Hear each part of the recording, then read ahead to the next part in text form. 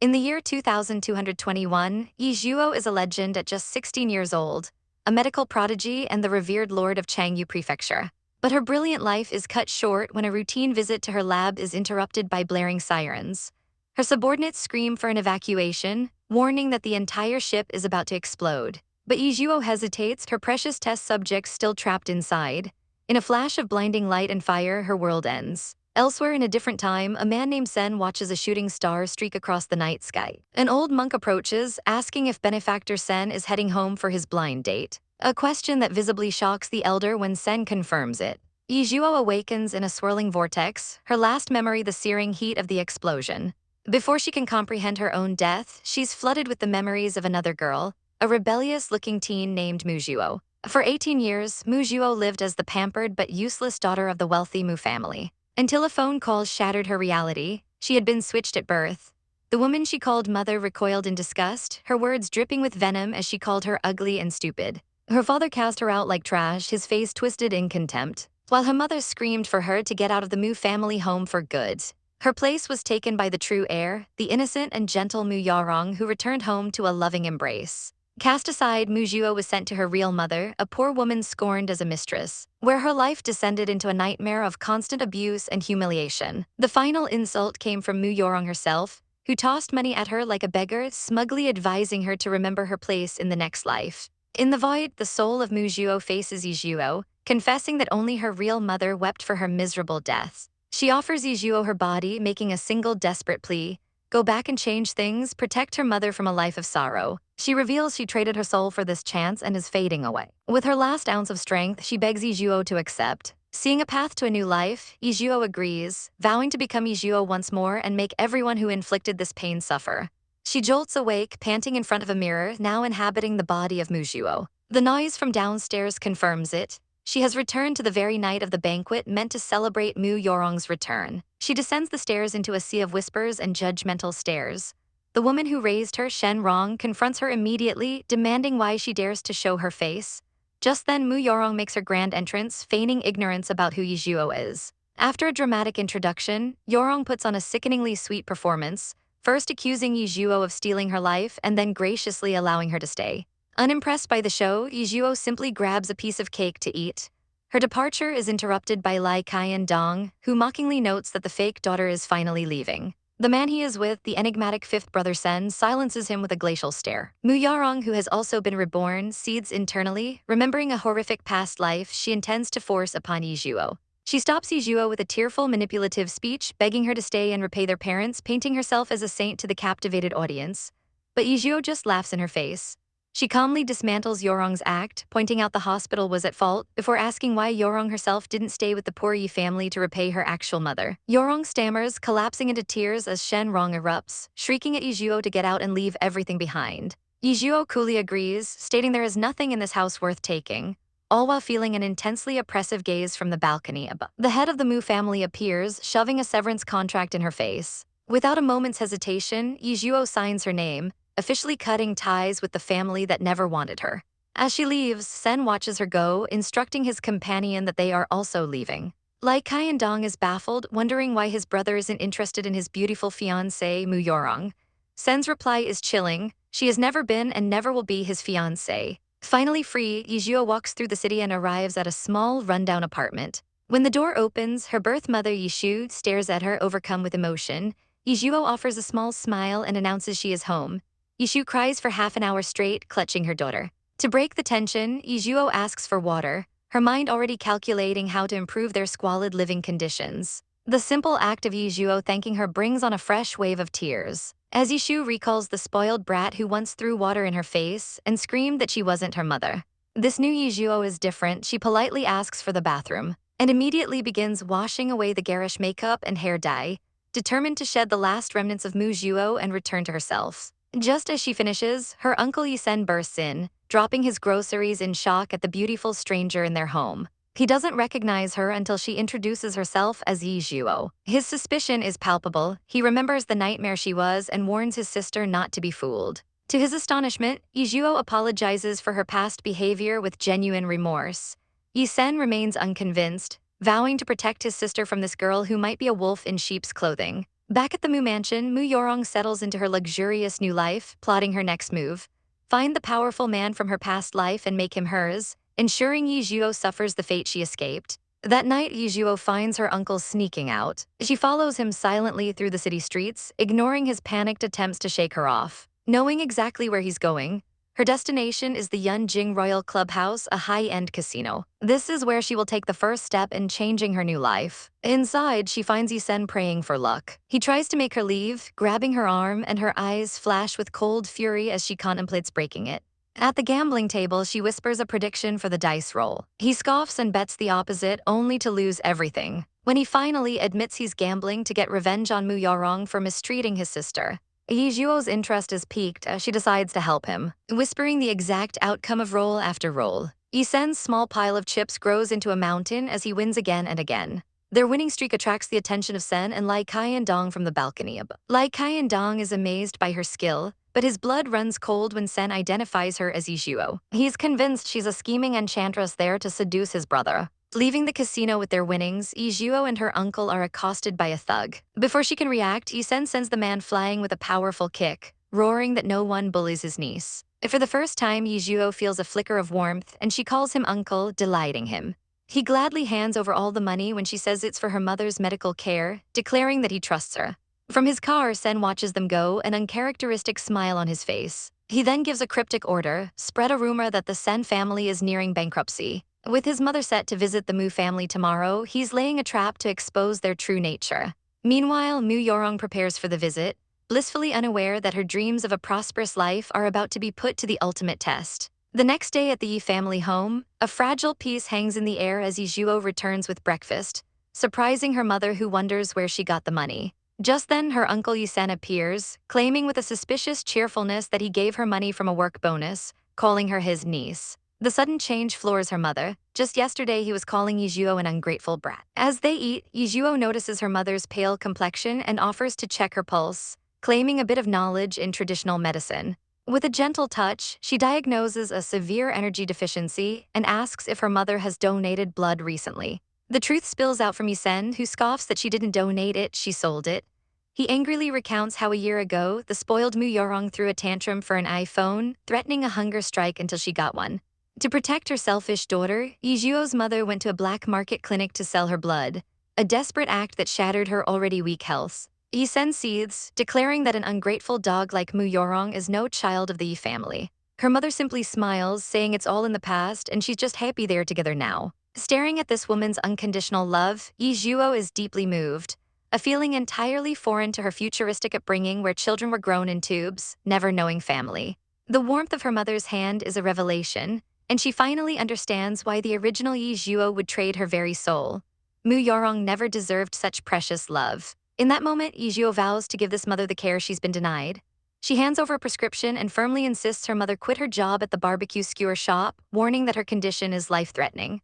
When her mother hesitates over money, Ye Zhuo threatens to leave, a move that sends Yisen into a panic as he begs her to stay and hands over all his wages. Her mother finally relents, and Ye Zhuo agrees to accompany her to resign the next day. Meanwhile, at the opulent Mu residence, chaos reigns as rumors fly that the Sen family is on the brink of bankruptcy. Mu Yorong's parents fret that the Chens are visiting to use the marriage alliance to save their failing business. Yorong herself is baffled. This isn't how her previous life unfolded, and she wonders if her rebirth has altered fate itself. She scoffs internally, deeming herself a phoenix of heaven far too good for a bankrupt family, and prepares to humiliate them upon their arrival. The next morning, Ye Zhuo and her mother arrive at the barbecue shop, where they are immediately met with the hushed, cruel whispers of gossiping coworkers branding her mother a mistress. Ye Zhuo pulls her mother along, coolly stating they don't need to explain themselves to anyone. The shop's owner is annoyed about the sudden resignation, but Ye Zhuo smoothly offers to work for a month as a replacement, an offer the owner eagerly accepts. Back at the Mu household, the confrontation begins.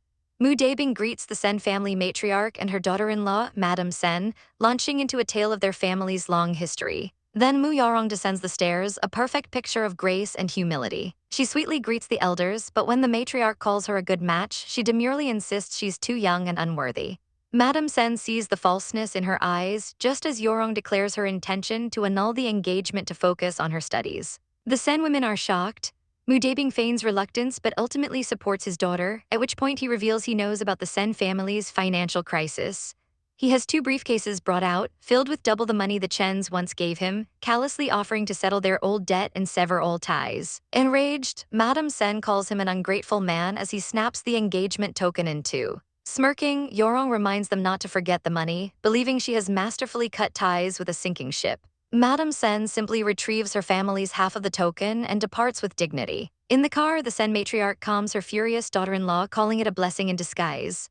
She then resolves to find a truly worthy wife for her grandson, Shaeyoking, and at that very moment she spots Ye Zhuo diligently working at the barbecue shop, instantly captivated by her beauty and grace. When they arrive home, they find Shaeyoking calmly burning incense. He admits he was the one who spread the fake news about their finances and shows no surprise at the Mu family's snobbery, reminding his mother he always said their daughter was a poor match.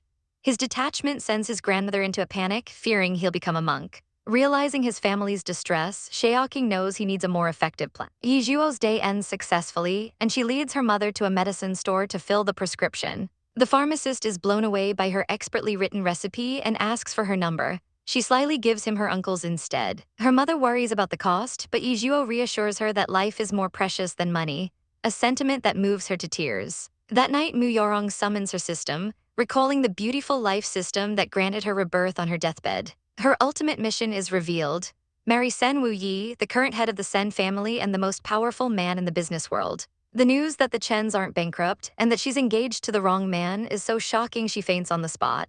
Waking up, a frantic Yorong realizes her scheme has horribly backfired. She must now win over Sen Wu Yi to complete her mission. With only 200 reputation points, the system advises her to buy the hypnosis skill to manipulate Wu Yi's best friend, Lai Qiandong. She spends her points, sets her plan in motion, and coincidentally finds a lost boy just as Lai Qiandong passes by. Activating her new skill, she implants a powerful suggestion into his mind that Mu Yorong is the kindest, purest girl, a perfect match for his friend.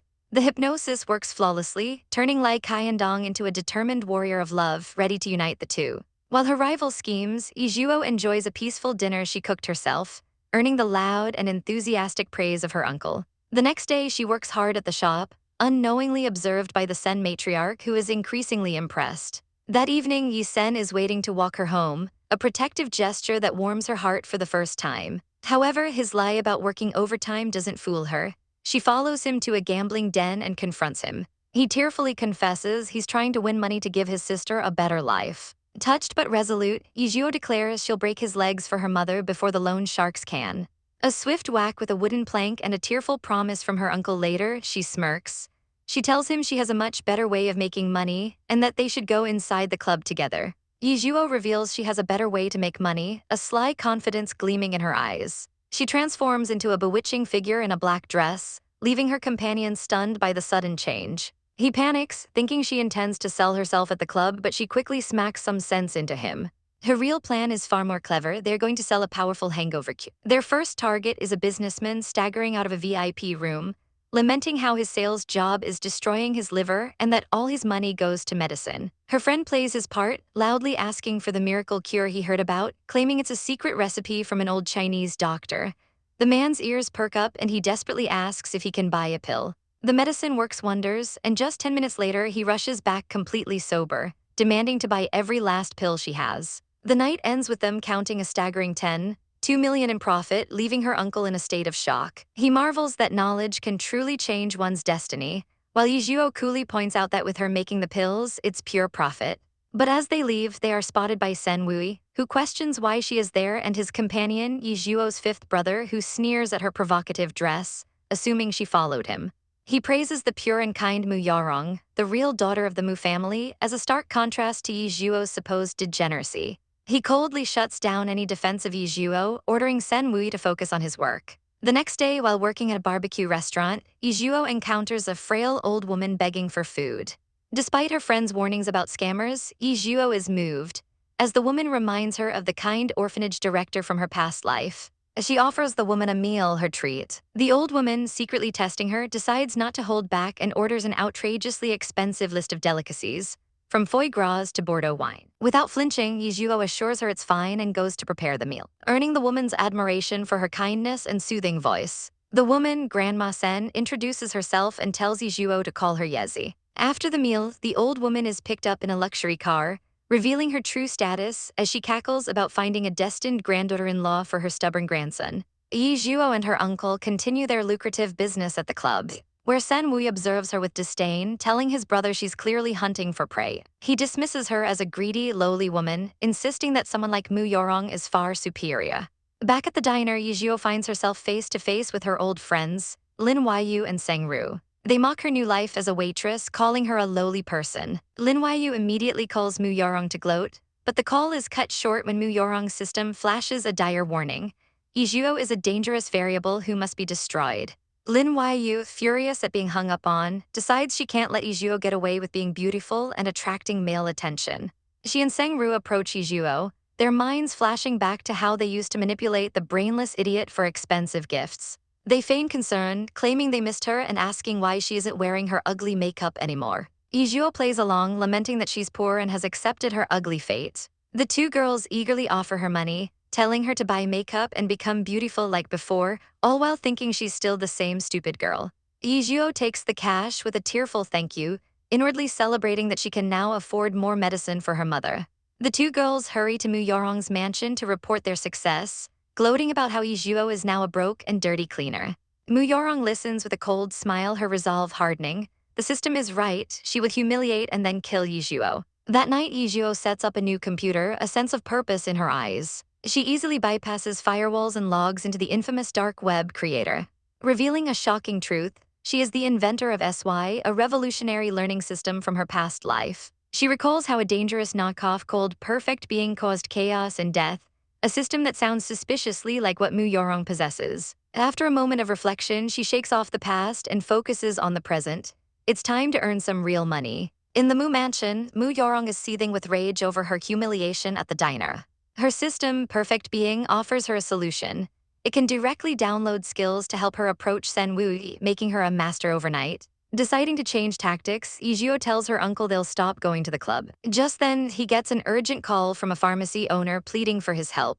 They are led to a luxurious mansion where a man lies dying from a mysterious illness that has baffled doctors. The man's wife, Chen Kaioi, is in tears, explaining they were told to prepare for his funeral days ago. Ye Zhuo calmly assesses the situation and correctly diagnoses a rare parasitic disease called anos, contracted from eating raw meat in a tropical region. She explains the parasite is nearly invisible, which is why it went undetected. With a flash of light from her fingers, she forces the man to spit out a grotesque mass of writhing worms. Chen Kaioi falls to her knees, begging Ye Zhuo to save her husband. Ye Zhuo writes a prescription, promising to follow up in a week, earning the woman's eternal gratitude and a promise of any help she might need in the city of Yunjing. Her uncle notes that the family they visited seemed to be bluffing about their wealth, but their luxurious apartment proves otherwise, making him worry about whether Zhuo can really save the patient and what will happen if they seek revenge. Zhuo confidently assures him it will be all right in less than a week, which is why she'll check up on him then, leaving her uncle stunned by her prowess. Back home, she logs onto her computer, registering a new account on the Niuhulu YC forum as a level 1 newbie. She immediately checks the award leaderboard and spots a rare 10-star mission that no one has accepted, a challenge she decides to take on as the leader of Changyu Nation. Elsewhere, a white-haired man, Lai Kaiandong, is shocked to see the mission has finally been accepted. He's even more surprised to see the user, Niuhulu Ik, send him a friend request, and upon checking their profile, he flies into a rage, realizing this scamp just joined today and must be playing him. Annoyed, he quickly changes the mission time to a mere 3 days, telling them to scram if they can't do it. But Niuhulu YC calmly agrees to the new deadline, leaving him speechless. Just then his phone rings. It's his fifth brother, Sen Wui, calling for something urgent. Lai Kaiandong explains that a level 1 newbie must have accepted the mission by mistake and that he'll cancel it in 3 days. But his brother, with a cool and calculating gaze, tells him there's no need. They should give them 3 days and just keep an eye on the matter. Lai Kaiandong agrees, but internally grumbles that his life is miserable dealing with a newbie and his demanding brother, who only called him over to tell him to turn off the light on his way out. As Zhuo sleeps peacefully, the science technology website explodes with the news that the 10-star mission, which had been up for half a month, was finally accepted by Niuhulu YC. The forum users are in disbelief, noting that the user is a total newbie, with one even vowing to call them Papa if they succeed, a sentiment echoed by many others who screenshot the moment for posterity. The next day, Zhuo finds a new apartment for rent and promptly signs the contract before heading out to upgrade her gear, knowing she needs a new computer for the 10-star mission. She decides on a self-assembly laptop and a PC for portability and power. At the electronics store, she hands the clerk a list of her desired configurations, impressing him with her expertise. He's so impressed by her knowledge and skill that he offers her a 10% discount, blushing as she thanks him. Back in her room, her mother Ye Zhuo finds her surrounded by computer parts and asks what she's busy doing. Zhuo explains she's upgrading her new computer, which her mother finds impressive even if she doesn't understand it.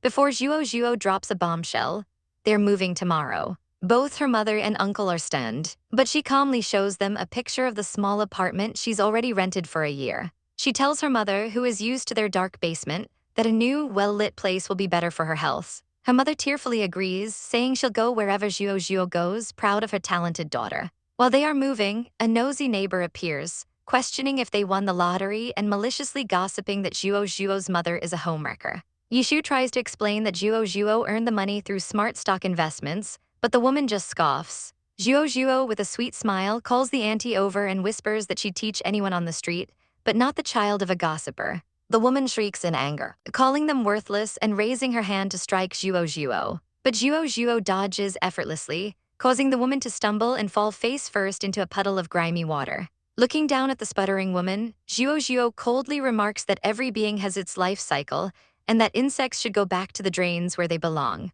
After the satisfying encounter, they arrive at their new, bright apartment, a world away from the dreary basement. Ye Zhuo is so overwhelmed by the beautiful lighting that she wants to cry. Zhuo then heads off to her part-time job at the BBQ restaurant. There she is greeted by an elderly woman, Mrs. Sen, who has come for a meal. The woman is hungry and requests lobster noodles, which Zhuo promises to prepare for her. Mrs. Sen is charmed by the girl's kindness, thinking to herself that if she marries her grandson, they'll have beautiful and well-mannered children. Miles away, her grandson, Sen Wui, shivers inexplicably while asking his assistant where his grandma went. After Mrs. Sen leaves full and satisfied, Zhuo gets back to work. Later that night, she sits at her new computer, her fingers flying across the keyboard as she announces the 10-star mission is accomplished. Lai Qiandong gets the notification and scoffs, thinking a newbie finishing in 2 days must be a joke.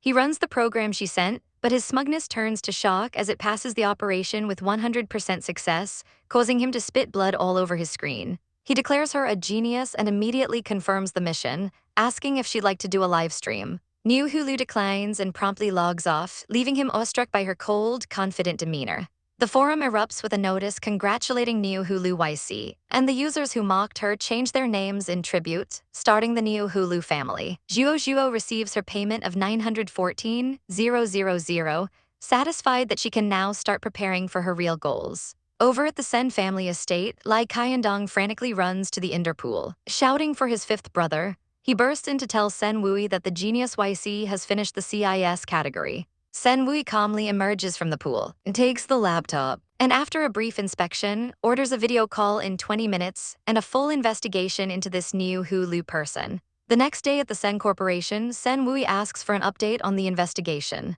Lai Qiandong reports that he hired the top international hacker, W, but even he has hit a wall, getting hacked twice and losing 2 devices while trying to dig up info on YC.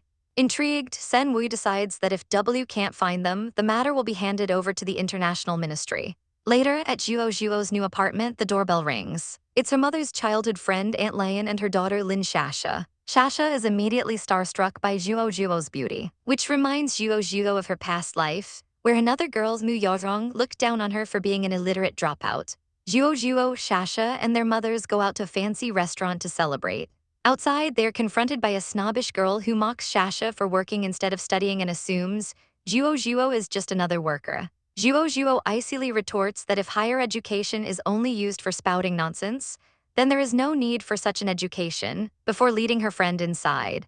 As they enter the luxurious restaurant, Zhuo feels a pair of eyes on her. It's Mrs. Sen, who is overjoyed to see her again. 3 days later, Sen Wui notes that the person they were waiting for hasn't come, meaning Lai Qiandong has lost their bet. Lai Qiandong's face turns pale as he realizes this means he has to livestream himself eating poop. Sen Wui coldly states that everyone must be responsible for their words, but then offers a compromise: a kilogram of pork intestine sashimi. Lai Qiandong wails that he'd rather eat the poop. As Zhuo is walking home with her uncle, they are surrounded by a group of thugs led by a Mr.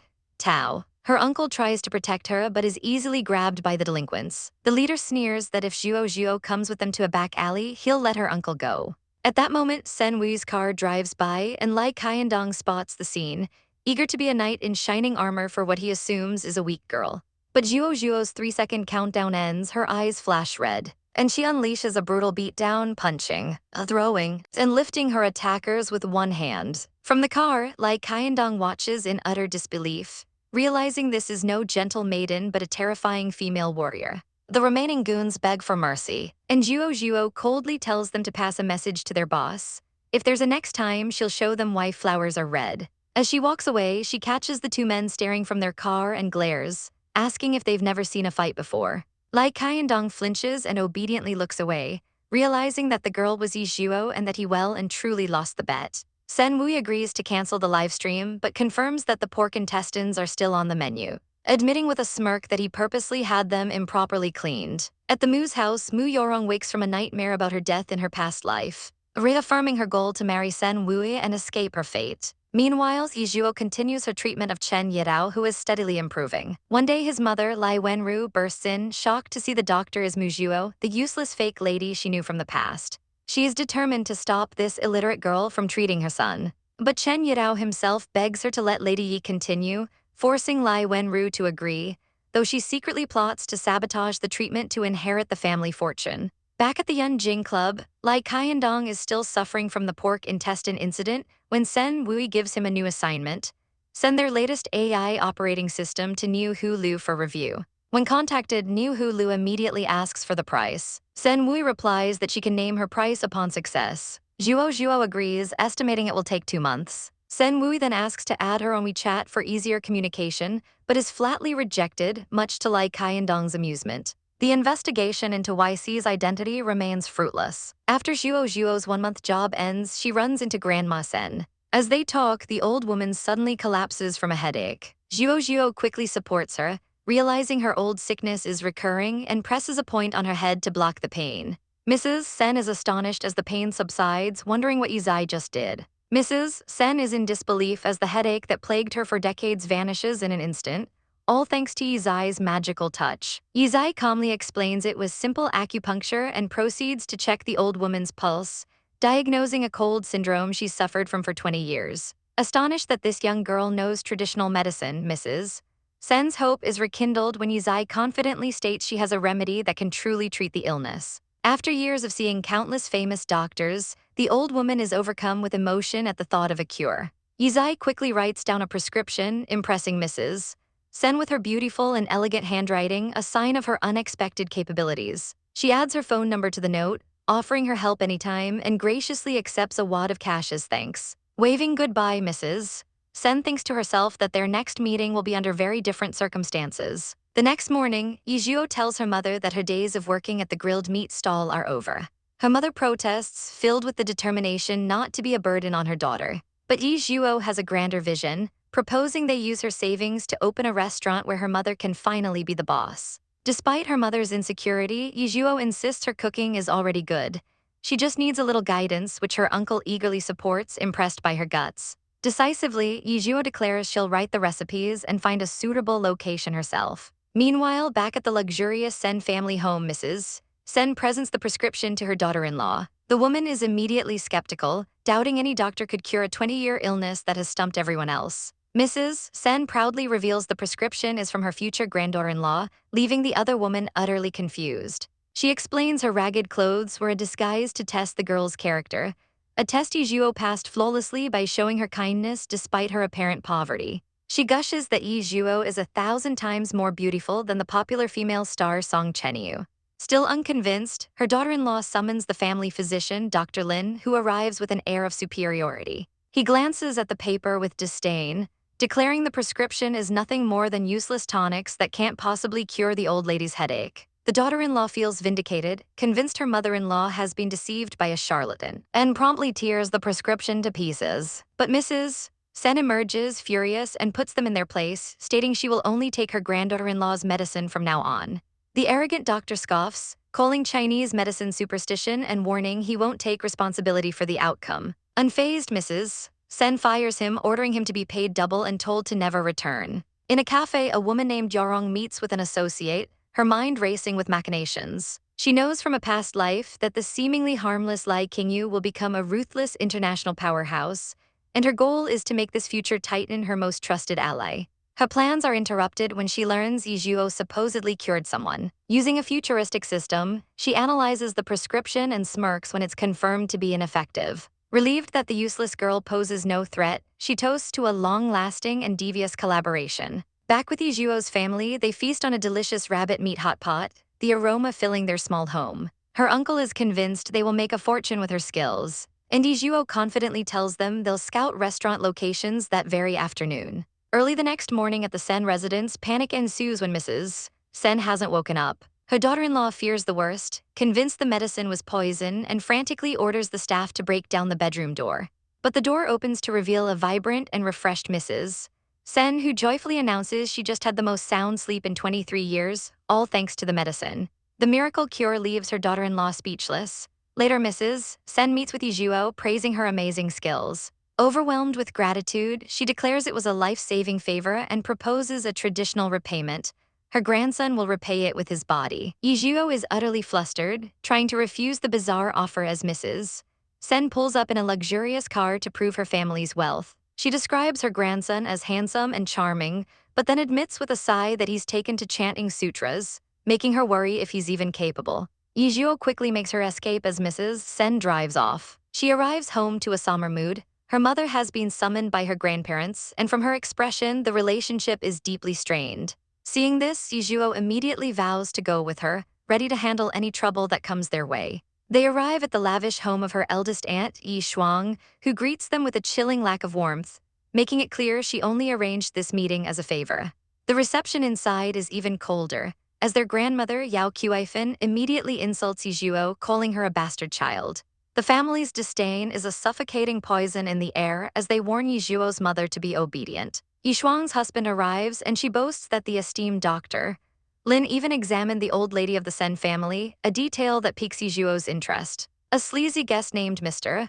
Lai Hongwei joins them for dinner, his eyes never leaving Ye Zhuo's mother. The situation escalates when he disgustingly rubs his foot against her mother's under the table. Her mother jumps up, knocking over her plate, only to be berated for her lack of manners. After dinner, Ye Shuang corners her sister in the study, revealing their family's vile plan. They want her to become Mr. Lai's mistress for financial gain. Horrified, her mother refuses, but Ye Shuang sneers, revealing the hospital's investments depend on it and threatening to cut them off financially. Choosing dignity over their tainted money, her mother declares she'll starve before taking another penny. But as she tries to leave, she's shoved into a room with Mr. Lai and the door is slammed shut. Ye Zhuo calmly walks up to her smirking aunt and demands to know where her mother is. When Ye Shuang calls her an uneducated bastard, Ye Zhuo's patience runs out. With a single ferocious kick, she shatters the expensive soundproof door. Inside, she finds her mother struggling against the piggish Mr. Lai. Without a moment's hesitation, Ye Zhuo unleashes her fury, kicking the man to the ground, and delivering a flurry of brutal slaps to his face, demanding to know who gave him the audacity to touch her mother. With her foot crushing his chest, the terrified man confesses that Dr. Lin and Ye Shuang arranged the whole thing. As they try to leave, the entire family blocks their path, demanding they apologize to Mr. Lai. The final betrayal comes when her mother realizes her own parents knew and approved of the plan, threatening to disown her if she doesn't comply. As her mother trembles in shock and grief, a cold, hard resolve forms in Ye Zhuo's eyes. She looks at the pathetic family and declares that severing all ties is exactly what they need. Her aunt shrieks that she has no right to speak, but her mother, galvanized by her daughter's strength, finds her voice and roars that she will never regret cutting them off. The grandmother threatens to disown her son, Ye Sen, if he dares leave with them, but he calmly recounts a lifetime of being treated as worthless and declares that Ye Shu is his only sister. He chooses his real family. As they walk out, Ye Zhuo turns back to her furious aunt and delivers a final, chilling warning. Life has its ups and downs, and one day they might be the ones begging. Outside, the three are finally free, and her uncle stretches, feeling a weight lift after 30 years. To celebrate, Ye Zhuo announces they're having a huge meal to commemorate becoming each other's most important family. That night, the young master of the Sen family, Sheoking, returns home to find his grandmother bursting with energy. She tells him her headache is cured and, more importantly, that she's found him a gorgeous wife. He internally panics, having no desire to get married, but his evasiveness only makes his grandmother suspicious, leading her to ask if he has problems with his manhood. He tries to brush it off, but his grandmother's suspicions turn to his butler, Kyandong, whom she interrogates about their relationship until he flees in terror. Shaoqing sits alone, wondering what kind of woman could have inspired such extreme methods from his grandmother. In their own home, Ye Zhuo finds her mother pacing nervously about the restaurant's grand opening. Ye Zhuo simply smiles, telling her not to worry about a lack of customers, but to worry about not having a moment to relax. The grand opening of Yishi's homemade restaurant is a disaster. 1 hour later, the place is dead quiet, a crushing blow to the family's hopes. Passers-by mock their foolishness for opening in such a deep alley, predicting their imminent bankruptcy. While her family despairs, Ye Zhuo remains unfazed, comforting her worried mother, Ye Zhuo, before calmly issuing an order that stuns everyone. Prepare 150 servings of spicy rabbit heads and 150 sweet appetizers. Just then, their first customer arrives, a young woman who struggled to find the place but was drawn in by an online voucher. Zhuo welcomes her with an angelic smile, serving a free cherry blossom cake that tastes so divine the woman is moved to tears. The spicy rabbit head that follows is even better, a flavor so heavenly she sobs with joy, and immediately starts typing out a glowing review to promote the restaurant. Her post goes viral, and within moments, a crowd descends upon the once empty alley, all searching for Yishi's restaurant. The sudden chaos overwhelms Zhuo's mother, but Zhuo simply smiles, explaining that her ad campaign worked perfectly. Lacking money for a proper promotion, she had instead created a script virus that hijacked a popular food app's title page for 2 full days. By 2 p.m., the restaurant is finally quiet, having been swamped with customers all day. Her mother is exhausted but amazed, offering to make Zhuo some noodles. While her mom cooks, Zhuo pulls out her phone, completing a few small online tasks, lamenting her phone's weak computing power. A notification pops up, mission 20 completed. In an online forum, users are in an uproar, accusing the mysterious Daddy YC of being a cheating team for completing 20 tasks in just 2 days. Elsewhere, a silver-haired young man named Lai Xiao fumes at the accusations against his idol, Lord Ik, vowing that he won't be defeated. He tries to feign ignorance when his 5th brother enters the room, but his act is transparent. The 5th brother, just back from a business trip, decides to check on their newly opened company. As they drive, they pass the chaotic scene at Yishi's restaurant, the entire neighborhood flocking to get a taste, leaving rival restaurants empty and their owners in despair. Intrigued by an intoxicating spicy fragrance, the 5th brother orders his driver, Kyandong, to stop the car. Kyandong inhales deeply, captivated by the smell, and after a 20-minute struggle against the crowd, he returns with 5 servings, complaining about how hard it was to even get inside. The 5th brother is impressed by the authentic flavor, deciding to investigate the shop as a potential investment. Later that night, the family counts their earnings. The seats were full all day, resulting in nearly 5,000 yuan in profit, a figure that leaves Zhuo's uncle utterly speechless. Zhuo smiles, promising this is just the beginning. With her online work and the restaurant, she will improve the Yi family's life. Days later, the restaurant is a runaway success, so busy they've had to hire new staff. Her mother is ecstatic, celebrating an 8,000 yuan day, but the success brings a sobering reminder for Zhuo.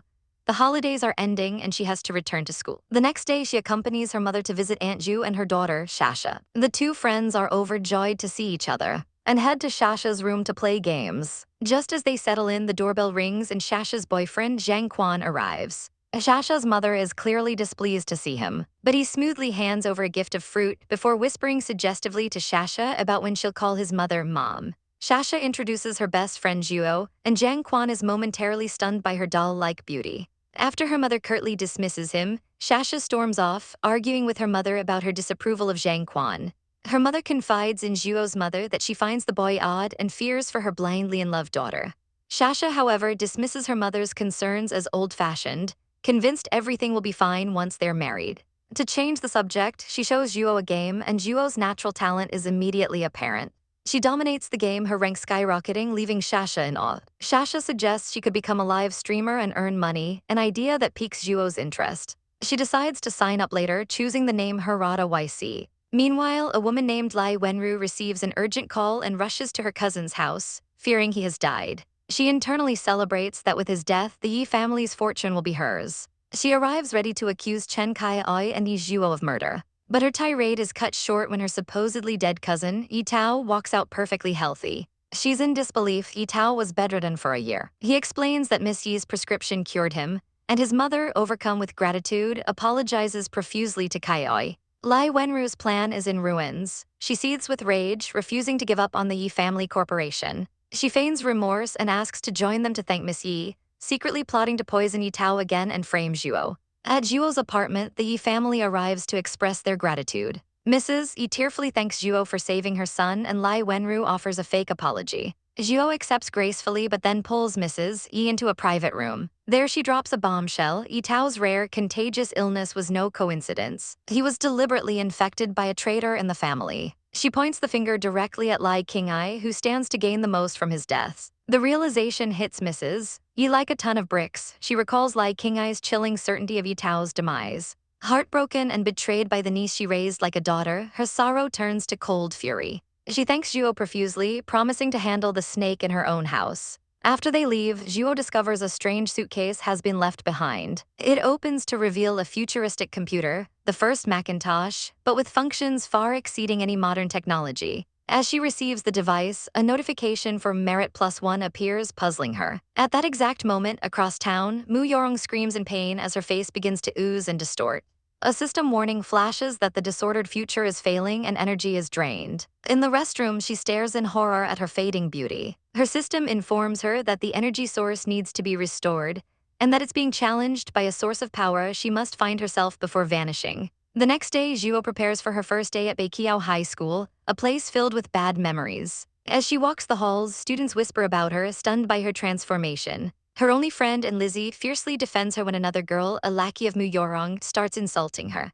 Zhuo enters the classroom, and her otherworldly beauty silences the entire room. And Lizzie is overjoyed, gushing that she looks so much better without makeup. But the moment is ruined when the head teacher, Mr. Kaiyan, summons Zhuo to his office. He slams her abysmal test scores on the desk, a pathetic 51 points in total. He sneers that she is a joke to the special class and kicks her out, moving her to class 7 now that she no longer has the Mu family's money to protect her. Zhuo calmly agrees, shocking him by promising to score over 600 points next semester. As she starts her new school life in class 7. Far away in the Lin family manor, Lin Jincheng stares at a DNA test showing no relation between Yi Yarong and himself. His mother declares she always knew Yishu was a greedy woman and that Yarong couldn't be a Lin. She reveals that she only took one of the twins, Lin Zi, after Yishu left, and demands he marry a decent woman named Ping Kaiyanhua. He coldly refuses and walks away, leaving Kaiyanhua seething with jealousy, vowing that she is the only one fit to be the Lin family mistress. Back at Yishi's restaurant, Sen Wui and Lai Kaiandong arrive for a meal, the former contemplating buying the restaurant if the food is good. At the same time, Mu Yorong arrives with her friends, hoping to encounter Sen Wui. As she's stunned to see Ye Zhuo working as a waitress, and decides to cause a scene, after Zhuo recommends the spicy rabbit head. Yorong loudly proclaims that rabbits are too cute to eat, a clear performance for the vegetarian Sen Wui. Zhuo, unfazed, coolly asks if she'd prefer rats since they aren't cute. She then dismantles Yorong's performative compassion, pointing out that vegetables are also living things and that by her logic, she shouldn't even drink water. Lai Kaiandong is impressed by her sharp tongue, but Sen Wui is utterly captivated. He turns to his companion and asks bluntly since when he became so blind, stating that Mu Yorong is the one who is acting, while Ye Zhuo possesses the true guts and manner of a rich daughter. Lai Kaiandong desperately tries to convince his fifth brother that Miss Mu is a good person, recounting how he saw her feeding a stray dog and taking a lost child home, but Sen Wui is unimpressed. He dryly points out that Lai Kaiandong just happened to see her every time, suggesting it was all staged and chiding his 28-year-old brother for thinking like a child. As they talk, a waitress stumbles, sending a pitcher of scalding water flying through the air, but before it can crash, Sen Wui's hand darts out, catching it with impossible speed. He calmly warns the waitress, Ye Zhuo, to be careful. Ye Zhuo looks up, her eyes widening in recognition. It's the man from the Mu family's party. Sen Wui studies her, noting her lack of fear, a rare exception to the people usually intimidated by his presence. Lai Kaiandong immediately suspects his brother has taken a liking to her, but Sen Wui coolly dismisses the idea, stating he's a non-marriageist, and that Ye Zhuo's life goals likely don't revolve around marriage either.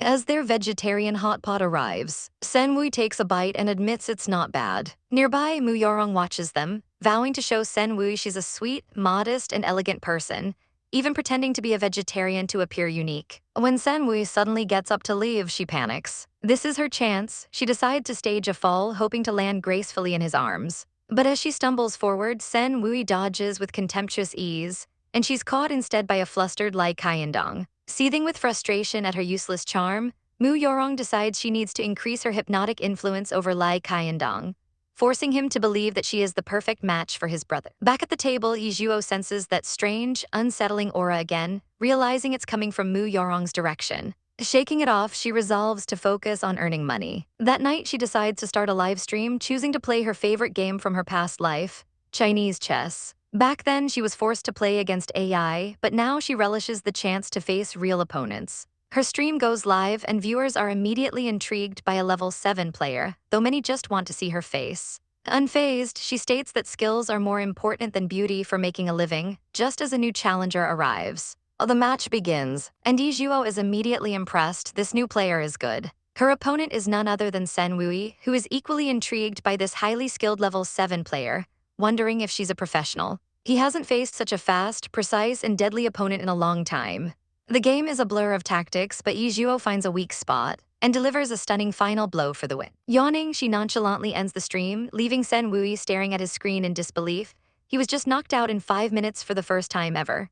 Intrigued, he tries to add her as a friend, but finds she doesn't allow friend requests, a trait strangely reminiscent of someone he knows as YC. Meanwhile, Mu Yorong fumes that Sen Wui is offline, just as her system begins to glitch violently.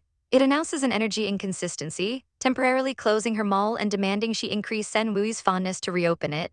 In a rage, she wonders how she can complete missions if he's not online until a dark thought crosses her mind. If she tortures the annoying Ye Zhuo, maybe her points will increase. With glowing red eyes, the system gives a chilling one-word answer: maybe. The next morning at school, Ping Ting is mercilessly bullied for being sweaty and overweight, but Ye Zhuo steps in, kindly offering her a tissue. Moments later, the teacher announces the test results, revealing that Ye Zhuo got a perfect score, stunning the entire class. Another teacher scoffs at the news, declaring she must have cheated and vowing to eat his own feces on a livestream if she proves him wrong.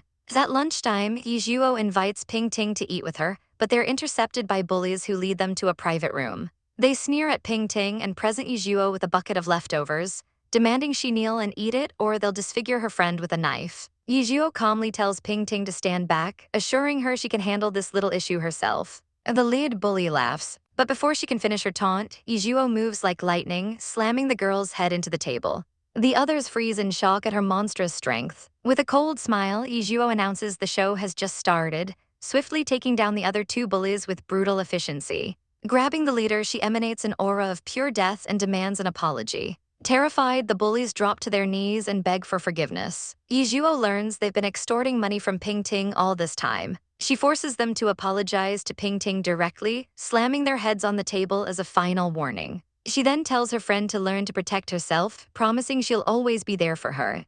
Ping Ting cries, realizing Ye Zhuo has brought light and hope into her life. Elsewhere, at his 18th birthday party, Lindsay coldly rejects a gift from Ping Xiangxian before ditching the event. On the phone, he rants about the annoying girl and asks for an update on the search for his missing mother. In a car, Ping Xiangxian's mother lectures her, reminding her their lavish life depends on the Lin family and dangling the ultimate prize: marrying Sen Wui and controlling the capital. Later, Ye Zhuo returns home to a surprise birthday party. As an artificial child in her previous life, she never knew her birthday, and the warmth of her family fills her with a miraculous feeling. She makes a wish to bring them a happy, peaceful life.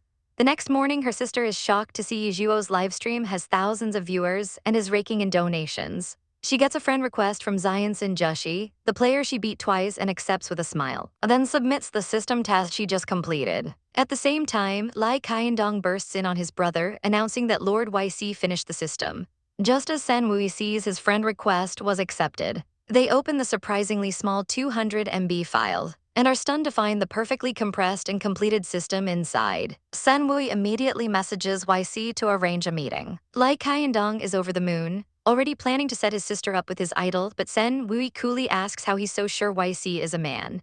This leads to a bet: if YC is a man, Sen Wui must restore his engagement with Lady Mu. Meanwhile, Ye Zhuo's uncle Yi Sen is brutally dumped by his girlfriend for being poor, only to watch her leave with a rich older man, leaving him utterly broken. Ye Zhuo finds him drunk and gives him some tough love, telling him the woman only wanted his money and vowing they'll become rich enough to make her regret it. The next day, after inspiring her uncle, she encourages Ping Ting to start a new life by losing weight, offering a special recipe and to be her jogging partner.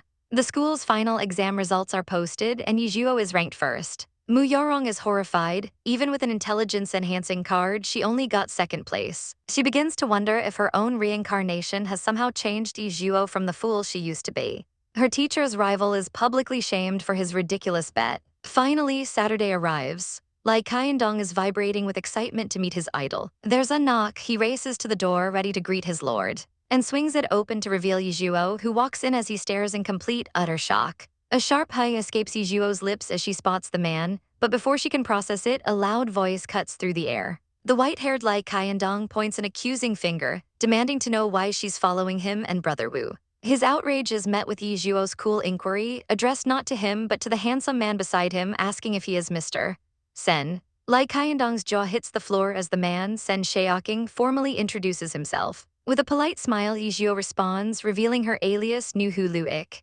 As they shake hands, Sen finds himself momentarily lost, captivated by how soft and precious her hand feels, like a rare gem. Lai Qiandong tries to interject, calling Ye Zhuo a useless girl, but Sen swiftly shoves him out of the room, slamming the door and dismissing him as mentally unstable. Inside, business begins. Sen doesn't beat around the bush, sliding a blank check across the table. He praises her for completing the mission 2 weeks ahead of schedule and tells her to name her price, a gesture of a true capitalist that doesn't go unnoticed by Ye Zhuo. She calmly writes down 50 million, an amount Sen accepts without blinking, stating that no sum is too much for her talent. Thrilled with her new fortune, Ye Zhuo readily agrees to his next request, a quick data fix. She sits at the laptop, confidently promising it will only take 10 minutes.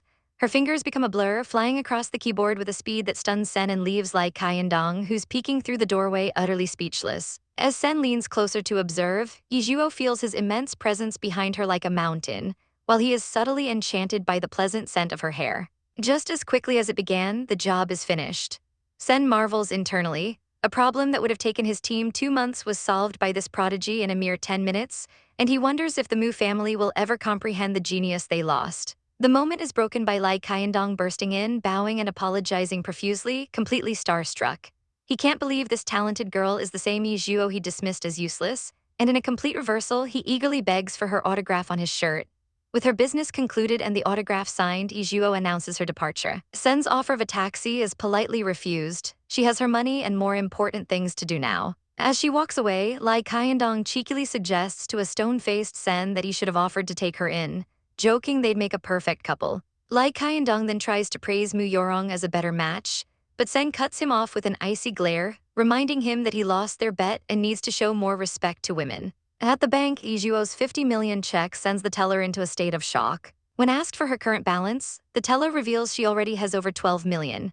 Ye Zhuo casually refers to the extra 2 million as spare change to be invested, further stunning the employee and earning her an instant VIP card upgrade. Her next stop is Shangdong Delivery, the failing company her uncle works for. The president, Mr. Wu, greets the surprisingly young investor with a smug internal smirk. He hands over a contract riddled with traps he personally designed, planning to seize the company back once she makes it profitable. His scheme implodes instantly. Ye Zhuo slams the fraudulent document on his desk, her voice dripping with contempt as she asks if he takes her for a 5-year-old. She systematically exposes his pathetic loopholes and declares the deal is off, telling him to find another fool. A desperate Mr. Wu scrambles to stop her, producing a second, supposedly legitimate contract. Ye Zhuo glances at it and revises her offer. For his attempted deception, the price is no longer 15 million but 5. Cornered and humiliated, he has no choice but to sell. That evening, Ye Zhuo casually informs her stunned mother and uncle at dinner that she has bought his company. She presents the contracts for both the business and their family diner, placing them in charge. They are horrified, refusing to accept what they assume is money from the Mu family. Ye Zhuo smoothly explains she earned it through the stock market, a far more believable tale than being a tech master from the future. She masterfully convinces her reluctant uncle to take the helm, even offering him a majority share, and with her family's future secured, she decides it's time to unwind with a live stream. At the same time, Sen Shaoqing receives a notification Hitari. YC has accepted his friend request. Suspecting she and Ye Zhuo might be the same person, he decides to test his theory by sending a chess challenge. Ye Zhuo accepts, and just 30 minutes later, Sen is looking at a defeat screen. Intrigued, he requests another round. When Lai Qiandong enters his office, he's shocked to see Sen has lost to the streamer, but Sen now believes Hitari. YC and Ye Zhuo can't possibly be the same person. While one mystery deepens, another timeline unravels. Mu Yorong arrives at the Yi family home to see Lai Qingyu, only to be told she died from a stroke the previous week. Mu Yorong is horrified. This deviates from her past life's events. A warning flashes from her system. The future is changing. The system reports a natural death, but the truth is far darker. In a chilling flashback, the Yi family matriarch is seen tormenting a dying Lai Qingyu, confessing she deliberately withheld life-saving care as revenge for what happened to her son, leaving her to die alone as the heart monitor flatlined. Back in the present, Mu Yorong realizes she's lost a key ally and must now pivot to charming Sen Wuxiao. Her ambition leads her to Myo Yin Corporation, where she's confronted with the meteoric rise of a new chess streamer, Hitari, who now boasts 700,000 fans. Enraged at the threat to her title as chess goddess, Mu Yorong declares she will challenge this upstart live on stream. She puts on a saccharine sweet act for her fans, pretending to be a benevolent senior, while secretly plotting to crush Hitari and let her followers do the rest. Ye Zhuo initially declines the challenge, but Mu Yorong's fans immediately brigade her stream with insults. Seeing their malicious intent, Ye Zhuo smiles deviously and asks her own fans if they want a show. With their enthusiastic support, she accepts the match. The game begins. Mu Yorong tries a passive-aggressive jab about Ye Zhuo's skin, which Ye Zhuo effortlessly parries with a sharp comeback about basic skincare, causing Mu Yorong to grip her mouse until it cracks. Confident in her futuristic system's power, Mu Yorong prepares for a swift victory. But she's playing a different game. Ye Zhuo recognizes the machine-like familiar strategies and coolly waits for her moment. Mu Yorong declares checkmate, but Ye Zhuo merely smirks and asks if she's sure, revealing a hidden cannon that turns the tables completely. Mu Yorong's system flashes with warnings before short-circuiting and disappearing entirely. With her ace gone, Mu Yorong panics. Ye Zhuo delivers the final, crushing blow, claiming a decisive victory. Her stream erupts in celebration while Mu Yorong is left humiliated, forced to type out a concession. Later, Ye Zhuo notes that her virtual computer has upgraded, and a chilling realization dawns on her. Her opponent's playstyle was identical to an AI from her past life, suggesting Mu Yorong's presence in this world is far from a coincidence. Fuming from her loss, Mu Yorong convinces herself that Hitari must have cheated, as no mere human could defeat a system from the future. She immediately begins plotting to ruin Hitari's reputation by spreading rumors and forcing a face reveal.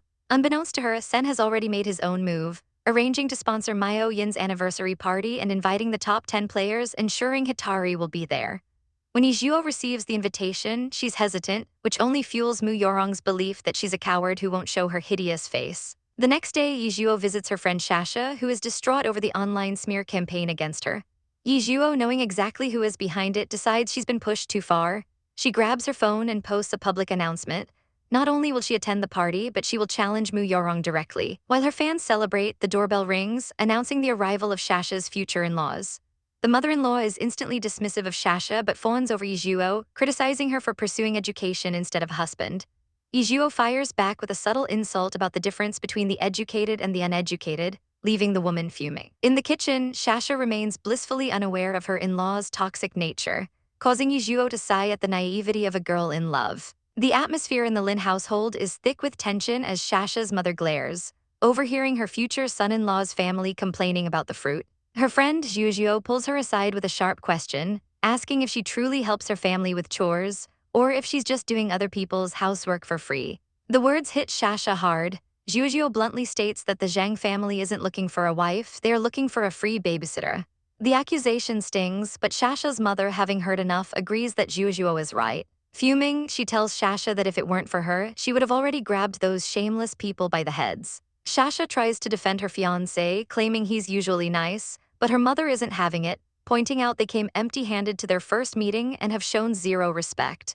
Her father decides to test them, suggesting they request a betrothal gift of 80,000 yuan to see the Zhang family's true colors. Shasha is hopeful, but her mother scoffs that they won't even pay 180,000, while Ye Zhuo grimly predicts they won't even offer 8,000. The prediction proves true when Shasha's mother makes the request, and Zhangquin's mother is immediately outraged, questioning what right a worthless thing like Shasha has to ask for a gift. Shasha's mother stands her ground, stating that no family sends their daughter off without a betrothal gift, especially when they plan to provide a dowry. Zhangquin's mother merely scoffs, thinking they are shameless for asking. The deal falls through, leaving Shasha devastated and wondering why Zhangquin didn't speak up for her at all. She confronts him privately, and he weakly claims he has to ask his mother, internally seething that Shasha should be grateful to marry an extraordinary man like him. He promises to talk to his parents, but the empty words leave Shasha feeling more confused and worthless than ever. As expected, his mother explodes with rage, ranting about how a worthless, uneducated girl dares to demand money. She coldly tells her son that since Shasha has already slept with him, she has no right to break up and won't find another rich husband. Over the phone, Zhangqin delivers the verdict. His family won't give a single penny and then tries to manipulate her by calling it a challenge to prove her worth. The blatant shamelessness makes Shasha physically ill, and she rushes to the bathroom to throw up. Distraught, she runs to Zhuo's apartment for help. Zhuo, noticing how unwell she looks, takes her pulse and delivers a shocking diagnosis. Shasha is pregnant. Tears of hope stream down Shasha's face, believing this will surely make Zhangqin's family happy and force them to pay the betrothal gift. Zhuo tries to remind her of their true nature, but Shasha is too stubborn, convinced they aren't bad people, and rushes off to the hospital for confirmation. With the positive test result in hand, she excitedly tells Zhangqin the news, and for a moment he seems genuinely happy, promising they'll get married. He rushes to tell his parents, but his mother's reaction is pure fury. She snatches the paper and accuses Shasha of threatening them with a baby, calling her shameless for getting pregnant before marriage. She flatly refuses to apologize or bring a gift, daring Shasha to get an abortion if she's brave enough. She manipulates her son, telling him Shasha is only clinging to him for his money and that they must pressure her into obedience. Marriage, she lectures, is a gamble you must win. But their entire vile conversation is being watched. Shasha sits in horror, watching the footage from the camera system Zhuo hacked into. The reality of their cruelty washes over her and she asks what she should do. Zhuo gives her the only logical advice: get rid of the baby, as marrying a man like Zhangqin will bring her nothing but misery. Though Shasha protests that the baby is a living being, Zhuo calmly asks if she needs to see the recording again to be reminded of what her future in-laws are really like. The truth finally sinks in, and with tears streaming down her face, Shasha makes a heartbreaking decision. She will abort the baby because her child cannot have a father like Zhangqin. Zhuo comforts her friend, promising her a better future. Meanwhile, in another opulent home, Aziz confronts his grandmother about his mother, demanding to know where she is buried. His grandmother spins a cruel tale, claiming his mother abandoned him at birth to run away with another man, only for them both to die in a car crash. Aziz refuses to believe it, declaring she would never do that, but his grandmother silences him, forbidding him from calling that woman mother. Storming out past his father, Aziz speeds away on his motorcycle, meeting his friends and confiding in them his dream of a beautiful, gentle woman he believes is his mother, still alive somewhere.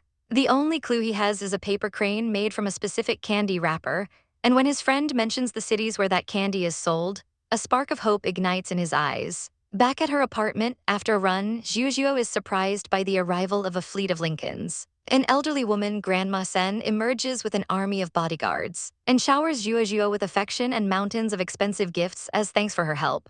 She tries to invite Zhuo to meet her grandson, but Zhuo politely declines, overwhelmed by the woman's intensity. In her apartment, she unpacks the gifts and formulates a plan to cheer up Shasha, deciding to design a temperature-adjustable dress using a chip she invented in her previous life.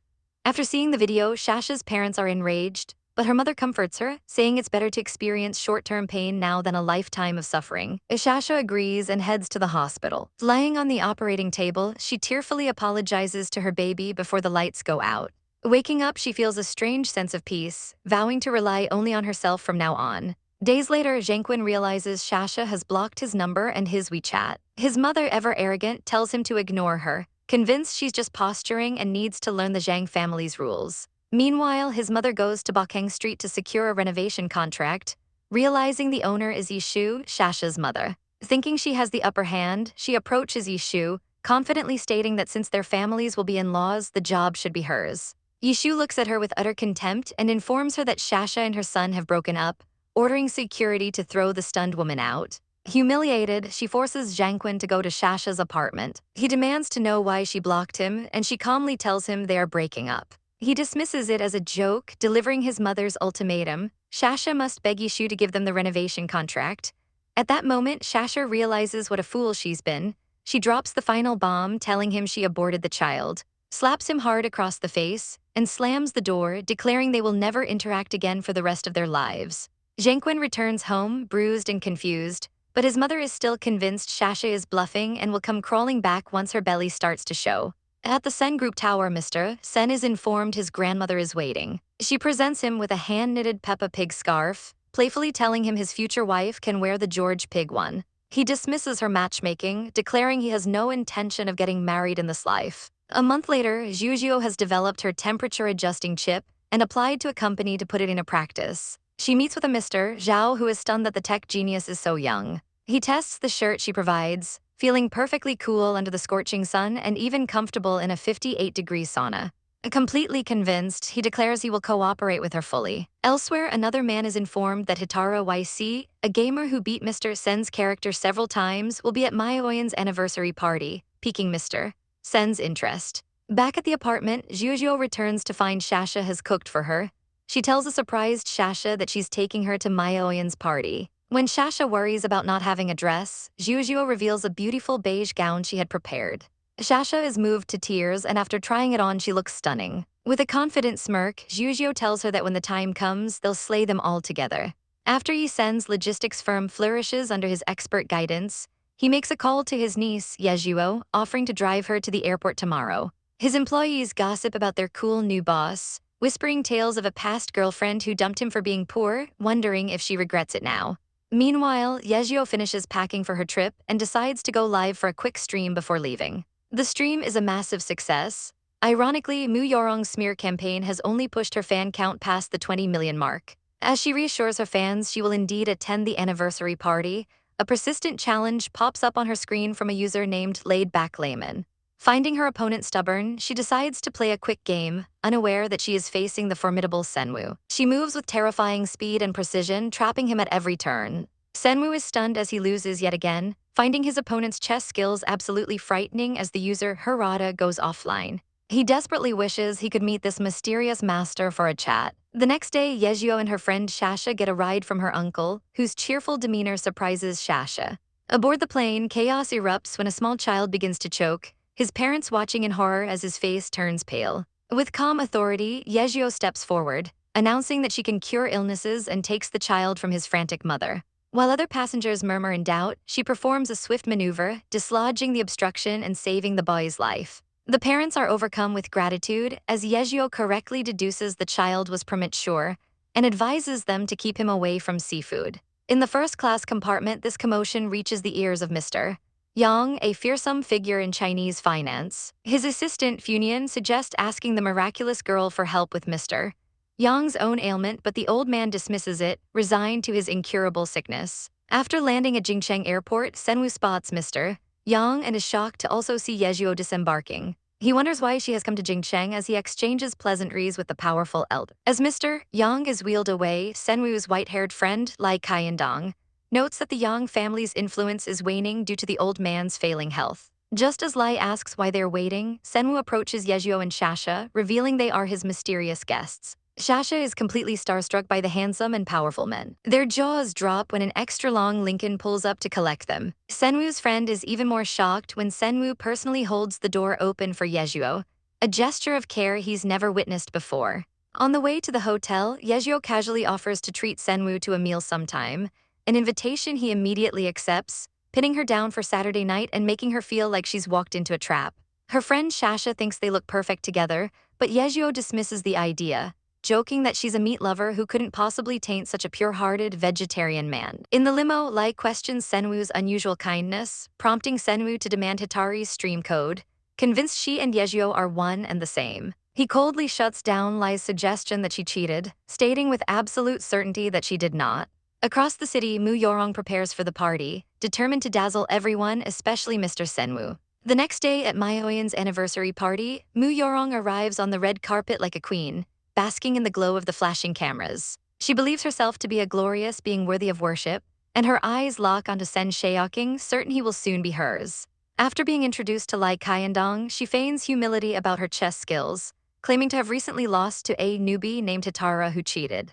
The host begins the ceremony, but as the crowd murmurs about Hitara's absence, Mu Yorong smirks, convinced her rival is a weak, ugly coward who wouldn't dare show her face. But just as the host is about to move on, a stunning announcement is made. Hitara has arrived. A breathtaking figure walks down the red carpet, and Mu Yorong's world shatters when she recognizes the face. It's Ye Zhuo. Senwu watches with a satisfied smirk, his suspicions confirmed. While Lai Qiandong stares utterly speechless, Mu Yarong's mind races in panic, wondering if Ye Zhuo also has a system. Her own system reports that Ye Zhuo is clean and reassures her that with its installed chess skills, victory is guaranteed. Filled with renewed confidence, she prepares to publicly crush her rival. On stage, Ye Zhuo agrees to the match, but with one condition. If she wins, Mu Yarong must apologize for the cheating accusations. As the match begins, Mu Yarong plays with robotic precision, but Ye Zhuo recognizes the pattern. It's identical to a chess program she created in her past life to beat herself. This means Mu Yarong is connected to the SY system. While everyone thinks Ye Zhuo is losing, Senwu calmly tells a worried Lai that she will not lose. Ye Zhuo makes an unorthodox move, one that her old program cannot compute. Mu Yarong's system glitches, unable to provide the next move. With a confident smile, Ye Zhuo places her final piece, declaring checkmate. The crowd erupts in confusion as Mu Yarong stares at the board in utter disbelief, her perfect victory stolen from her. Senwu explains to Lai that Mu Yarong's moves were inflexible, allowing Ye Zhuo to lure her into a fatal trap. Mu Yarong's world unravels, her system, the source of all her power and allure, has failed. In a quiet whisper, Ye Zhuo delivers the final blow, revealing she knows Mu Yarong has a system and that the moves were never her own. The revelation causes a catastrophic failure. Warning lights flash as the system is defeated, forcibly reset to level 1, and all of Mu Yarong's skills are deleted. Her artificial beauty fades, and the audience's adoration turns to confused indifference. Ye Zhuo recalls her past life as a commander, destroying the very same perfect life system, and understands her mission is to end it for good. She turns to the now powerless Mu Yarong and demands she fulfill her promise. Humiliated, Mu Yarong grits her teeth and forces out an apology, silently vowing revenge. When a director tries to admonish Ye Zhuo for not being merciful, Ye Zhuo cuts her off, silencing her with the cold truth that those who have been stabbed should not be asked to forgive their attacker so easily. Ye Zhuo is the center of attention, her unique dress with its heat-adjusting fabric drawing a crowd of admirers who shower her with compliments. But across the room, Mu Yarong sits alone, a forgotten ghost at the party, her face a mask of bitter jealousy as she overhears people whispering that she's not that pretty after all. The humiliation boils into a quiet rage, and she internally vows to crush Ye Zhuo for stealing her spotlight. After the party ends, Ye Zhuo's friend gushes about how she destroyed Mu Yarong's defenses, noting how oddly plain her rival seemed in person. Ye Zhuo knows exactly why. Mu Yarong's beauty is a product of forbidden three-dimensional nanotechnology, and she plans to pressure her until the system's hacking mode is completely eliminated. Just then, a handsome content creator named Zheng Zai-jun approaches, praising her performance and asking for her WeChat. As they exchange information, a sleek car pulls up and Senwu steps out, his cold gaze fixed on them. He orders the car to stop and approaches, his driver recognizing Ye Zhuo as the girl Mr. Wu personally walked home. Senwu smoothly interrupts, offering to take both Miss Yi and Miss Lin home. Zheng Zai-jun is stunned into silence, realizing with a dawning horror that he just tried to flirt with Senwu's woman. Ye Zhuo accepts the offer, bidding a cool goodbye to Zheng as she gets into the car, leaving him standing there in defeat. In the car, her friend complains that Mr. Sen is like a block of ice, making her nervous the entire trip. Meanwhile, fuming in her hotel room, Mu Yarong throws her shoes in a tantrum, blaming Ye Zhuo for the humiliating night. She decides to stream to complain to her fans, only to find her follower count has plummeted. Looking in the mirror, she realizes in terror that her system-given aura is gone. Her demonic-looking system appears, informing her it needs to reach level 10 to restore her looks. She protests that she was already at level 10, but the system explains she dropped to level 1 because her encounter with Ye Zhuo caused a massive energy drain and system malfunction. Screaming in fury, Mu Yarong declares Ye Zhuo a variable that must be eliminated. With her remaining points, she desperately trades for a single pill of medicine. The next day, Ye Zhuo and her friend Shasha enjoy a day out at the Rainbow Fountain, a rare moment of peace for a girl who spent her past life buried in a research room. Their fun is interrupted when they are recognized by Fu Nian, the assistant to the elderly man from the plane, who sees their meeting as a stroke of fate and begs her to examine his sick elder. At the same time, Mu Yarong arrives at the opulent Yang family manor but is stopped at the gate. She arrogantly states she has important business with Mr. Yang and can cure his illness, thinking of the pills she acquired from her system. She's finally allowed in, where she meets the elder son, Yang Danayan, and confidently claims she is the only one who can heal his father, presenting the pill as her family's traditional medicine. He remains skeptical, questioning how a descendant of the great Dr. Hua Chuo could just appear with a miracle cure. Back at the fountain, Ye Zhuo takes the real Mr. Yang's pulse. She diagnoses his condition, confidently stating that with medicine and acupuncture he can be cured. For the first time, a glimmer of hope appears in the old man's eyes. He is so impressed by her unshakable confidence that he immediately gives her his address. When he returns to the manor, he finds Mu Yorong waiting. After meeting the real deal, he is utterly unimpressed by this imposter and coldly tells his son to make her leave. Fuming at the disrespect, Mu Yorong is forced to depart, but she leaves the pill on the table, certain the desperate old man will have no choice but to use it. The following day, Ye Zhuo and Shasha arrive at the Yang manor for the treatment. Yang Danayan still voices his doubts, but his father silences him, putting his complete trust in the young doctor. In the antiseptic room, Ye Zhuo begins the acupuncture. As she works, the silver needles begin to turn black, drawing out the toxins from Mr. Yang's body as his pained expression finally eases. 5 hours later, he wakes up feeling reborn, the constant pain and dizziness completely gone. Ye Zhuo hands him a prescription, explaining that the acupuncture has partially cured him, but he'll need to take medicine to fully recover. Overjoyed, Mr. Yang and his assistant thank them profusely, presenting them with extravagant gifts, including a limited edition bracelet worth over 200,000 yuan for a stunned Shasha. Ye Zhuo insists she take it, saying she played a part just by coming with her. Elsewhere at the Lin family house, a woman named Feng Qianyue schemes with Aunt Lin, plotting to have a child with Jin Cheng to usurp his deceased wife's place. When Lin Zi returns home, his grandmother confronts him about his low-class friends, fearing he'll repeat his father's mistake of marrying beneath him. Lin Zi refuses to abandon his friends and storms off. Later, Ye Zhuo meets Sen Wu for dinner. He's amused by her confidence as she orders for them both, even getting 2 desserts despite him saying he doesn't eat sweets. After their meal, they play a game of chess at a quiet tea room. She soundly defeats him, then explains how a single pawn could have altered the entire match, leaving him in awe of her strategic mind.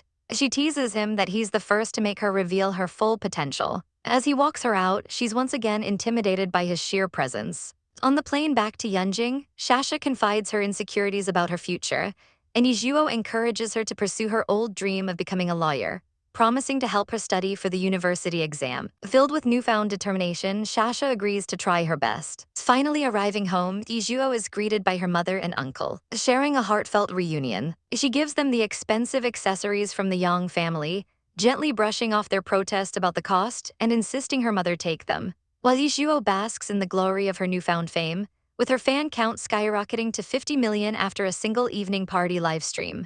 Her rival Mu Yarong seethes in the shadows of her room. Watching Ye Zhuo's success, she curses her as despicable, her jealousy a bitter poison. Days later at the Mu residence, Yorong grows impatient, wondering why the prestigious Yang family hasn't contacted her yet, convinced only her medicine can cure their patriarch. Her scheming is interrupted when she overhears her father discussing Sir Yang of the Yang family, who has recently recovered after finding a great doctor in Yunjing. A triumphant smirk spreads across Yorong's face as she declares to her shocked parents that she is the great doctor they're looking for. She spins a tale of giving Sir Yang a magical pill a few days ago, which led to his miraculous recovery. Her father is ecstatic, seeing this as their golden ticket to climbing the social ladder and securing a crucial bid for their company. He celebrates that they canceled the marriage with the lowly Sen family, who he now deems unworthy of his talented daughter. With her path to glory seemingly secured, Yorong internally vows that in this new life, she will wear the biggest crown and marry the most successful man. But her ambition is tainted with malice. She tells her parents she has a gift for the Yi family, specifically for Ye Zhuo. Her plan is cruel and calculated. She wants to pair Ye Zhuo with Song Shiyu, the powerful heir of Songshi Corporation, a man she remembers from her past life as a violent psychopath who made her suffer every day. The thought of Ye Zhuo enduring that same torment brings a wicked smile to her face. With her trap set, Yorong and her mother arrive at the Yi residence with a basket of apples. When Ye Zhuo's mother coldly tells them to leave, stating her daughter has no sister, Yorong puts on a masterful performance. She feigns remorse for their past conflicts and presents an invitation to the Song family's longevity ceremony as a peace offering. Ye Zhuo sees through the facade but accepts, confident she knows all of their tricks and ready to play their game. A few days later, Yorong picks up Ye Zhuo for the party, sneering internally at Ye Zhuo's stunning red dress, thinking it will only make her more appealing to the pervert she plans to sick on her.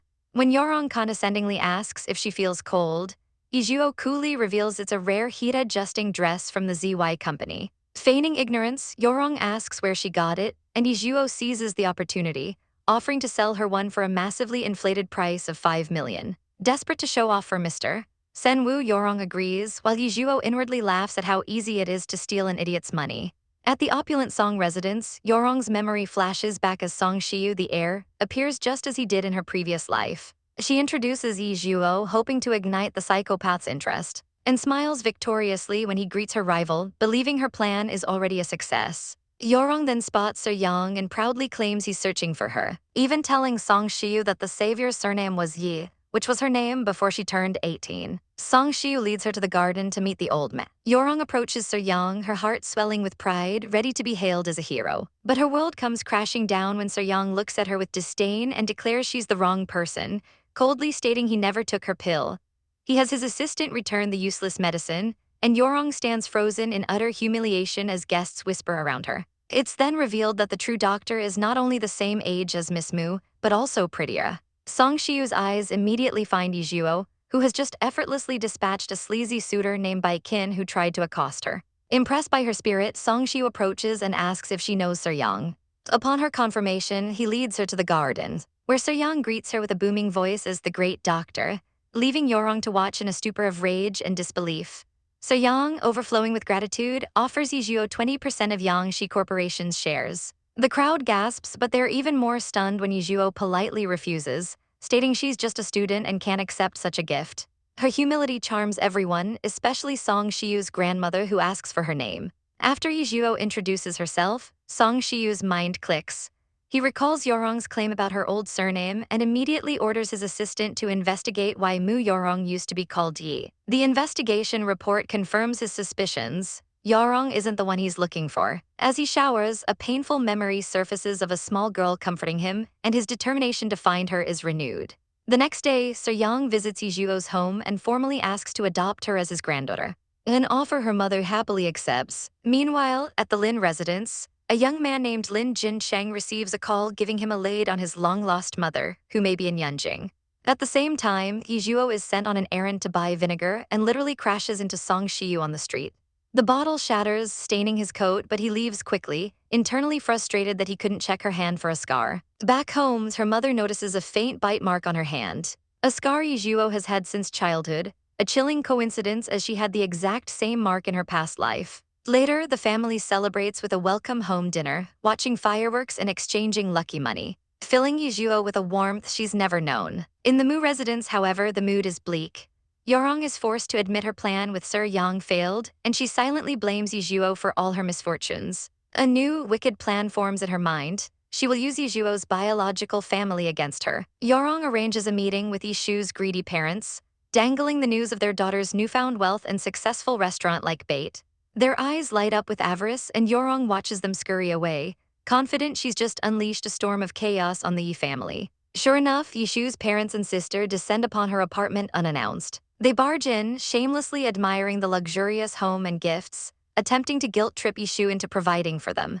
Just then, Ye Zhuo returns and wastes no time calling them out as leeches who only came back for her mother's money. Enraged by the disrespect, the grandmother shoves Ye Zhuo forcefully. Ye Zhuo stumbles, her head cracking against the corner of a table as she cries out in pain, blood streaming from the wound. The relatives cruelly dismiss the injury as a minor scratch. But for Ye Zhuo, seeing her daughter hurt is the final straw. A primal rage overtakes her as she screams for them to get out of her house. They refuse, demanding 50 million or the restaurant. With tears of fury in her eyes, Ye Zhuo marches to the kitchen and grabs a knife. She declares they are not her parents, and that she will sever their ties for good by cutting off her own fingers to repay any debt she owes them. With a final, desperate cry, she brings the blade down toward her hand. For Ye Zhuo, life was once a simple joy with her grandmother. But after her passing, she was thrust back into a family that saw her as nothing more than a disposable tool. Forced to quit school and work in a factory to support her siblings, she received no gratitude, only the cold understanding that she could be cast aside for more useful things. This crushing weight of despair finally breaks her. With a scream of anguish, she grabs a knife, confronting the family who treated her like garbage, declaring that from this moment on, Ye Zhuo has no relation to them. She threatens to stab anyone who dares to cause her trouble again, a desperate act that finally drives them away, leaving her with the bitter title of Crazy Woman. As she collapses, her daughter Ye Zhuo rushes to her side, having already called an ambulance. But as Ye Zhuo gazes at her daughter, something shifts. Ye Zhuo's eyes are filled with tears, a reaction she realizes is coming from the host's body. Embracing her mother, Zhuo reassures her, explaining that this drastic measure was the only way to ensure they would live in peace. At the hospital, Yishu's brother Yisen rushes in, frantic with worry. When Zhuo explains that their grandparents came, his worry turns to pure rage. He vows to kill them on the spot, but the doctor emerges from the operating room with good news. The fingers have been reattached, and Yishu will be fine after a few days of rest. Inside the room, Yisen confronts his sister, asking if she'll truly let them get away with this, but Yishu is weary, only wanting her children to be safe. Zhuo, however, has other plans. She tells her mother that killing them is a poor choice, but she's figured out a much better way to discipline them. She presents Yisen with a phone containing a treasure trove of damning information she'd been saving, revealing evidence of cheating, complete with a secret child. Yisen's shock turns into a grim smile. He now knows exactly what to do, marveling at how his niece uncovered all the Yi family's dirty secrets. With a cold glint in her eyes, Zhuo vows that she won't forgive a single one of them. Several days later, a woman named Yi Shuang arrives at an apartment building, guided by an anonymous message detailing her husband's affair. Her husband, Lin Fuhai, opens the door with his mistress, his face a mask of shock. Yi Shuang's fury erupts as she slaps the other woman across the face. The confrontation descends into chaos, with Yi Shuang screaming that she'll beat the homewrecker to death, only stopping when a small boy runs out, calling the mistress Mom. Enraged, she hurls a cup at the child, which earns her a vicious smack from an older woman, Lin Fuhai's mother, Zhu Hua. The mother-in-law berates Yi Shuang for being unable to produce a male heir, declaring that all of the Lin family's properties will go to her precious grandson. As they rush the crying boy to the hospital, they warn Yi Shuang to watch herself, leaving her utterly humiliated and alone. Zhuo sits by her mother's hospital bed, satisfied that Yi Shuang's side is now in shambles. Meanwhile, at another hospital, rumors of director Lin Fuhai's affair and illegitimate child are spreading like wildfire. Lin Fuhai overhears the whispers, seething that it must be Yi Shuang's doing. But his problems are just beginning.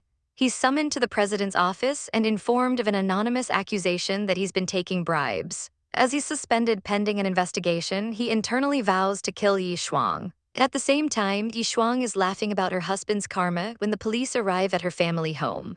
Her mother runs out in a panic, revealing that her brother was arrested for opening an illegal leather bag company and that investigators are sealing their house. Just like that, in 2 short days, their entire world has crumbled. Upon her mother's discharge, Zhuo presents her with a beautiful bouquet. Yisen announces he'll cook to celebrate, but Zhuo pulls her mother aside for a serious talk. She lays out the full extent of the enemy's downfall: Lin Fuhai suspended, Yi Shuai arrested, and the Yi family forced to sell their house. Yishu is stunned at how quickly everything happened and confirms she has truly cut them off for good. Seeing her mother finally resolute, Zhuo feels relieved. Yishu then surprises them by asking if she can still learn English at her age, explaining that she wants to better serve her foreign customers. Zhuo immediately ropes her uncle into it, arguing that as the chairman of a delivery company, he needs to improve himself. After some convincing, a flustered Yisen agrees, asking Zhuo to find him a teacher. While taking out the trash, he spots an absurdly expensive limited edition car parked outside their humble apartment. He rushes back inside, exclaiming that it costs 100 million yuan, but Zhuo is completely unfazed. She coolly tells him to work harder and she'll buy him one in the future, leaving him to suspect she must be lying. She then snaps him out of his daydreams about a president and his beautiful wife, informing him no such thing exists. The owner of the car, Sen, has unknowingly driven to her apartment building. He lights a cigarette, pondering his strange feelings for his young chess tutor, Ye Zhuo, ultimately dismissing it as mere admiration for her talent. He turns on a Buddhist chant to clear his head and drives off. Meanwhile, at the Lin residence, a young woman named Hua visits Lin Zi's grandmother, who complains that her son, Z, is on vacation. In reality, Lin Zi has impulsively flown to Yunjing. Feeling the daunting task of finding his mother is like searching for a needle in a haystack. Sitting alone, he overhears a mother and child, a scene that brings tears to his eyes. A man approaches, offering him a tissue and telling him not to cry so easily. This man is Yisen, who feels a strange, uncomfortable familiarity with the boy. He offers to buy the boy milk tea, and Lin Zi thinks he seems like a decent person. Back at the Lin residence, Hua receives a call and learns that Lin Zi went to Yunjing, not Haicheng. Panicked, she realizes her 18 years of effort might be wasted, and that she must stop him from finding the truth. Lin Zi explains to Yisen that he's looking for his mother, who his grandmother claims is dead, a story he refuses to believe. Touched, Yisen offers to help and they exchange contact information, introducing themselves as Lin Zi and Yisen. At her home, Hua worries that Lin Zi can't find Yishu, vowing not to accept failure. She informs his grandmother, who is furious that Lindsay went searching for that woman without a word. She immediately orders someone to bring him back. Just as Lindsay is thinking how nice Yunjing is, he's surrounded by men in black suits who inform him that Madam wants him home. 4 hours later, he arrives home to a furious grandmother who throws a cup at his feet, demanding to know where he's been. Lindsay calmly lies, saying his friend changed their plans to visit Zion Envy Mountain. He presents her with a crystal bracelet, a supposed local specialty for the elderly which soothes her anger. He plays the part of the innocent, doting grandson, narrowly escaping the danger and vowing to find another chance to search for his mom in Yunjing. Several days later, Yisen proudly attempts to greet his sister in English. Ye Zhuo encourages him, noting that her mom can already handle basic conversations with foreigners. Bidding them farewell, she heads to ZY Company, where the staff whisper about the president's pretty girlfriend as she walks straight into the office. Inside, she meets Mr. Zhao Yang, who hands her a contract. She quickly scans it, a smirk on her face as she identifies the cunning loopholes the other party slipped in. She instructs Zhao Yang to send the contract back, stating that if Songshi Corporation doesn't respond, they'll find another partner.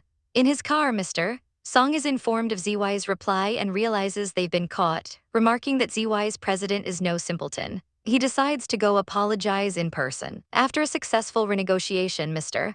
Song leaves, musing that a talented person behind the scenes must have pointed out the trap. Back at school, Zhuozhuo's friends Lai Zai and Ping Ting greet her. They head to see the midterm exam rankings, where everyone is shocked to see Zhuo at number 1. Her friends cheer and demand she treat them to skewers to celebrate. That evening, they dine at the famous Yi family's restaurant. While taking a picture of the food, Lai Zai freezes. She sees her father outside getting a kiss from another woman. Startled, she tells her friends she has to leave. She finds her mother at their supermarket and asks where her father is. Her mother casually replies that he went to retrieve goods and hasn't returned, showing no concern. Upstairs in her room, Lai Zai is distraught, unable to believe her father cheated. She searches online for help, where an expert advises her to pretend she saw nothing to avoid destroying the family. The next day, a troubled Lai Zai asks Zhuozhuo for advice, framing it as a hypothetical about a neighbor's father cheating. Zhuozhuo's response is swift and merciless. The daughter should tell her mother because cheating men are disgusting. Lai Zai worries the mother might not handle it well, but the idea of making things clear with her father gives her hope. She confronts her dad, who is shocked she has photographic evidence. But a few days later, her hope is shattered when she sees him meeting the same woman again. The betrayal hits her hard. She calls Zhuozhuo sobbing and confesses in the pouring rain that the neighbor's story was her own. Zhuozhuo tells her she must tell her mother and learn to protect her. Bolstered by her friend's words, Lai Zai goes home and tells her mother everything, presenting the photos as proof. Her mother is heartbroken but dismisses it as an adult matter, walking away and leaving Lai Zai stunned. A few days later, she tells Zhuozhuo that her mother is now pretending nothing happened, likely enduring the pain for her sake. With a fire in her eyes, Zhuozhuo declares that she doesn't need her mother to suffer for her. If one of them must suffer, then her bad father must suffer too, suggesting they start by dealing with the third wheel. With newfound resolve, Lai Zai declares she's going to confront the third wheel, ignoring her friend's worried cries as she storms out of the shop. She bursts into a corporate staff canteen, her eyes scanning the room until she finally locks onto her target, Liang Zini. Without a word, Lai Zai marches forward and delivers a stinging slap, accusing the woman of being a shameless brat who seduced her father and destroyed their family. Before anyone can react, she throws a handful of incriminating photos into the air, exposing the affair to the entire room and demanding to know why the company hires such people. Leaving Liang Zini seething in humiliation, Lai Zai returns to her family's supermarket and tells her mother, Zia Xiaoman, that she refuses to be patient any longer. Her timing couldn't be worse, as her father and Dongliang barges in moments later, his face a mask of fury. He shoves his wife aside and strikes his daughter with brutal force, roaring that she's uneducated for causing a scene. He defends his mistress, claiming that even if he's broken up with her, she deserved what was coming to her as a third wheel. This is the last straw for Zia Xiaoman, who tearfully recounts her 2 decades of devotion before demanding a divorce. And Dongliang scoffs at the idea, threatening that neither of them can survive without him before leaving them in despair. As her mother weeps, worried about his refusal, Lai Zai reassures her and calls for backup. An hour later, her friends Ye Zhuo and Ping Ting arrive, ready to help. They quickly devise a plan. Zia Xiaoman must stop running the supermarket to avoid her husband's harassment, and Lai Zai needs a medical report on her injury to prove domestic violence. While they eat, Ye Zhuo makes a quick call to handle the supermarket's business transfer, impressing Lai Zai's mother with her calm efficiency. Elsewhere, and Dongliang complains to Liang Zini, who sweetly encourages him to get a divorce, promising to always be by his side.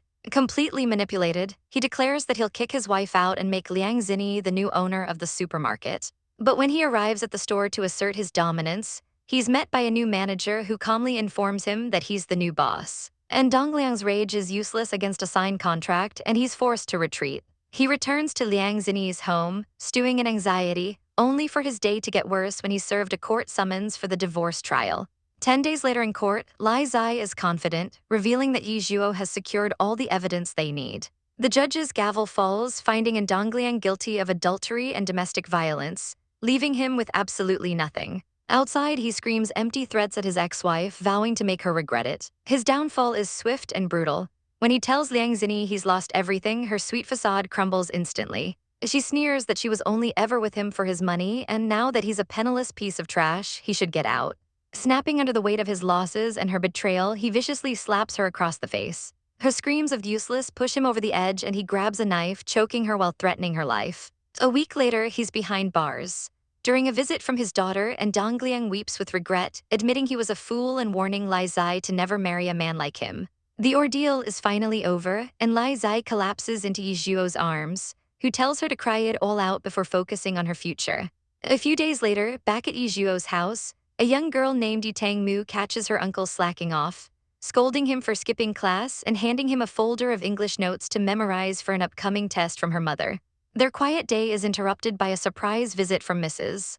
Sen, who playfully invites Ye Zhuo to her home the next day as a thank you. Secretly, the old woman is thrilled her plan to set Ye Zhuo up with her grandson is moving forward. At the Sen mansion, Mrs. Sen informs her daughter-in-law Zhu Xiang that the legendary doctor is coming to visit, unaware she's talking about Zhu Xiang's friend Zhuo. Mrs. Sen is determined to make her reclusive son Shao King stay home for the meeting, even if she has to resort to trickery. Meanwhile, at his company, Sen Shao King is intrigued by reports of a mysterious new tech company, ZY Technology, and suggests a collaboration to get a chance to meet its elusive founder. Back home, his grandmother informs him that the miracle doctor is visiting and that he must stay to thank his benefactor. He agrees, seeing it as his duty. The next day, Ye Zhuo arrives at the opulent Sen mansion, which looks more like a private zoo.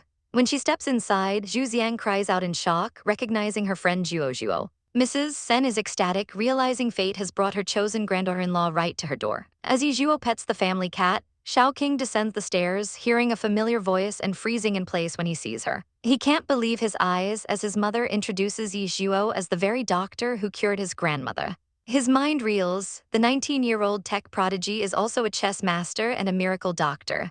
Her smile sends a jolt through his heart, making him wonder if he's coming down with something. After Ye Zhuo cheekily greets him as nephew, his family is shocked to see a hint of a smile on his face. The matchmaking begins in earnest with Mrs.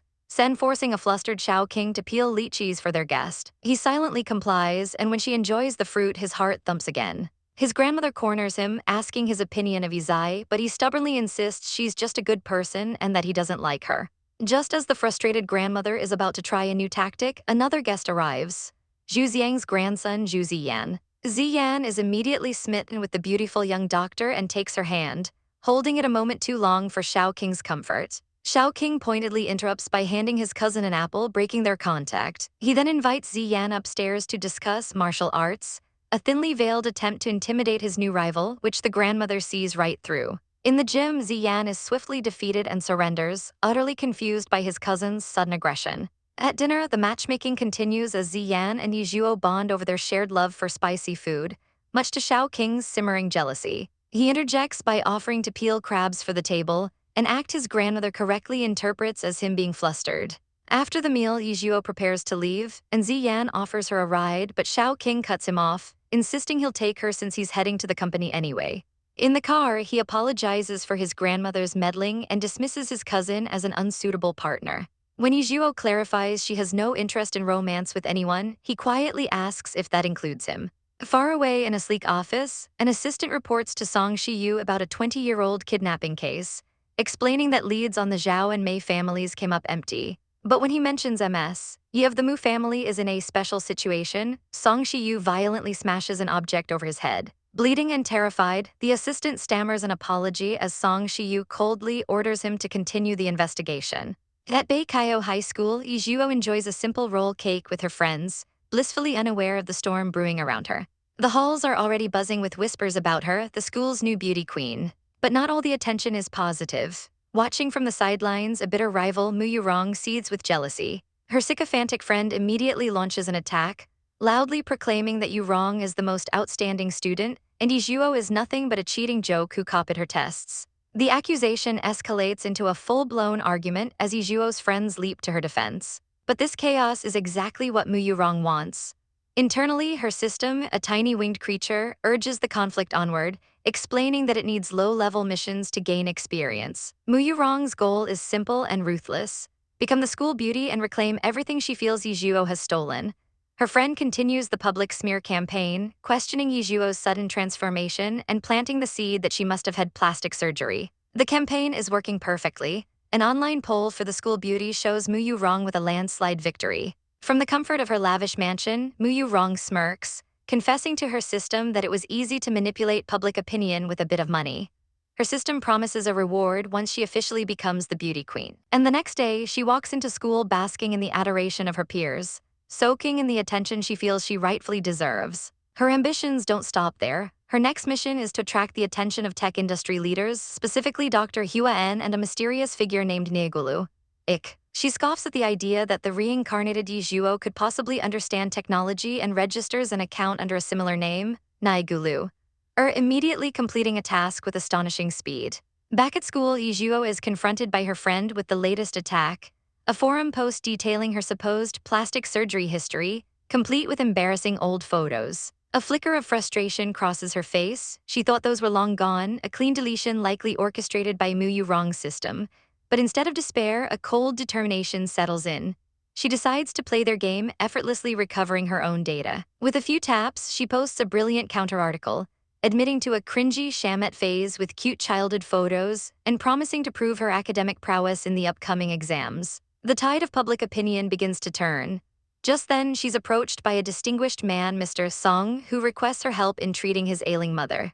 As Ye Zhuo agrees, Mu Yurong spots them from a distance, her rage intensifying when she sees her rival with the very man she desires, Song Shiyu. She watches them leave, convinced Ye Zhuo is falling into the same trap she once did, completely oblivious that Song Shiyu has already noticed her spying. In his car, Ye Zhuo is gripped by a sudden, chilling memory from a past life. This man, this devil, was the one who killed her. At the Song mansion, she examines Mrs. Song, reassuring the elderly woman while noting her failing health. A maid conveniently spills medicine on her, and Song Shiyu coolly instructs the servant to take Ye Zhuo to change. His true motive is revealed when he questions the maid about a birthmark on Ye Zhuo's arm, which the maid describes as an old bite mark. His grandmother later confronts him, correctly guessing the spill was a ruse, but he calmly promises he won't harm the girl. After Ye Zhuo leaves, Song Shiyu clutches a small charm, his mind filled with thoughts of a promise made long ago.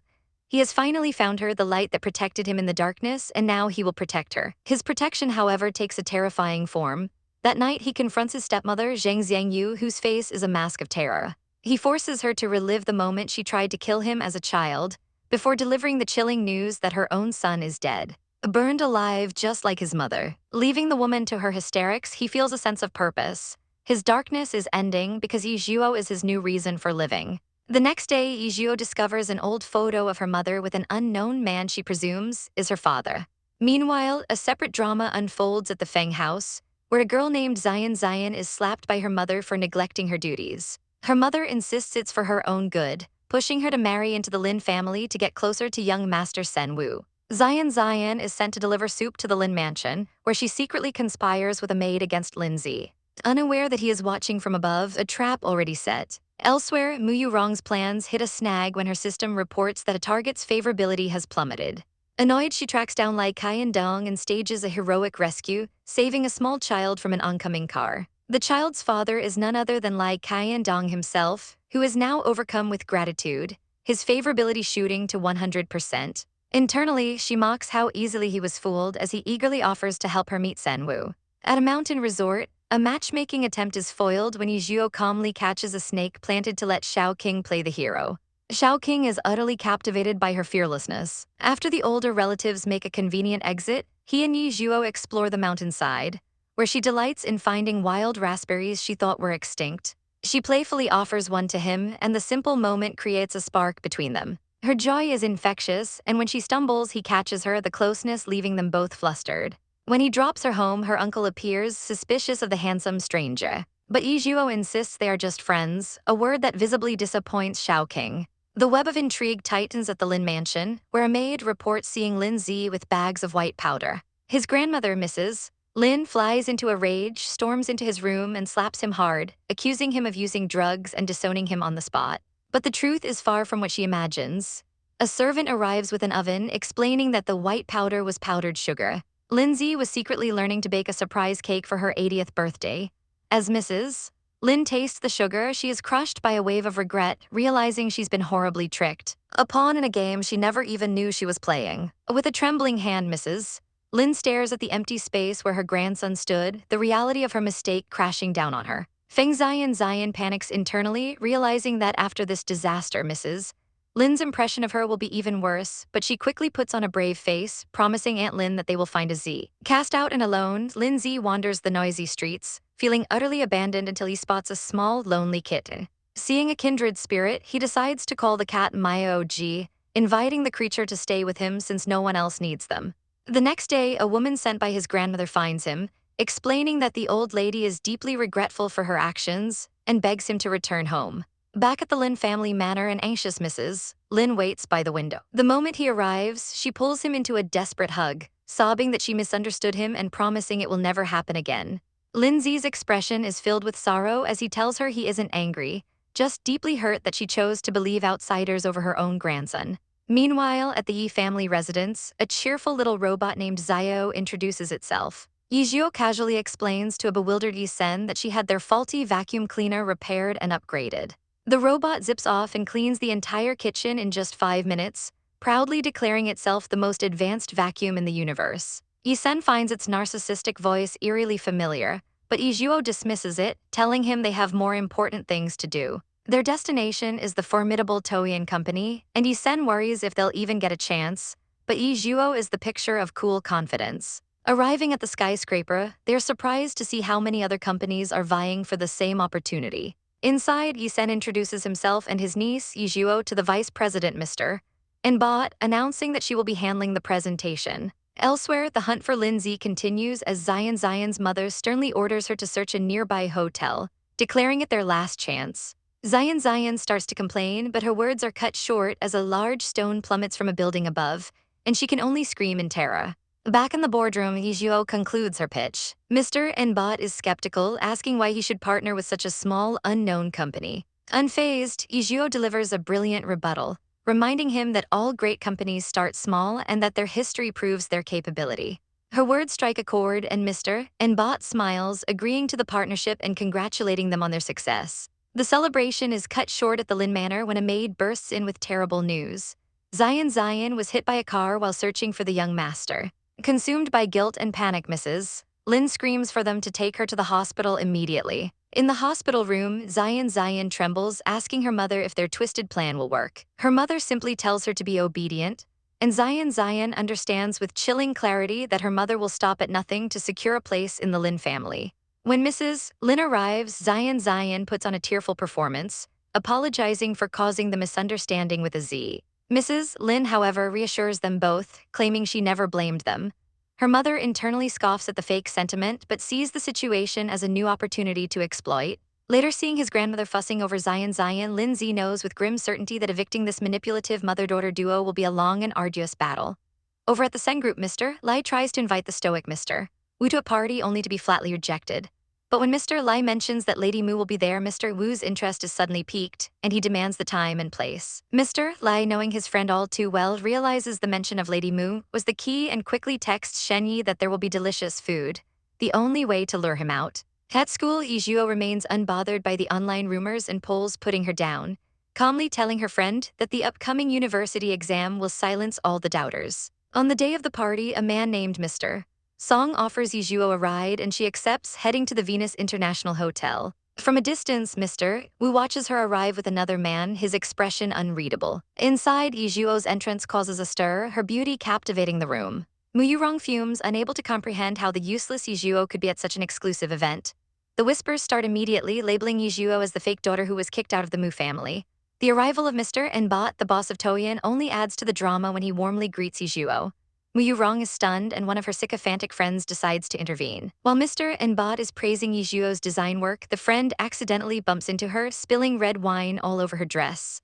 The girl offers a weak apology, but Ye Zhuo isn't buying it. Mu Yurong steps in to play the saint, asking Ye Zhuo to forgive her, but Ye Zhuo just smirks, picks up another glass, and declares her hand slipped, dousing the bully in wine. She coolly informs them she has no time for green tea antics. A system alert flashes in Mu Yurong's mind, warning her of a steep decline in her reputation. Ye Zhuo excuses herself and finds a maid waiting in the dressing room with a new dress, a gift from Mr. Wu. She emerges in a stunning white gown and thanks him. He compliments her, noting that her counterattack was surprisingly mature. His friend Mr. Lai is flabbergasted and asks Mr. Wu if he likes her. Sen Wu flatly states his dislike. Mr. Lai then tries to promote Miss Mu, but Sen Wu savagely retorts that Mr. Lai should marry the green tea himself. While the boys bicker, Ye Zhuo happily samples the desserts, earning the praise of the head chef. Sen Wu watches her, a fond memory of her kindness surfacing in his mind, while Mu Yurong foolishly believes his gaze is meant for her. Seizing what she thinks is her moment, Mu Yurong shows off her calligraphy skills, impressing the crowd. But her victory is short-lived as she glances over, only to see Sen Wu's attention still fixed on Ye Zhuo. Mu Yurong's friend then publicly challenges Ye Zhuo to write, knowing her reputation as an illiterate fool. Unfazed, Ye Zhuo requests 2 brushes and, to everyone's astonishment, begins writing with both hands at once. She produces 2 lines of breathtaking calligraphy, instantly silencing her critics and proving the rumors wrong. The esteemed Bai Huai Jin is so impressed he offers to buy the piece, but Ye Zhuo graciously gives it to him as a gift. Sen Wu approaches, admitting her writing isn't bad, and she offers him a cake. He finds it surprisingly sweet, and she remarks that the best sweets she ever ate were from a place she can no longer return to. He gently suggests they go there together someday, and she agrees, lost in a bittersweet memory of her past world. Mu Yurong furiously interrogates her system, which informs her it can only imitate art, not create it like a true master. She then turns her attention to Mr. Lai, who, despite calling her kind, insists she can never be Ye Zhuo's equal, yet encourages her to pursue the iceberg Sen Wu. Her confidence restored, Mu Yurong vows to capture Sen Wu's heart in this life. After the party, Sen Wu drives Ye Zhuo home. She insists on paying for the dress, but he counters with a proposition. Fix his company's hacked website and the dress is her payment. He sends her the main account credentials, an act of profound trust. Back home, Ye Zhuo makes short work of the hackers, resolving the issue and strengthening the firewall before calling Sen Wu to report her success, teasingly calling him an old man. Little does she know, the hackers she just defeated are in utter chaos, their own systems breached by an unknown entity far more powerful than their usual nemesis. The next day, Ye Zhuo's parents return home to find Xiao Bai Bai, the robot maid who claims it was built by the most beautiful Zhuo. Meanwhile, at his company, Yi Sen has a clumsy but charming encounter with an understanding woman in the parking garage. With exams looming, Ye Zhuo's friends are stressed, but she rallies their spirits, determined they will all succeed together. After school, she's greeted by Sen Wu's mother and grandmother, much to the shock of Mu Yurong, who had assumed they were there for her. The grandmother coldly dismisses Mu Yurong before engaging in a childish argument that sends the girl storming away in tears. The confrontation triggers a terrifying flashback for Mu Yurong of being imprisoned in her past life. The Sen women, however, shower Ye Zhuo with affection, giving her good luck charms and sweet soup, even offering to buy her way into university if needed. But Ye Zhuo just smiles, confidently assuring them that she will get in on her own merit. At Feng's house, Xian buries herself in her studies when her mother brings her food, reminding her to take a break. Her mother praises her excellence, certain she'll get into a good university and stand out among the noble ladies who can't study, giving her the edge to marry into the Sen family. With a final word of encouragement, her mother Cayenne Hua leaves to visit the Lin family. At the Lin Manor, she sees Lin Zi's grandmother doting on him, but Cayenne Hua inwardly scoffs, recalling how they grew closer after a past incident. Lin Zi barely acknowledges Cayenne Hua, announcing he's leaving to play soccer with friends, completely ignoring her. As he walks away, Cayenne Hua smirks, thinking he only cares about playing with the college entrance exam so close. Outside, Lin Zi stops to pet a small white cat, warning the stray that he'll eventually have to throw it away. Back inside, Cayenne Hua assures Mrs. Lin that a Z is just misunderstanding her, while Mrs. Lin laments how her own son, Jin Cheng, was a great student, unlike his lazy offspring. She complains that if Lin Zi were her biological child with Jin Cheng, things would be different. Meanwhile, at Beikayo Middle School, with only 1 day left until the exam, Ye Zhuo's friends are exchanging contact info. One friend asks another if a boy she's writing to is her boyfriend, but the girl shyly denies it. Another girl suddenly announces she has someone in her heart too, someone she promised to meet at the capital university. She plans to confess the day they reunite, a tale of childhood love that impresses her friends. The group spots a handsome student named Song and Bei, and the friend asks Ye Zhuo if she has anyone she likes. Ye Zhuo pauses, reflecting that in her previous life she was always single and never considered it. An image of a man, Sen Xiaoqing, flashes in her mind, confusing her, but she pushes it away, deciding to focus on her work like she did before. The day of the university entrance exam arrives, and Ye Zhuo is surrounded by a crowd of supportive parents. Her own mother and uncle are a nervous wreck, but she assures them she isn't worried and shoos them home. As she stands by the road, a sleek car pulls up, and inside Sen Xiaoqing's eyes lock onto her. He recognizes her as the girl from the dinner party and calmly picks up his phone, sending a message to have someone investigated. Inside the exam hall, an invigilator announces there are 5 minutes left. The bell rings and the exam officially begins. Ye Zhuo works with calm focus, her beautiful handwriting impressing the proctor who walks by. In the parents' waiting room, Ye Zhuo's uncle Yi Sen goes to buy water for her mother, Bai Wai.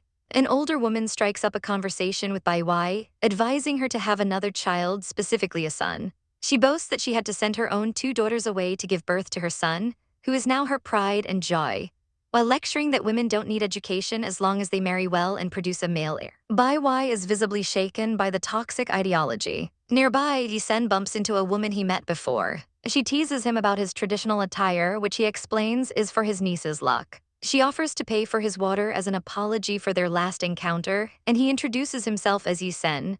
She replies that her name is Bai Wai. As the exam ends, the obnoxious woman's son, Wang Xiaobao, emerges, rudely demanding his mother carry him home for dinner.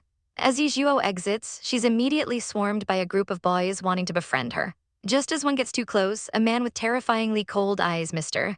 Song, appears and tells the boy to stay away. He walks with Ye Zhuo, explaining that he couldn't resist stopping by during the exams. He turns melancholic, revealing his own mother passed away before he took his exam, forcing him to face it alone. Seeing his pain, Ye Zhuo tells him not to be sad, encouraging him to smile more and appreciate the people by his side. He thanks her, promising they'll meet again before she departs with her family. In the car, she stuns her mother and uncle by declaring that if the next exam is similar, she might just become the valedictorian for the whole city.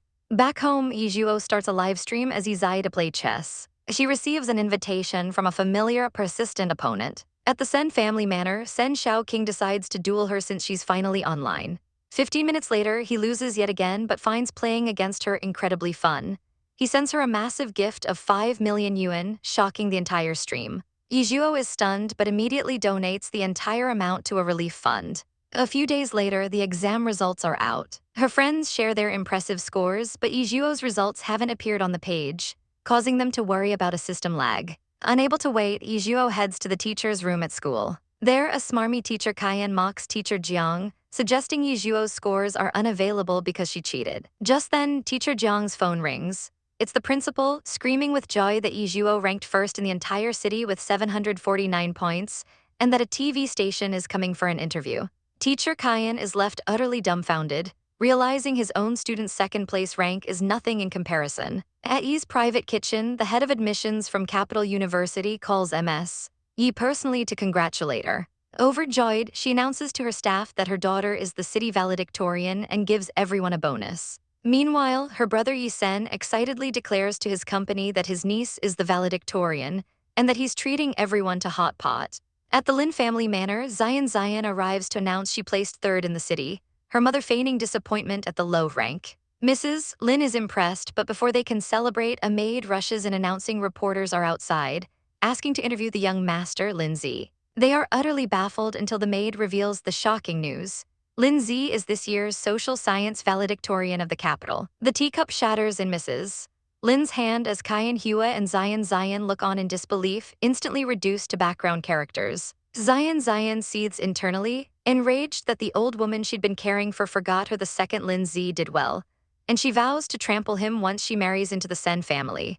At a nursing home, Lin Zi's father, Jin Cheng, insists on returning home to celebrate with his son. He arrives at the manor and has a cold exchange with his mother before retreating to his room. She watches him go, lamenting that their relationship has been broken for years, and thinking the family wouldn't be so cold if Kai and Hua had been Zi's mother. Lying on his bed, Jin Cheng whispers the name Ashu, remembering his late wife as he finds a secret compartment with her photos and letters he wrote her. In his own room, Lindsay coldly accepts congratulations over the phone, internally wishing he could trade his title to bring his mother back. He decides to share the news with the uncle he's only met once, texting Uncle Yi about his achievement. The reply stuns him. Uncle Yi congratulates him and reveals that his own niece is the natural science valedictorian of Yun City. Back at the restaurant, Ye Zhuo is mobbed by patrons who want a photo with the little valedictorian for good luck. At the Sen family manor, Sen Xiaoking's grandmother receives the good news, excitedly telling his mother that their granddaughter-in-law is the valedictorian. She declares they can now go back to the capital with her, but worries that her grandson Xiaoqing is too old and clumsy to win a girl's heart. When Xiaoqing appears, she gushes about the news, but he calmly states that Ye Zhuo and Ziyan are not compatible. He then quietly sends a text, instructing someone to give Zhu Ziyan more work to keep him occupied. At the Mu family manor, Mu Yurong celebrates her 5th place rank with her parents. She posts her results online, sneering that the cheating dog Ye Zhuo wouldn't dare show her face. However, her victory is short-lived. Ye Zhuo posts her own results, which are then officially confirmed by the Capital University's account, causing the internet to erupt and turn on Mu Yurong. Her plan to tarnish Ye Zhuo's reputation has backfired spectacularly. A red warning about corrupt energy flashes from her system before it goes into a sleep state. Mu Yurong feels dizzy, staggers, and looks in a mirror to see her face is suddenly covered in wrinkles. She screams in horror and locks herself away, refusing to see anyone. For 2 days, she languishes in despair until the system's functionality is suddenly restored. The winged creature reappears, explaining that her failure caused energy damage linked to her existence and her face. It scolds her for not studying, stating they could have easily won if she had tried, and confirms Ye Zhuo doesn't have a system. The only way to restore her face is to replenish the system's energy by strengthening her influence in the technology sector. Terrified by the menacing system, Mu Yurong immediately accepts a mission. After completing a few online tasks, the energy is slightly replenished and her face returns to normal. Overjoyed and vowing to never let it happen again, she dedicates herself to completing more tasks to become stronger, quickly causing a sensation online as a new tech prodigy. Ye Zhuo rushes to meet her friend, Lai Zai, apologizing for being late. Lai Zai explains their other friend, Ping Ting, has a stomach ache and won't be joining them at the amusement park, which strikes Zhuo as odd since Ping Ting was fine just yesterday. Just then, a luxury car pulls up and a devastatingly handsome man, Mr. Sen, calls out to Ye Zhuo, offering them a ride. Lai Zai is immediately smitten, whispering that there's no way this man just happened to be passing by. He's clearly trying to get a date with Zhuo. Despite Zhuo's polite refusal, Mr. Sen insists, and they get in the car, where Zhuo awkwardly introduces her classmate. In the car, Lai Zai's mind races with gossip, convinced the two are more than just friends. After being dropped off at the noisy amusement park, Lai Zai immediately starts grilling Zhuo, asking if Mr. Sen likes her. Zhuo dismisses it, explaining that Mr. Sen is basically a monk, a vegetarian who believes in Buddhism and is devoid of human emotions, making it impossible for him to fall in love. Lai Zai teases her, pointing out the way Mr. Sen looks at her, but Zhuo is resolute, stating it could never happen. Lai Zai sagely predicts that such a firm refusal is just tempting fate. For Zhuo, this is her first time at an amusement park, a luxury she never had as a busy orphan, so she's determined to make the most of it, starting with a thrilling roller coaster ride. Their fun continues at a haunted house, where Lai Zai clings to Zhuo for protection. Meanwhile, the real horror is unfolding elsewhere, as Ping Ting sits in a doctor's office receiving the worst possible news. The diagnosis is grim lung cancer. The doctor's words fade into a buzzing noise as she grapples with the fact that she only has 3 months to live. With her life's countdown started, Ping Ting decides to spend her entire savings of 30,000 yuan on her family. She arrives home laden with expensive gifts for everyone. Her family is touched but suspicious of her sudden extravagance, but she deflects their concerns with a lie about getting a part-time job. Retreating to her room, she silently apologizes to her mother, knowing these gifts are her final farewell. Her pain is a secret she can't bear to share, not even with Ye Zhuo, who calls to ask about their summer plans. Ping Ting makes another excuse about working, and after hanging up, she collapses onto her bed, overwhelmed by the loneliness of her ticking clock. In stark contrast, Ye Zhuo is at driving school, where she coolly informs the skeptical instructor, Coach Wu, that she's ready to take all her tests at once. He scoffs, telling her even the best students take 2 months, but Zhuo simply tells him to trust her. She then gets behind the wheel and unleashes a display of professional-level racing that leaves the coach terrified and onlookers stunned. The now humbled coach meekly tells her how to book her exams. 3 days later, back at Ping Ting's house, her sister-in-law Tang Jia notices her drastic weight loss while cleaning. Her cleaning leads to a shocking discovery: Ping Ting's medical records hidden in a book. The diagnosis of lung cancer sends a shockwave of terror through her. She frantically calls the family, telling them to come home immediately. They rush to Ping Ting's part-time job, interrupting her work to drag her home, much to her boss's fury. The boss shouts that if she leaves now, she won't get paid, but the family doesn't care, revealing they have over $1 million saved for her treatment. Back home, faced with their tearful questions, Ping Ting finally breaks down. Her mother collapses in grief, blaming herself for not noticing and letting her daughter work while so sick. Ping Ting begs them not to waste money on her incurable disease, but her family refuses to give up, with her mother falling to her knees and pleading for her to fight. At the hospital, the doctor confirms their worst fears. The cancer has spread and 3 months is the most she has. Believing she's out of time, her adoptive father decides it's time to reveal her true identity. But Ping Ting has already overheard, declaring from her bed that she knows they aren't her real parents, and that the people who abandoned her mean nothing. Her father calls her biological mother, Lan Yuying, who is utterly indifferent until she hears Ping Ting scored over 600 points on her exams, suddenly seeing her daughter as a valuable commodity. The biological parents arrive at the hospital ready to put on a show, but their expressions sour when they are told Ping Ting has cancer. When they realize they're expected to help pay, the mother's cruelty is unleashed, declaring that since Ping Ting's surname is Zhao, she is the Zhao family's problem. As they try to flee, Ping Ting screams for her dad to throw them out, crying that she doesn't know them. A man named Mr. Song witnesses the ugly scene and calls Ye Zhuo, telling her that her friend seems to be in trouble. Learning of the cancer, Ye Zhuo's mind clicks. She remembers this world is different from her last, and cancer isn't a death sentence here. She arrives at the hospital with a bouquet of flowers and a calm declaration. She has a way to cure Ping Ting. The family is stunned, but Ping Ting, desperate and full of faith in her friend, agrees to let her try. Ye Zhuo meets with the skeptical doctor. Zhu coolly presents her 3 different medical certificates, leaving him speechless. Mr. Song, a cancer researcher, vouches for her, urging the doctor to listen. Ye Zhuo lays out her revolutionary plan, and Mr. Song, seeing the potential for a history-making breakthrough, pressures the hesitant doctor to agree. In a hospital-wide meeting, Dr. Zhu asks for volunteers, but only one oncologist, Gu Denning, steps forward, motivated by personal loss. For days, Ye Zhuo and Gu Denning work in the lab, ignoring the whispers of their skeptical colleagues. Then a breakthrough, Gu Denning runs out, shouting with joy that their test drug was a success. Ye Zhuo presents the newly developed drug to Ping Ting, who bravely agrees to the clinical trial. 1 week later, an operation to remove the tumor is a resounding success. A final CT scan confirms the miracle: Ping Ting has fully recovered. The hospital immediately holds a press conference to announce the world's first cancer cure. In front of a flash of cameras, Gu Denning gives all the credit to the anonymous doctor, Yi, a person she deeply respects for enduring judgment to save her friend. The news explodes globally, while the doctor who refused to help seethes with regret. With her work done, Ye Zhuo relaxes at home, playing online chess. At the opulent Sen Zhai estate, Mr.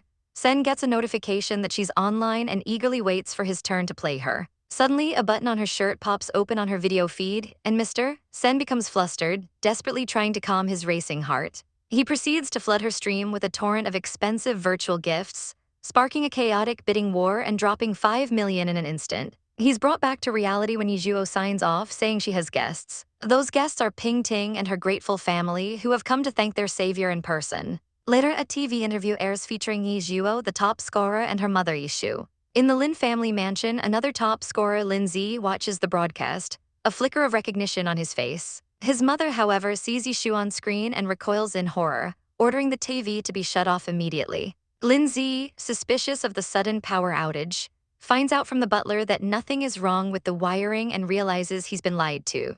He goes back to his room where his stepmother, Feng Kaiyan Hua, tells him a twisted story about his past. She claims she was his father's original fiancée and that his birth mother seduced him away, later abandoning him for another man before dying in an accident. Lin Zi, enraged by the slander against the mother he never knew, storms out, leaving the woman muttering curses behind him. In his towering office, Mr. Sen hears the news about the mysterious doctor, Yi, who can cure cancer. His assistant speculates about her identity, but Mr. Sen merely smiles, remembering Ye Zhuo's own formidable medical skills that cured his grandmother. His assistant wonders aloud if they could be the same person, but is quickly silenced by a cold glare from Mr. Sen. In the Sen family household, a new plot is brewing as a mother suggests a relaxing trip to a small island, an idea her mother-in-law, Grandma Sen, immediately latches onto. The matriarch declares they should take Ye Zhuo and Shao King, and when her daughter-in-law questions if Shao King will agree, Grandma Sen smirks with a mischievous glint in her eye, assuring her she has plenty of ways to convince him. Later, over a silent dinner, Grandma Sen puts her plan into motion, ordering her daughter-in-law Xiang to contact Ziyan and invite him along with Ye Zhuo. She claims it's for their safety and a good opportunity for Ziyan to spend time with Ye Zhuo, a blatant matchmaking attempt that makes Shao King frown. He interrupts, stating that Ziyan has to work and taking leave during his internship will affect his graduation results. But Grandma Sen is relentless, guilt-tripping him about his cousin's lifelong happiness, pushing Shao King into a corner until he reluctantly agrees to go in Ziyan's place. The women are shocked by his sudden agreement, realizing he must clearly like Ye Zhuo. Shao King, however, is deeply confused, wondering why his grandmother, who tried so hard to bring him and Ye Zhuo together, is now pushing her towards Ziyan. Unaware of his turmoil, Grandma Sen celebrates her victory, gloating internally that her brat of a grandson still can't fight against her schemes. Elsewhere, a woman named Miss Bai meets with a Mr. Yi, their conversation flowing easily as she charms him, secretly thinking to herself that the prey has finally taken the bait. Back at the Yi family home, Ye Zhuo's phone rings with an invitation from Grandma Sen to join the island trip. She is ecstatic, agreeing immediately. In her past life, the ocean was a polluted wasteland, so the chance to see a real beach fills her with anticipation. The next day, she arrives to find Shao King is also coming, a surprise that catches her off guard. He coldly informs her he's merely a bodyguard, a statement that leaves her momentarily confused. At the dock, Ye Zhuo gazes at the vast, beautiful sea, completely mesmerized. As she boards the yacht, Xiang whispers her concerns to Grandma Sen, worrying that Ye Zhuo's delicate frame won't be able to handle someone as robust as Shao King in the future. Xiang retorts that Ye Zhuo is skilled in medicine and can even catch snakes, so it's not clear who would be in the lead. Grandma just cackles, thinking the two of them match perfectly as she snaps photos of the couple. Xiang muses that Shao King, who always hated pictures, is being surprisingly cooperative, completely unaware of how much Ye Zhuo has changed him. The vacation begins with a happy group selfie as their yacht speeds across the water. On board, the ladies chat animatedly, with Grandma remarking how relaxing it is to talk with Ye Zhuo, unlike her blockhead grandson. Shao King feels a pang of offense at the comment. Upon arriving at the island, Grandma immediately orders him to take their luggage upstairs, reminding him that a gentleman must serve the ladies. When Xiang spots a coconut tree, Ye Zhuo volunteers to climb it, but Grandma deems it too dangerous for her. In a display of blatant favoritism, she then commands Shao King to go instead, leaving him utterly baffled. But Ye Zhuo simply declares there's no need to climb, picks up a rock, and with a powerful throw, knocks down 2 coconuts from the tree. The others are amazed by her incredible skill, but she brushes it off, cheekily saying she's only the 3rd best in the world. Watching her, Shao King feels his heart begin to pound, a familiar and unsettling sensation telling him his condition is getting worse. After they change, Xiang gets an urgent call from home and has to leave immediately. She and Grandma Sen concoct a plan to depart via helicopter, leaving Shao King and Ye Zhuo alone on the island to enjoy themselves. Before she goes, Grandma pulls Ye Zhuo aside and cheekily tells her that her grandson is devoted to Buddhism, so she should just treat him like a good sister. As the helicopter disappears, they hope their little play works on the oblivious Shao King. Now alone, Shao King offers to carry Ye Zhuo's beach gear. Thrilled to be by the real sea, she dives into the water, swimming among the fish she finds delicious-looking. A moment later, she emerges holding a fish she caught with her bare hands, much to Shao King's astonishment. She then asks him why he's still fully dressed, and he explains he was born unable to feel hot or cold. Sensing a medical problem, she offers to check his pulse. He agrees, admitting he's been feeling unwell lately. The moment her fingers touch his wrist, he feels his heart lose control once again. She declares his pulse is perfectly healthy, but he insists something is wrong, describing how his heart beats so fast he can't breathe. She checks again but finds nothing, concluding she needs to research his strange symptoms. As the sun sets, Ye Zhuo approaches arresting Shao King and whispers that someone so beautiful shouldn't be so detached from the world. He suddenly sits up and their lips accidentally meet in a brief, shocking kiss. A flustered Ye Zhuo pulls back, stammering an apology for teasing him, mortified that they actually touched. The unexpected contact leaves Shao King's heart racing, the uncomfortable feeling washing over him again. Convinced he has an incurable disease, he frantically searches his symptoms online, only to find the internet's diagnosis is unanimous: love. Just as he's grappling with this revelation, Ye Zhuo returns with a coconut drink, her calm demeanor helping his heart rate return to normal. They watch the sunset and he cautiously asks if she likes anyone. She laughs, asking why a monk like him would care, but admits she's never been in love. When he asks about her worldly wisdom, she bluffs her way through, secretly panicking. He confesses his cynical view on life, and while she agrees, she encourages him to live for himself, adding that she'd be willing to try falling in love if she met the right person. Her words send his heart into another frustrated flutter. While Ye Zhuo happily grills fish, Xiaoqing watches her, his thoughts a tangled mess. Her openness to dating means there's a chance for him, but this realization only makes him feel more upset, solidifying his belief that he must be seriously ill. Meanwhile, Bai Wai continues her scheme, turning down a movie date with Yisen to maintain her mysterious allure. She reports back to her handler, Lai Yi, confident that Yisen is completely under her spell. Bai Wai recalls her bleak past as a nightclub dancer until Lai Yi promised to turn her from an ugly duckling into a swan, all part of a plan to humiliate Yisen by making him fall for her. Bai Wai dismisses any threat from his family, certain she can manipulate them as easily as she does her clients. The next morning on the island, Ye Zhuo's morning run turns into a hunt as she single-handedly captures a wild goat. She presents her prize to a stunned Xiaoqing, who can only watch in disbelief as she skillfully prepares it for grilling. Since he's a vegetarian, she thoughtfully makes him mushroom soup while she enjoys the goat ribs. When she's done, he offers to wash her bowl, but upon entering the kitchen, he's completely stumped by the absence of a dishwasher. Ye Zhuo finds him looking helpless and teasingly asks if he knows how to wash dishes. She hands him a pink Hello Kitty apron, giggling that it's a perfect match for a tough guy like him. As she helps him put it on, the closeness makes his heart race yet again, and she snaps a photo of his flustered expression. He finds himself smiling, realizing his initial impression of her was wrong. The following days pass in a blissful haze of island survival, with Ye Zhuo enthusiastically catching fish, gathering eggs, and collecting honey. Xiaoqing grows accustomed to this simple life, a stark contrast to his usual routine. For Ye Zhuo, it's a dream come true, a real experience of nature she only knew through virtual reality in her past life. But all dreams must end, and she tells him it's time to go home. He flies her back on his private plane, and she expertly takes the controls for a moment, the thrill causing his heart to pound as he mutters a Buddhist prayer. As he drops her off, he notices Yisen and Bai Wai watching her house with suspicious intent. Elsewhere, Mu Rong fumes as her system reports that Song Shiyu has sent people to protect Ye Zhuo. Enraged and determined to destroy her rival, Mu Rong recalls a detail from her past life, a financial crisis that hit her family's company which Song Shiyu resolved. Knowing he won't help her now, she asks her system for an alternative and learns of the mysterious ZY Corporation. She confidently informs her father she can secure a partnership with its elusive owner, vowing to make him. Back at his office, Xiaoqing learns from Ziyan that the couple he saw are indeed working for Song Shiyu, assigned to protect Ye Zhuo. This new information deepens the mystery, and he orders Ziyan to monitor Song Shiyu closely.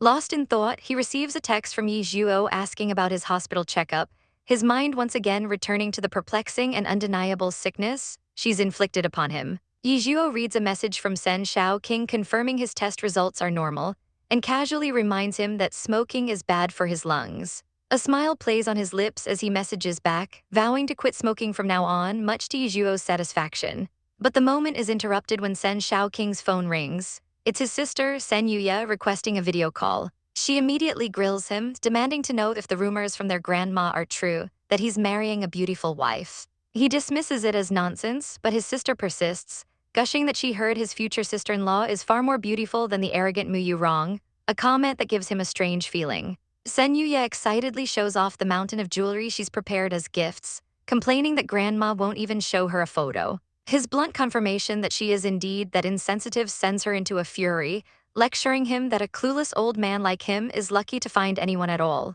He simply states he has an important meeting and hangs up, leaving her fuming at his audacity. Later at the Yi house, a knock on the door interrupts Ye Zhuo's peace. She's surprised to find Dr. Gu at her door. The doctor is there on behalf of the entire medical community to express immense gratitude, presenting a trophy and prize money for the revolutionary YKA medicine Ye Zhuo researched. Ye Zhuo politely refuses the money, insisting the hospital should keep it. With a gentle smile, she suggests they donate it to a charitable doctors' organization on her behalf, leaving Dr. Gu in awe of her humility and selflessness. As Dr. Gu heads to the parking lot, a man named Yisen apologizes for accidentally bumping her car while parking. He hands over his business card, but she recognizes his name. He's Missy's uncle. Realizing the connection, she tells him not to worry about the minor scratch, but as she drives away, he only then notices the sheer luxury of her car, understanding why a small scratch meant nothing. The next day at ZY Science Technology Company, a haughty woman with purple hair, Mu Yurong, is being briefed by Director Zhao. She imperiously sets a deadline for her meeting with CEO Ye, believing her advanced project makes her invaluable. But her composure shatters when she spots Ye Zhuo walking through the building. She seethes with jealousy, unable to believe a low-level streamer is here and vowing that Ye Zhuo's live-streaming dream will die today.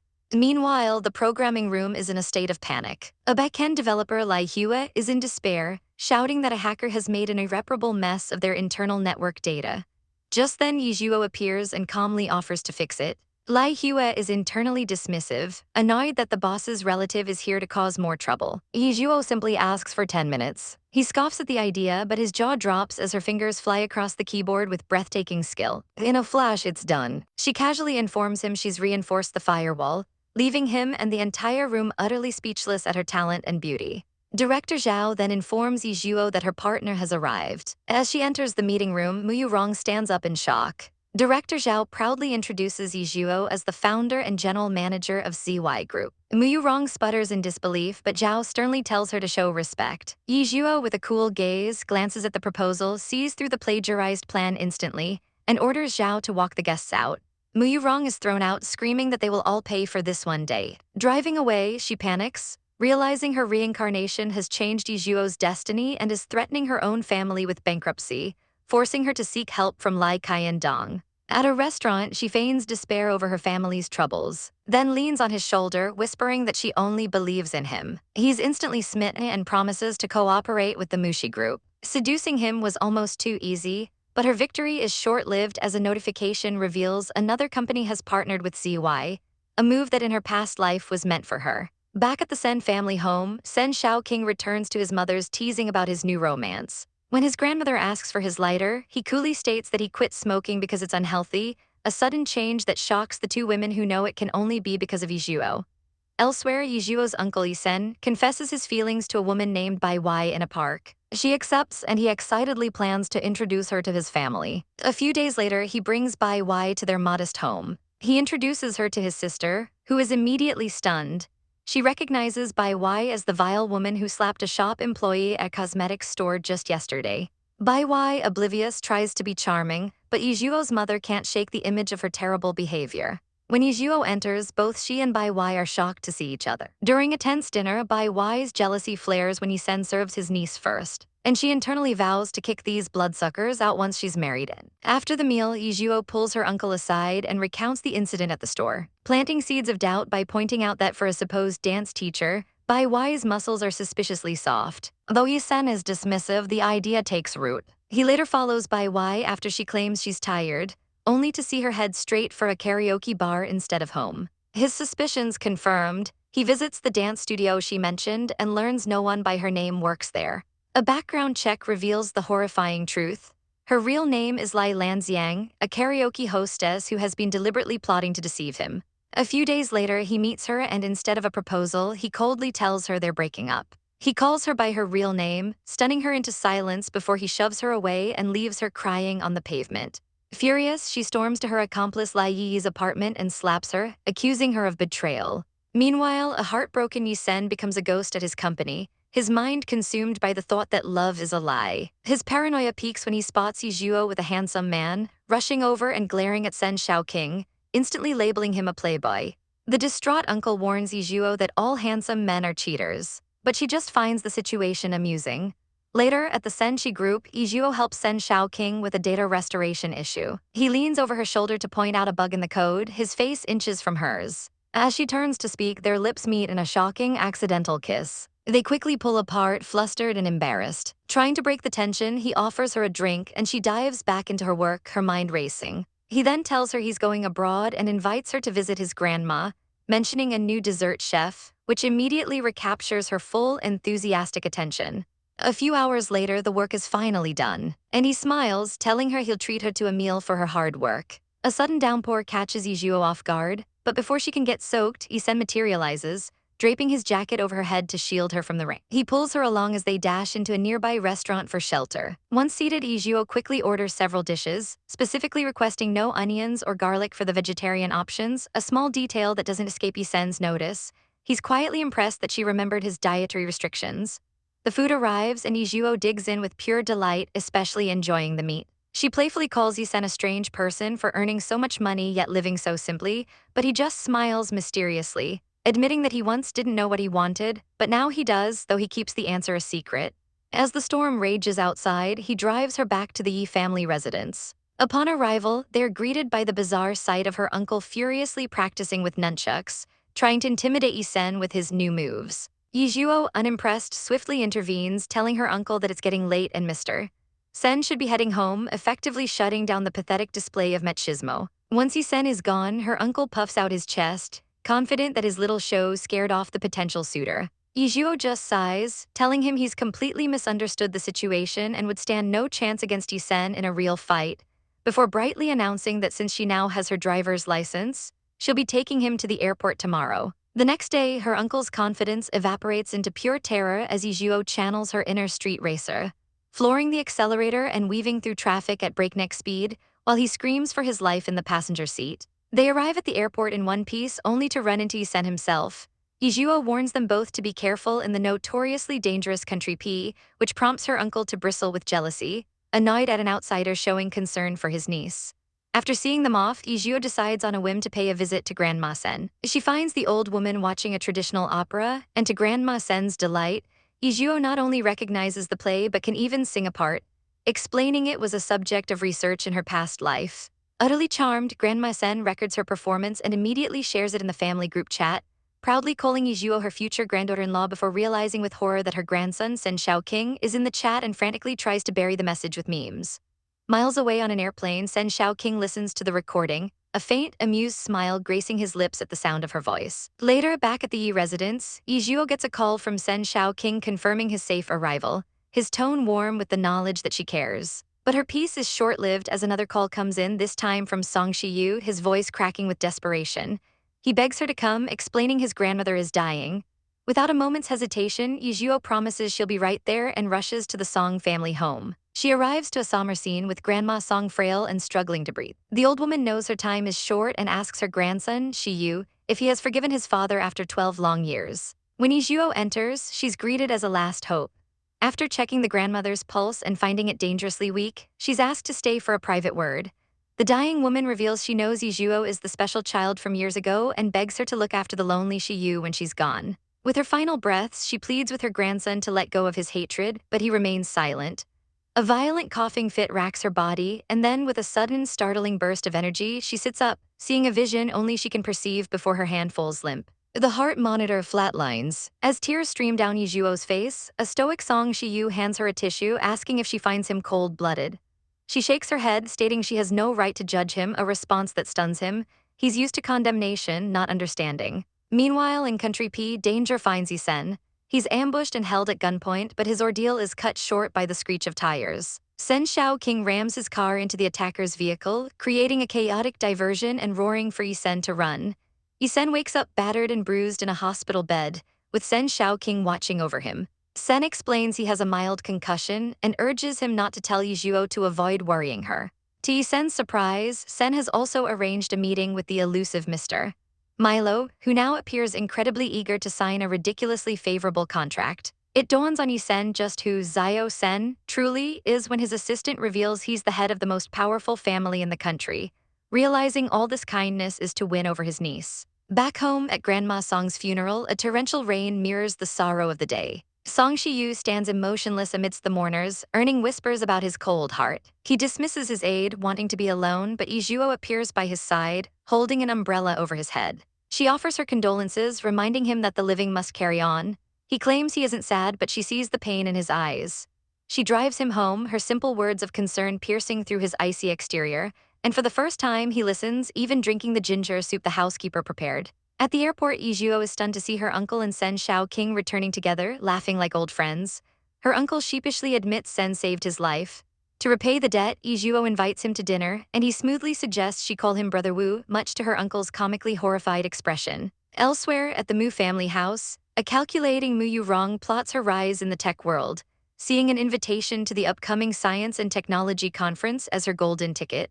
At the same time, Sen Shao King's associate shows him a video of a female racer, speculating it's the talented Mu Yurong, but Sen dismisses it instantly. His associate's persistent praise for the woman earns him a sharp flick to the forehead that sends him flying. In another wealthy household, a Z of the Lin family flatly refuses to accept his potential new stepmother, Aunt Feng, despite his grandmother's pleas. His resolve hardens when he sees Aunt Feng and her mother arriving the next day, clearly there to force the marriage. Back at her desk, Ye Zhuo receives her own invitation to the conference.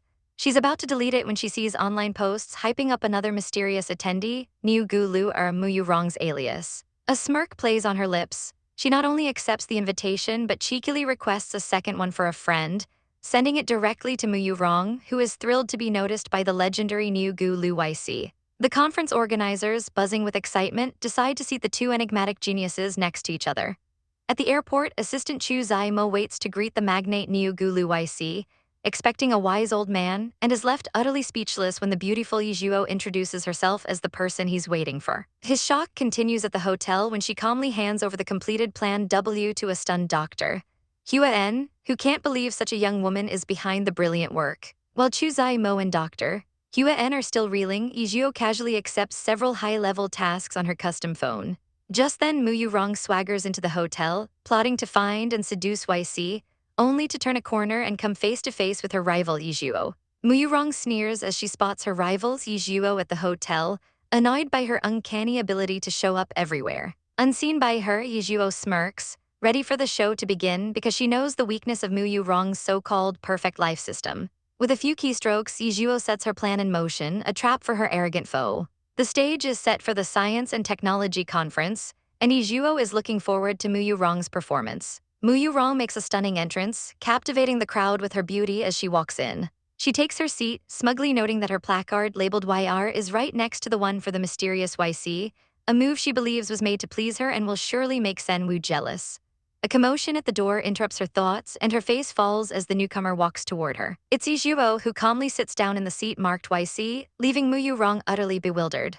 When an organizer confirms that Ye Zhuo is indeed Master YC, the one who sent Mu Yurong the invitation, the shock turns to humiliation. Ye Zhuo leans in, her voice a low threat, asking why Mu Yurong used a system to cheat and still wanted an invitation, revealing she knows her secret. As Ye Zhuo extends a hand for a handshake, Mu Yurong sees only mockery, but as their hands touch, a sharp pain shoots through her wrist, a chilling sensation of something being ripped from her very soul. The feeling vanishes as quickly as it came, leaving her shaken.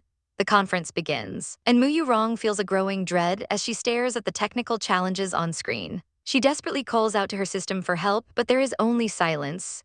Panic sets in, she knows nothing about technology, and her system is gone. While she sits frozen, Ye Zhuo effortlessly completes the first task, then all of them, finishing the entire competition in a mere 50 minutes before nonchalantly scrolling through her phone. The audience and other competitors are baffled by her casual attitude, with Dr. Carol from Country P scoffing at her arrogance. Soon, the handsome Sen Shao King, also known as Sen Wu, arrives to present the awards. To everyone's surprise, after third and second place are announced, the coveted first prize goes not to the arrogant Dr. Carol but to Niu Gu Lu YC from Hua Ye Zhuo.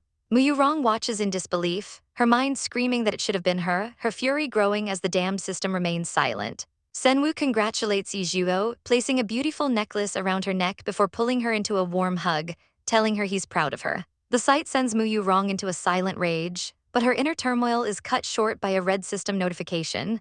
Insufficient energy, initiating a temporary shutdown. Her system, her only advantage, vanishes before her eyes. Later that night, Ye Zhuo receives a text from Sen Wu, asking for a late-night snack and revealing he's in the room next door. He appears at her door just moments later, flustered and cute, and she agrees to go out, intrigued by his reactions and realizing she doesn't hate his presence. While changing, she reflects on their interactions, wondering if Wu is somehow different. He takes her to a historic street for a delicious meal, and his heart warms watching her enjoy the food with such delight. Meanwhile, Mu Yurong grows more desperate. 14 hours have passed and her system is still gone. She tries to log into an online account, hoping to trigger its return, only to be met with a notification that her account has been permanently banned for cheating. She throws her phone in a rage, vowing revenge once her system returns. The only way to get energy is to steal other people's luck, and she knows just who to target. The next day at the airport, Ye Zhuo and Sen Wu have a pleasant chat before her Song big brother arrives to pick her up, creating a tense standoff between the two men. Unseen, Mu Yurong watches from the shadows, hoping Song Yu will go crazy and finally eliminate Ye Zhuo for her.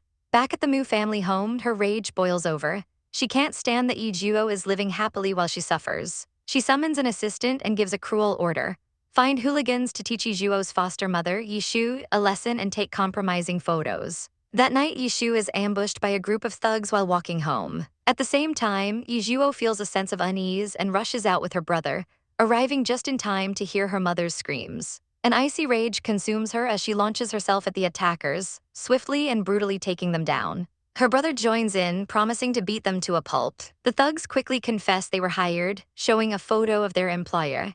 Ye Zhuo's eyes narrow as she recognizes the woman's assistant, and she forces the hooligans to drink a bottle of medicine, coldly informing them it will turn them into eunuchs. Now that the lackeys are dealt with, her focus is on the mastermind, Mu Yurong.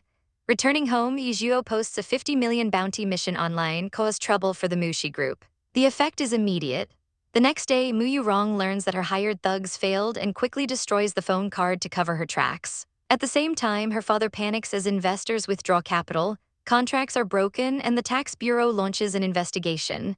The Mushi group is collapsing overnight. Her father begs her to contact her powerful connections like Dong. Desperate, Mu Yurong goes to the AI's Inn orphanage, hoping for another accidental encounter with Lai Dong to siphon his luck. She finds him there and offers him milk tea, her act of kindness a cover for her true intentions. As he praises her good heart, a system notification flashes. She has successfully absorbed his luck, restoring enough energy for a restart, but her victory is short-lived. Later, while trying to find Lai Dong at a bar to ask for help, she is targeted by a creep who spikes her drink. Her world blurs as she's dragged to a hotel room. She wakes up in agony, her clothes torn, realizing with horror that the same cruel trick she planned for Ye Zhuo was used on her. She stumbles home in a daze, ignoring her frantic father, and collapses in the shower, sobbing and vowing revenge on Ye Zhuo. Deciding to find Lai Dong directly, she goes to his apartment, only to find him frozen in place as her newly restored system drains his luck once more. He snaps out of his trance and promises to help her, unaware that his own fortune has just been stolen. With her system back, Mu Yurong vows that Ye Zhuo will face retribution. The next day, Lai Dong tries to buy shares of the Mushi group, but he's informed his position as chairman has been dismissed. He confronts Sen Wu, who admits he told Lai's father to do it, calling him a stupid pig for being deceived by a woman like Mu Yurong. Back at the Mu mansion, Lai Dong delivers the bad news just as the police arrive to arrest Mu Da-bing for tax evasion and corruption. The Mushi group declares bankruptcy and all their assets are frozen. Mu Yurong and her mother are left with nothing, forced into a shabby, foul-smelling apartment. In her despair, Mu Yurong turns to her system, which warns its energy is limited. It can only offer minor functions. She makes her choice, an aphrodisiac. The system dispenses a single pill before entering a dormant state once more. Clutching the pill, Mu Yurong's eyes gleam with a final, desperate plan.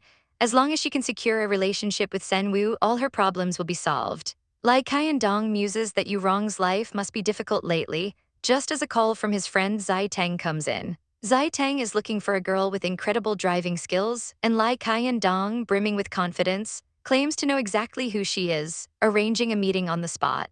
He reveals to a curious Zai Teng that the driver is none other than Mu Yurong, the young lady of the Mu family, and he eagerly stands to take him to meet her, believing an alliance with the Mu family could be his comeback. At a cafe, he introduces a bashful Mu Yurong to the star-struck Zai Teng, who immediately praises her as the best driver he's ever seen and challenges her to a race. Mu Yurong demurely declines, claiming her family has just faced a major incident and she's not in the mood, while internally she panics, knowing she can't race without her system.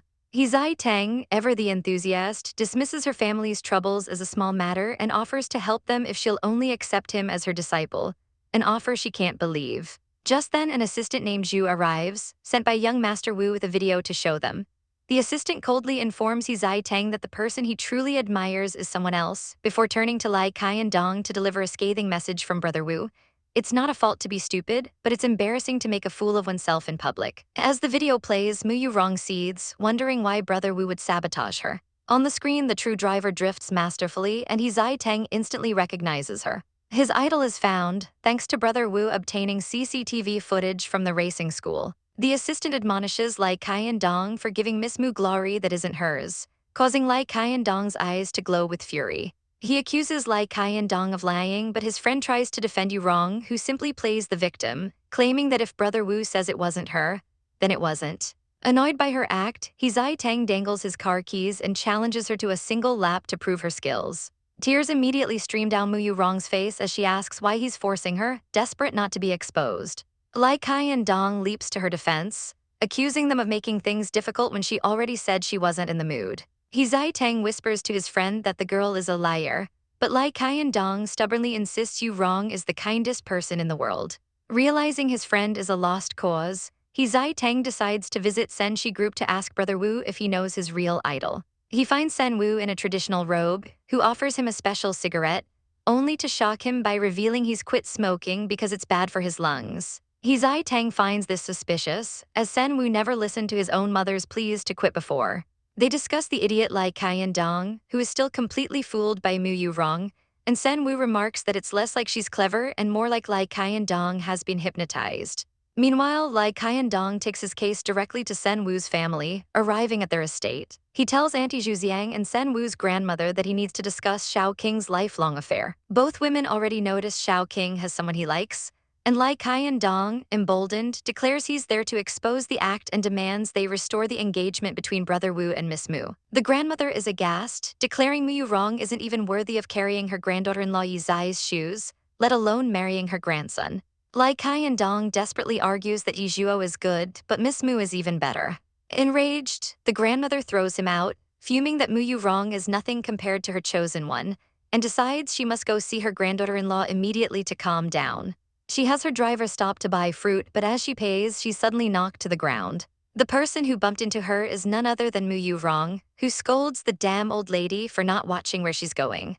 The grandmother is furious at her audacity, and Mu Yu Rong, seeing a crowd gathering, immediately feigns injury, collapsing to the ground and screaming for someone to call the police. They end up at the police station, where Sen Wu arrives, identifying himself as the old lady's family. Mu Yu Rong is internally stunned, realizing the woman she insulted is Shao Qing's grandmother. The grandmother dismisses the incident as being bitten by a mad dog and leaves with Sen Wu, leaving Mu Yu Rong to chase after them. She desperately proclaims she's his fiancée, but the grandmother shuts her down, calling her a shameless, disgraceful woman for bringing up an engagement she broke because she despised the poor.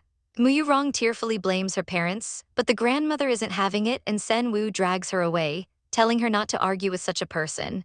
As they drive off, the old woman warns her grandson not to be fooled by that little bastard, insisting his only bride can be Yi Zai. Sen Wu's calm agreement shocks his grandmother, who thought he was a non-marriage fanatic, concluding he must truly love Yi Zai. Back at the Mu family home, Mu Yu Rong storms in and confronts her mother, who is playing mahjong. She unleashes her fury, screaming that if it weren't for her mother loving the rich and looking down on the poor, she would be the young mistress of the Sen family right now.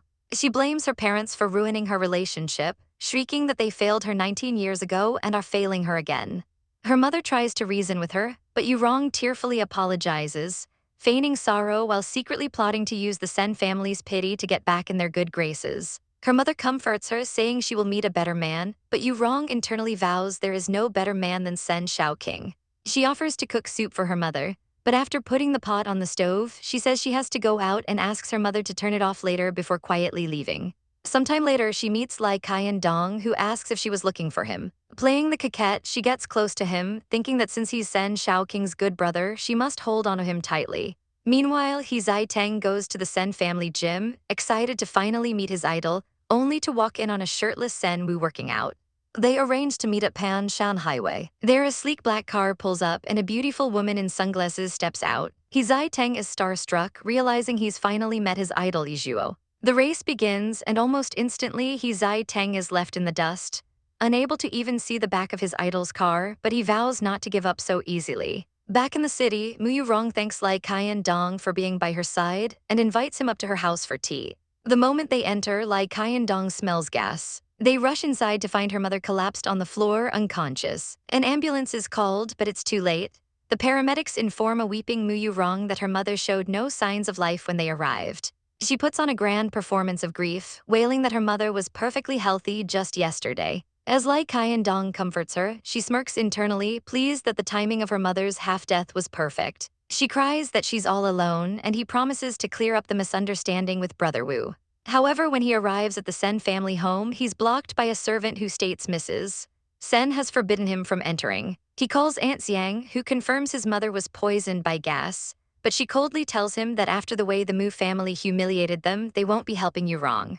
The grandmother gets on the phone and furiously tells him he'll get his revenge for helping the enemy before hanging up. Just then Sen Wu's car pulls up. Lai Qian Dong desperately pleads his case, but Zai Tang calls him an idiot and throws him a USB drive, telling him to watch the video of his race with the real idol and think about who is actually deceiving him. Yet Lai Qian Dong remains fixated, believing Yu Rong needs help. At the funeral, Mu Yu Rong cries at her mother's casket when Ye Zhuo suddenly appears. Ye Zhuo explains that since the deceased was her foster mother, it's only right to pay her respects.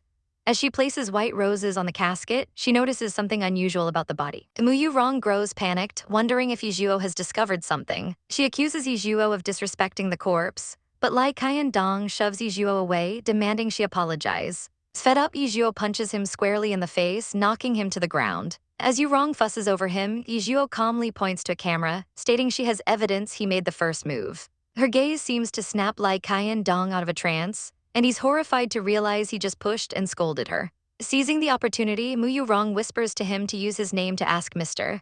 Wu out for her hypnotic influence reasserting itself. He agrees, and she celebrates her success. She waits at a hotel, clutching an aphrodisiac, determined to make Mr. Wu her man. When the door opens, she's thrilled, but it's only Assistant Zhu who delivers a cold message from Mr. Wu to have some shame and dignity. Crushed but not defeated, Mu Yu Rong decides her backup plan is Lai Qian Dong, who is still a wealthy young master. She prepares an elaborate meal for him, and during a toast, she spikes his drink. He quickly feels hot and disoriented. The next morning, he wakes up in bed next to her. She tries to play it off, suggesting they forget it happened, but he is overwhelmed with guilt and proposes marriage, promising to treat her well.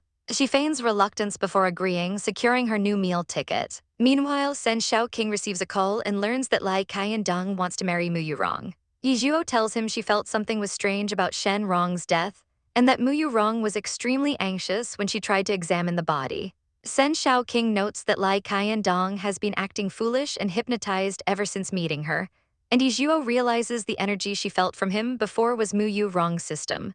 Sen Xiaoqing smiles, having figured out a way to break the spell. That night, he brings a tied-up Lai Qian Dong to a location next to Mu Yu Rong's house to watch a play. On a screen, they watch Mu Yu Rong inside her home, who gets spooked by a portrait of her mother. Suddenly, the lights flicker and the TV turns on by itself. A ghostly voice calls her name, and she recognizes it as her mother's. The apparition accuses her of being heartless enough to kill her own mother, and a terrified Mu Yu Rong confesses everything. She put sleeping pills in her drink and staged the gas poisoning. Lai Qian Dong watches in utter shock as she admits her mother was more useful dead, a tool to gain sympathy from the Sen family. The ghost then asks what she did to Lai Qian Dong, and she scoffs that the fool was just a stepping stone to get to Mr. Sen Wu. The ghost then rips off a mask, revealing herself to be Ye Zhuo. Realizing it was all a test, Mu Yu Rong snaps, screaming that her secret can't be revealed, and lunges with a knife. Sen Xiaoqing bursts in and blocks the attack, saving Ye Zhuo. At that moment, Lai Qian Dong appears at the door, his heart shattered. The spell is broken, and he remembers all the fake things she did, realizing how foolish he was. Mu Yu Rong tries to blame Ye Zhuo, but he shoves her away, roaring at the vicious woman to get out. In a last desperate attempt, she screams that she's pregnant with his child. But Ye Zhuo calmly reveals she is already 1 month pregnant, making it impossible for the child to be his. Overcome with shame, Lai Qian Dong falls to his knees and apologizes to Sen Wu, declaring he has no face to see them anymore and will go abroad. With the evidence confirmed, Mu Yu Rong is sentenced to life imprisonment, where she seethes, vowing that Ye Zhuo won't live in peace. Some time later, Ye Zhuo is out buying sweets when she runs into Song Shiyu, who came to visit after hearing about her foster mother's death. He tells her she's too kind, but she assures him she knows all the tricks of the wealthy. Meanwhile, Zai Tang bursts into Sen Wu's office, frantically announcing that someone is trying to steal his idol away. Spurred into action, Sen Wu immediately texts Ye Zhuo, asking her to a candy store. The next morning, as she heads out, her family discusses her future, with her little brother now championing Xiaoqing as a perfect match. In the car, Sen Xiaoqing suggests they also go shopping and see a movie, causing Ye Zhuo to blush as she realizes this feels like a date. But the moment is interrupted by a call reporting that Mu Yu Rong took advantage of her pregnancy to escape from prison, leaving Song Shiyu to wonder what the woman is scheming now. For Mu Yurong, life ends in a sterile room, the pain of a forced abortion a bitter reminder of her failure. Despite being reincarnated with the system, her life is a wreck, and with her last breath she curses Ye Zhuo, vowing that her rival won't have it easy either. A few days later, her plan for revenge begins as she arranges to be hired as a cleaner in the Sen family, thinking that enduring servitude is a small price to pay to ruin Ye Zhuo. But her scheme is cut short. In a lavish office, the cold and calculating Song Shiyu learns of her plans, having predicted her every move, and coolly orders his men to bring her to Wutong Yuan. The next day, a car screeches to a halt in front of Mu Yurong. She's knocked unconscious by a swift strike to the neck and thrown into the backseat. She's driven to her new prison, the Wutong Yuan Mental Hospital. Waking in a haze, she finds Song Shiyu standing over her. He calmly puts on a pair of gloves, ignoring her frantic questions, and prepares a syringe, informing her that this will be her home now. As he injects her, she's plunged into a torrent of memories from her past life. She remembers meeting him at a party, a gentle and elegant man who saved her family from bankruptcy. She fell deeply in love and they were married. But the dream shattered on their wedding night when he coldly asked why her arm had no scars before abandoning her completely. From then on, he treated her with icy disdain, a prisoner in her own home, leaving her to weep and wonder how the man she loved could be so cruel. Back in the suffocating reality of the hospital room, the puzzle pieces click into place. She sees him staring at a photograph and her blood runs cold. The girl in the frame is Ye Zhuo. The horrifying realization hits her, he never loved her.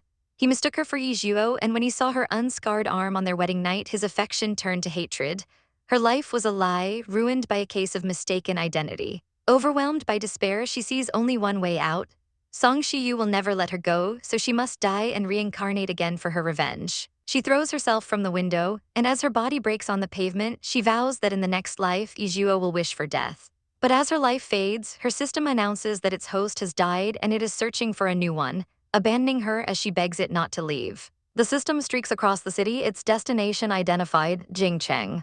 At the same time, Song Shiyu learns that Ye Zhuo has been seen with the head of the Sen family, a grim expression crossing his face as he clutches a small charm, vowing to protect her smile from afar.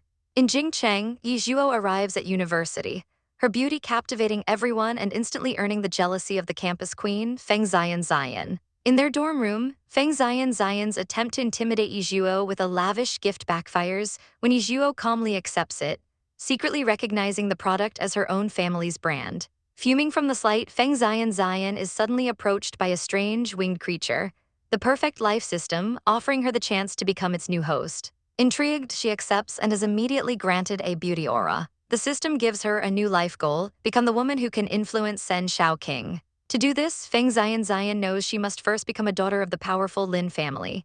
Elsewhere, Lin Zi, a fiery red-headed young man, sneaks into his father's study and finds a high-security safe. Unable to crack it, he's told to find the legendary hacker Zi Shen. Meanwhile, Feng Ziyan and her mother, Feng Qianhua, plot their takeover. The system reveals that Lin Zi's father, Lin Jincheng, has amnesia and relies on a diary to remember his past love. The plan is simple: change the name in the diary.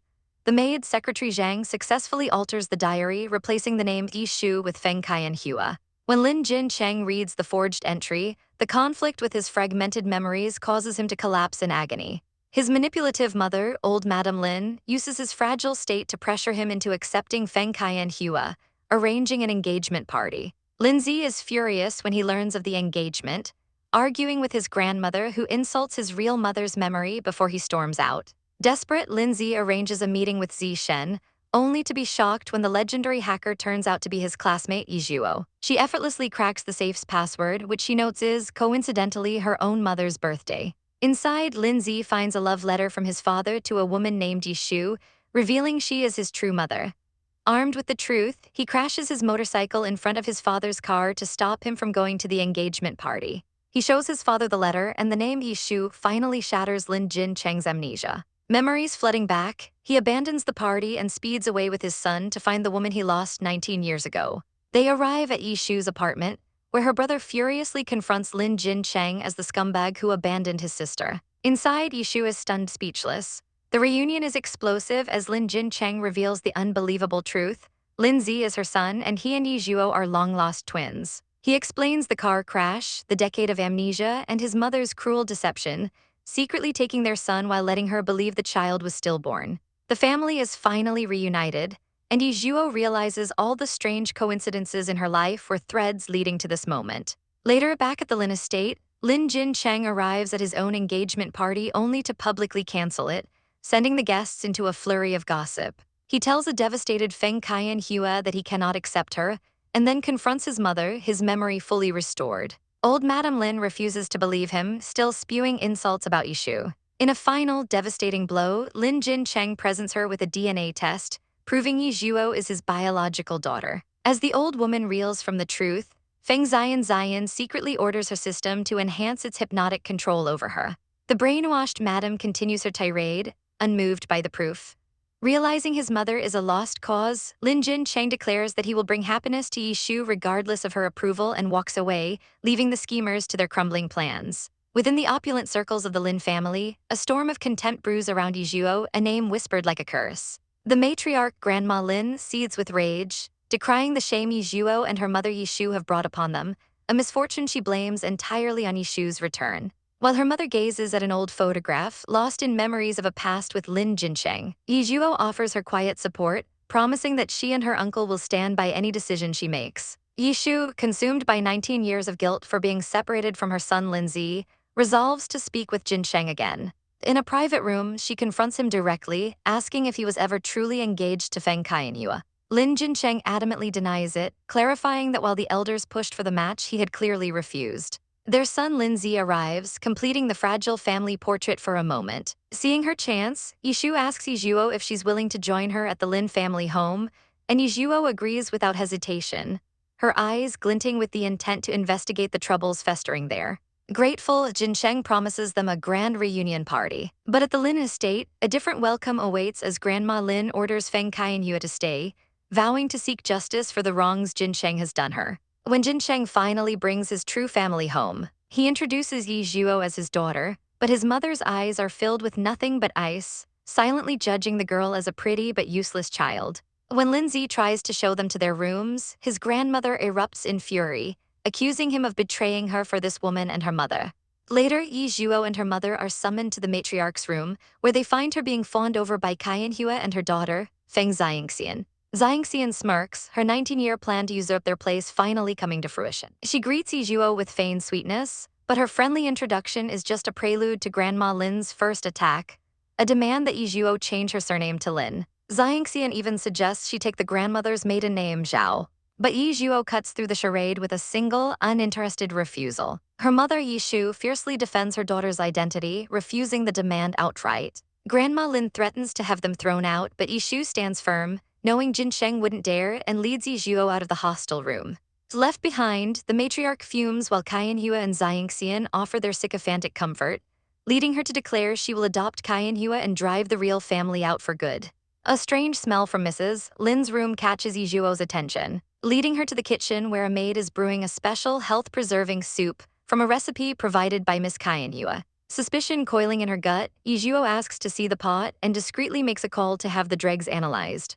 Her brother Lin Zi then finds her, presenting a room filled with gifts he's accumulated over their 19 years apart. A clumsy but heartfelt gesture that touches Ye Zhuo, who finds her newfound brother surprisingly cute. Meanwhile, at the Sen family home, news that the Lin's long-lost daughter is none other than Ye Zhuo causes the Sen matriarch to spit her tea in shock. The night of the recognition ceremony arrives, buzzing with gossip about the useless daughter. Feng Ziyixian gloats internally, confident in the drugs and system she's using to control Mrs.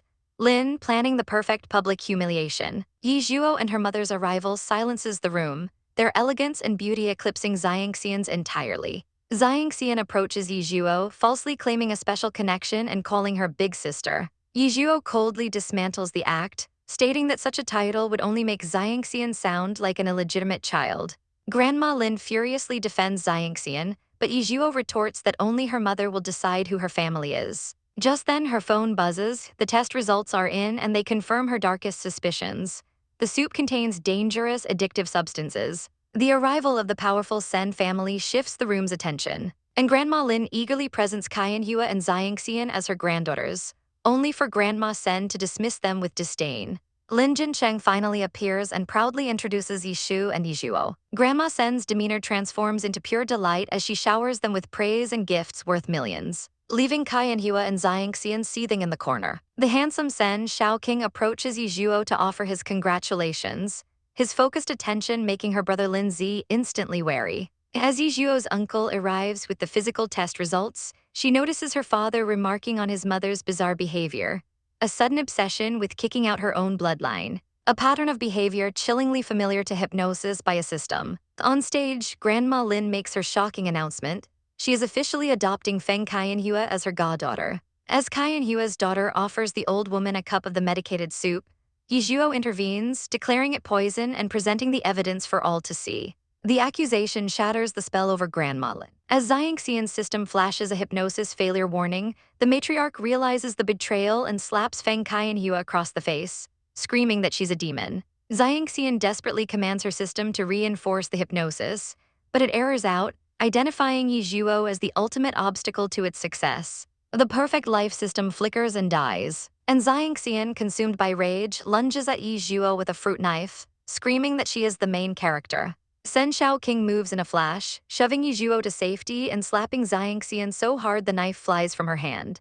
He calmly tells his men to call the police. With the spell broken, Grandma Lin tearfully begs for forgiveness, but Ye Zhuo offers no comfort, stating that this is her own well-deserved retribution. In that moment, Ye Zhuo detects the exposed interface of the perfect life system, realizing its insidious presence. She understands its weakness. Its hosts become lazy, thoughtless puppets. A quick search on her own system reveals the creator, the leader of a hacker group from her own time who, before being captured, sent his malevolent creation into the past to control its own future developer and ensure his success. His final act in the future was a failed attempt on her life, the very explosion that sent her here. The target of the system becomes clear: Sen Shaoqing. The system confirms Ye Zhuo is a reincarnator from the future, an anomaly it cannot control, and the sole reason for its repeated failures. Realizing it was the system that amplified the darkest desires of her enemies, Ye Zhuo gives her final command: take control and destroy the perfect life system's core. With a pathetic plea, the malevolent entity is annihilated. The ordeal is finally over. Lin Jincheng announces to the world that his family is whole again, while Ye Zhuo reflects that her journey was not just about destroying a system, but about finding her family and him. Justice is served as Feng Qianhua and Feng Xiangxian are dragged to prison, still deluded about their own importance. Mrs. Lin withers away alone in a hospital bed. Life moves on, and Ye Zhuo finds herself working alongside Sen Shaoqing. He takes her to a quiet temple under the moonlights and confesses his feelings, admitting he's been drawn to her ever since he saw a shooting star the night they met.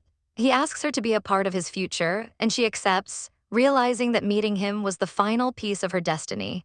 He pulls her into a deep, passionate kiss. Flustered, she pushes him away, stating it's not the right place, to which he cheekily asks where would be. She happily meets his family, the doting Grandma Sen, and his two charming sisters who shower her with gifts and affection. But their happy gathering is interrupted by the late arrival of the third sister, Sen Yuyan, who brings with her a celebrity guest, Chen Yu, eager to size up her brother's new love. The celebrity's eyes lock onto Sen Shaoqing, a flicker of recognition in her gaze, marking the beginning of a new challenge. The tension in the room is thick enough to cut with a knife as Sen Yuyan introduces her friend, but the family matriarch is far from pleased, questioning why this fish was brought to such an important event. Beside her, Sen Yuyan proudly presents her brother's girlfriend Ye Zhuo to the famous star Song Chen Yu, who offers a polite but condescending greeting. Another woman whispers in awe about Shaoqing's beautiful fiancé, but Song Chen Yu's inner thoughts are far less kind. She sees only a pretty face, convinced beauty isn't everything for a woman. She immediately tries to assert her superiority, boasting that she finished high school at 13 and earned 2 master's degrees by 22, achievements far beyond any ordinary girl. With a smug smile, she dismisses Ye Zhuo as someone pretty but ultimately unworthy of Sen Shaoqing, then subtly offers her a checkup from the soon-to-arrive doctor Gu, a clear power play to show off her connections. Ye Zhuo, with unnerving calm, simply states it's not necessary. Just then, the renowned Dr. Gu arrives, and Song Chen Yu moves to greet her, but the doctor walks right past her. His eyes land on Ye Zhuo, and he bows respectfully, exclaiming in shock that he didn't expect to see the divine Dr. Yi here. Ye Zhuo gives a playful wink, reminding him to just call her Xiao Gu, and a friendly rapport is instantly visible between them. The onlookers are stunned into silence, their minds reeling as they try to process the revelation. Song Chen Yu is frozen in disbelief, refusing to accept that the legendary divine Dr. Yi, the one who treats cancer, could possibly be this girl. The grandmother, however, is absolutely delighted, realizing the girl she just dismissed holds an incredible hidden talent. Ye Zhuo humbly plays down her achievements, explaining it was nothing noteworthy and that she simply discovered a remedy with Dr. Gu's help. Song Chen-yu, her pride shattered, extends a hand for a formal introduction, seething internally at how Ye Zhuo remains completely indifferent to her celebrity status. The atmosphere shifts entirely as everyone now crowds around Ye Zhuo, leaving Song Chen-yu and her friend fuming in the corner, wondering how a legendary vegetarian who avoids women like Sen Wuyi could be peeling fruit for her. The grandmother, seizing the opportunity, dismisses Song Chen-yu, telling her the family is busy and she should head back. After Song Chen-yu's humiliated departure, the grandmother furiously scolds Sen Yu-yan for bringing an outsider on such an important day. Sen Yu-yan protests that Chen-yu is her best friend, but the matriarch threatens to throw her out too if it happens again. In the car, Song Chen-yu's assistant gushes about another popular streamer, who happens to be Ye Zhuo, leaving Song Chen-yu to brood over what her rival is planning. Back at the Sen residence, the grandmother's attitude has done a complete 180 as she happily shows Ye Zhuo old photo albums of Wu Ji. She gleefully asks if Ye Zhuo wants to know his childhood nickname, causing him to bolt from the room in embarrassment as his grandmother whispers the secret to his girlfriend. Later in the car, Ye Zhuo can't resist teasing him, calling him Little Wu. He explains that his grandmother gave him the name because he was unhealthy as a child, but Ye Zhuo finds it endearing and playfully pats his muscular shoulder, causing him to slam on the brakes in a flustered panic. He claims it's suddenly hot, though winter is approaching, and Ye Zhuo internally smirks, admitting to herself that her teasing felt really good. After dropping her off, he looks at the high-quality incense burner she gifted him, smiling fondly and forbidding the housekeeper from touching it. Back in her room, Ye Zhuo sifts through business proposals before going live for her stream. She announces she's signing with a company called Xingtianzia, a name no one has heard of. It's revealed this company belongs to Lai Shang, a former CEO who was framed and ousted by her best friend, leaving her jaded until Ye Zhuo reached out with a partnership offer. Ye Zhuo reflects on her mission to advance this backward world's technology to prevent it from becoming like her desolate future. Meanwhile, Sen Yu-yan contemptuously orders the housekeeper to throw away the gift Ye Zhuo prepared.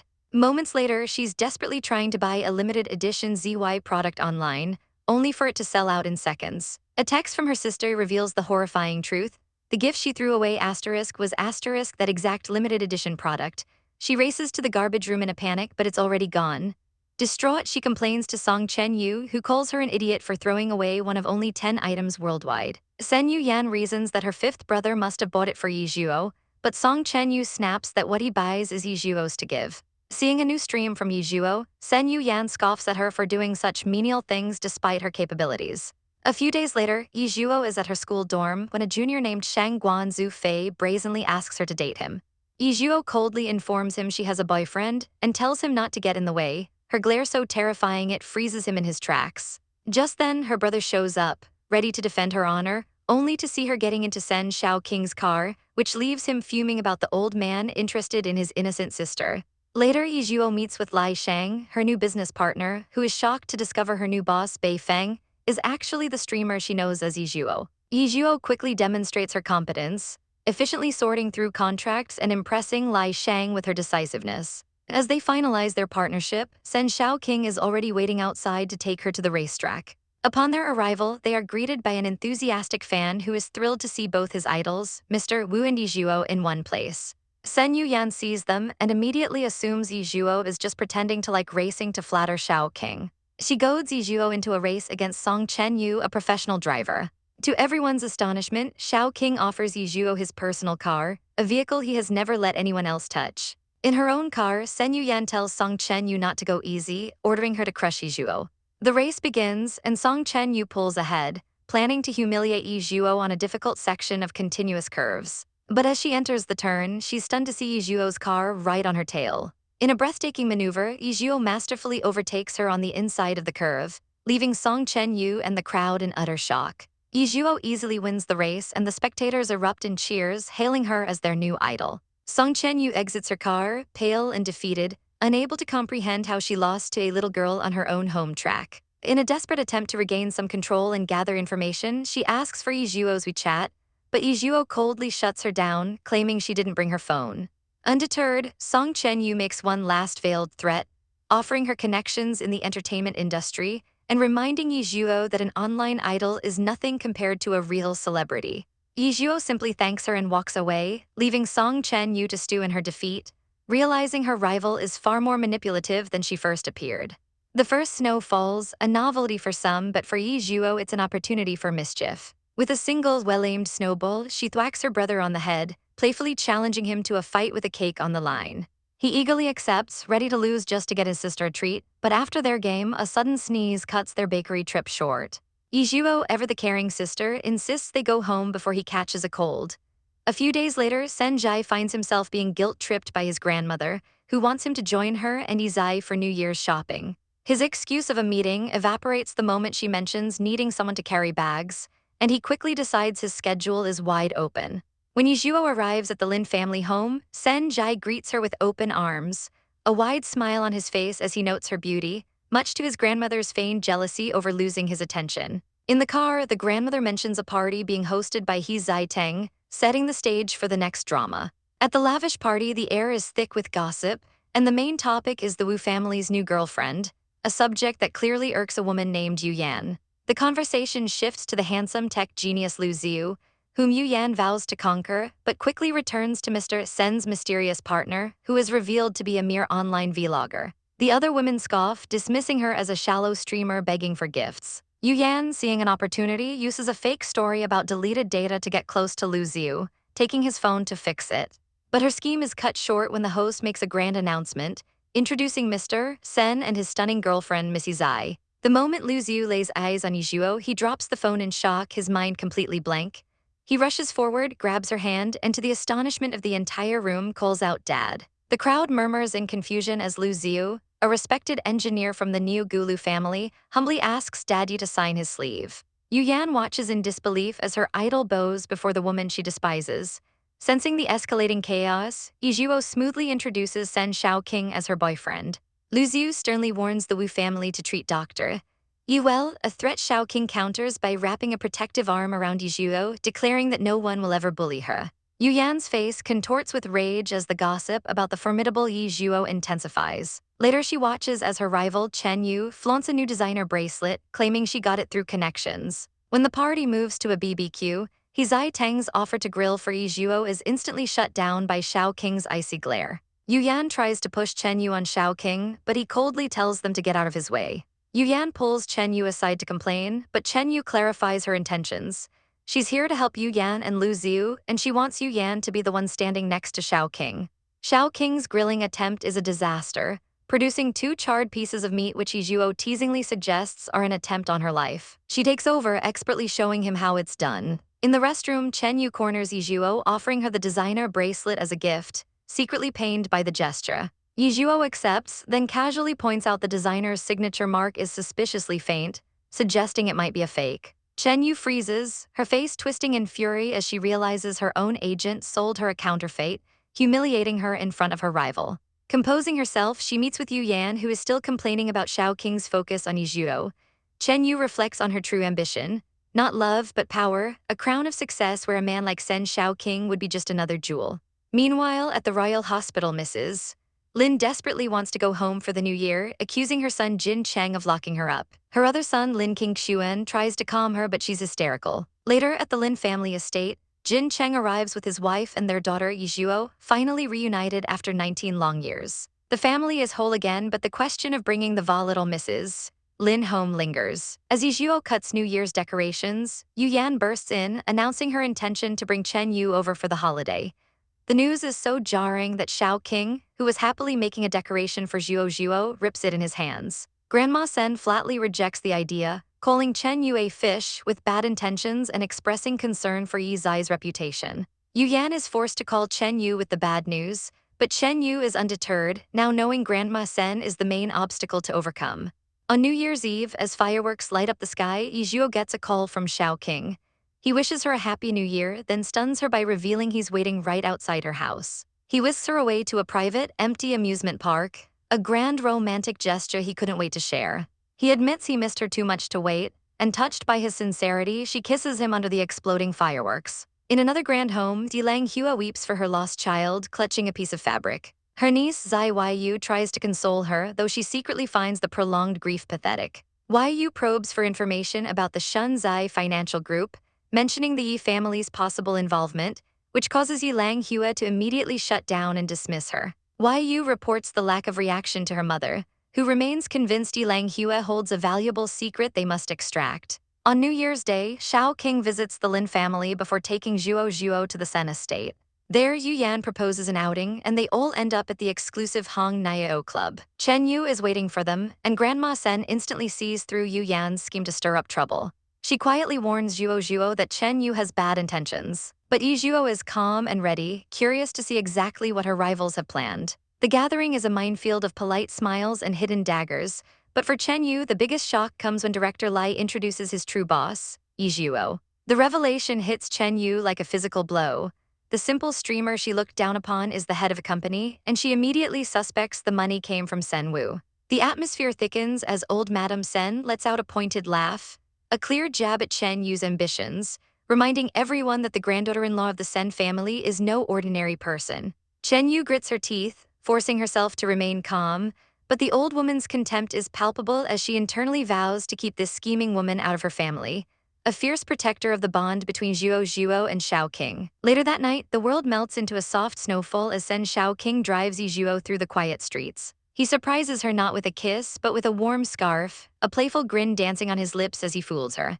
Their laughter echoes in the cold air before he pulls her close, sweeping her up in a moment of pure romance under the winter sky. But while they find peace, conflict brews elsewhere. Old Madame Sen bluntly warns her daughter-in-law to stay away from the scheming Song Chen Yu, fulfilling her duty as a grandmother. Miles away, Chen Yu is interrupted by a call from Lu Ziyu, who has arrived at her door with a bouquet and a confession on his lips. She masterfully deflects him, claiming her friend Yu Yan is in love with him, crushing his hopes with a veneer of kindness while internally sneering that he could never compare to Sen Shao King. Just as he turns to leave, she embraces him, weaving a sob story about the sacrifices required by her career, a performance so convincing that Lu Ziyu falls for it completely, vowing to protect her from afar. Chen Yu smirks in triumph, Lu Ziyu now firmly under her thumb, one step closer to her ultimate prize, Sen Shao King. In another part of the city, Lin King Xuan and his wife Xu Ning visit their mother at a nursing home, finding her lamenting her interference in her son Jin Cheng's marriage. The conversation quickly sours as Lin King Xuan mentions the class difference between Ye Zhuo and their family, earning a sharp rebuke from his wife. Soon after, Ye Zhuo and her family return to their humble home in Yanjing. To celebrate, she and her brother go out for food and run into a friend, Brother Song, whom she spontaneously invites to dinner. The warm, chaotic energy of her family captivates Brother Song, who quietly wishes for such happiness as he helps peel potatoes in the kitchen. During the meal, his gaze lingers on Ye Zhuo as she reveals she'll soon be returning to the capital, and a shadow passes over his face. The dinner is interrupted by a call for her brother Jin Cheng from Xu Ning, who demands to know why their mother is still in the hospital. Before he can answer, Ye Zhuo takes the phone, calmly informing her aunt that grandma was poisoned and cannot be discharged yet. This enraged Xu Ning, but Ye Zhuo's next words are delivered with chilling precision. If she were truly holding a grudge, grandma wouldn't be living so peacefully. Xu Ning hangs up in a fury, ranting to her husband about Ye Zhuo's disrespect until he tries to calm her, only for her to accuse him of being infatuated with Ye Zhuo and her ability to have children, culminating in a vicious slap. Days later, Ye Zhuo sees the lingering mark on her uncle's face. She later learns the truth from her brother. Her uncle was forced into an arranged marriage with Xu Ning, sacrificing his true love for family duty. Xu Ning's subsequent infertility only fueled the family's drama, a fact Ye Zhuo finds highly suspicious. After Ye Zhuo gives her uncle medicine for his bruised face, he feels a pang of hope and later suggests to Xu Ning that they adopt children. The suggestion triggers a volcanic eruption of rage from Xu Ning, who accuses him of trying to spite her and immediately blames Ye Zhuo's influence. She forces him to his knees, making him swear he will never mention it again. Fueled by paranoia, Xu Ning marches to the nursing home and begins poisoning the old matriarch's mind against Ye Zhuo, fabricating a story about her disrespect and claiming she has found a more suitable man to control her unruly niece. The matriarch, easily swayed, gives her blessing to the cruel scheme. Xu Ning's plan moves swiftly as she meets with a sleazy businessman, Lai Baiho, and offers him her beautiful young niece, painting Ye Zhuo as a simple country girl ripe for the taking. Lai Baiho, salivating at the prospect, readily agrees. But the news travels faster. Sen Shao King's assistant bursts into his office, reporting that Ye Baiho's owner is planning to marry Miss Yi. An arctic chill fills the room as Sen Shao King snaps his pen in half, ordering an immediate investigation. His revenge is swift and brutal. Lai Bio walks into his own company to find Sen Shao King at the head of his boardroom table, informing him he's been ousted. The shareholders turn on him, screaming that he was foolish enough to mess with Sen's girlfriend, and the dawning horror on Lai Bio's face is a sight to behold. As he's told the authorities are on their way to investigate his black market dealings, he finally understands he was set up by Zhao Xuning. The next morning, a bruised and furious Lai Bio confronts Xuning at her door, demanding to know why she didn't tell him Ye Zhuo was Sen Wu's girlfriend. Her dismissive reply is the final straw, and he unleashes his fury, slapping and kicking her to the ground. Meanwhile, Sen Shaoqing takes Ye Zhuo to a garden of blooming plum blossoms. Amidst the beauty, he tells her about the man who claimed he would marry her, revealing that her own aunt, Zhao Xuning, orchestrated the entire plot. He promises to handle it, his voice laced with protective fury. Ye Zhuo returns home to find chaos. Her aunt, face bandaged and bruised, is in the middle of a rampage, slapping her husband, and then a maid accusing them of having an affair. Ye Zhuo intervenes, grabbing her aunt's wrist. As Xuning screams insults, Ye Zhuo finally confronts her, her voice cutting through the madness as she asks why she and Grandma secretly plotted to marry her off to a complete stranger. The argument erupts as Xuning screams at her husband, Lin King Xuan, callously reminding him that marriages are decided by elders and his own grandmother had approved. Her rage pivots to Zhuo, furious that the girl has Sen Wu's protection, a luck she clearly doesn't deserve. Lin King Xuan tries to explain that Zhuo already has a boyfriend, but Xu Ning's fury crescendos as she raises her hand to strike him, roaring that he has no right to say she's wrong. Before the blow can land, Zhuo intervenes, grabbing her aunt's wrist and coldly accusing her of domestic violence. Lin King Xuan tells his niece to let it go, promising to apologize later, and pulls his seething wife into another room, leaving Zhuo to stare after them, completely bewildered by their toxic relationship. A short while later, Lin King Xuan emerges, a fresh bruise blooming on his cheek, and apologizes to Zhuo for Xu Ning's behavior. Zhuo questions why he tolerates such abuse, and he finally reveals the secret he's carried for years. He is the one who is infertile. He explains that for a long time, the family blamed Xu Ning, and his grandmother made her life a living hell. After he discovered the truth, he couldn't stand to see her suffer any more injustice and allowed her to take her anger out on him. He begs Zhuo to forgive her aunt, but Zhuo's mind is already racing. She knows this is a problem that requires her father's intervention. She goes downstairs to find her parents, but the butler informs her they and her uncle Jin Cheng have already stormed out in a rage. When she finally finds the trio, they offer a series of ridiculous, uncoordinated excuses for their outing. The truth is, her mother was congratulated on an arranged marriage between Zhuo and the violent Lai Bio, enraging her father. Zhuo laughs it off, telling them Brother Wu already taught that man a lesson.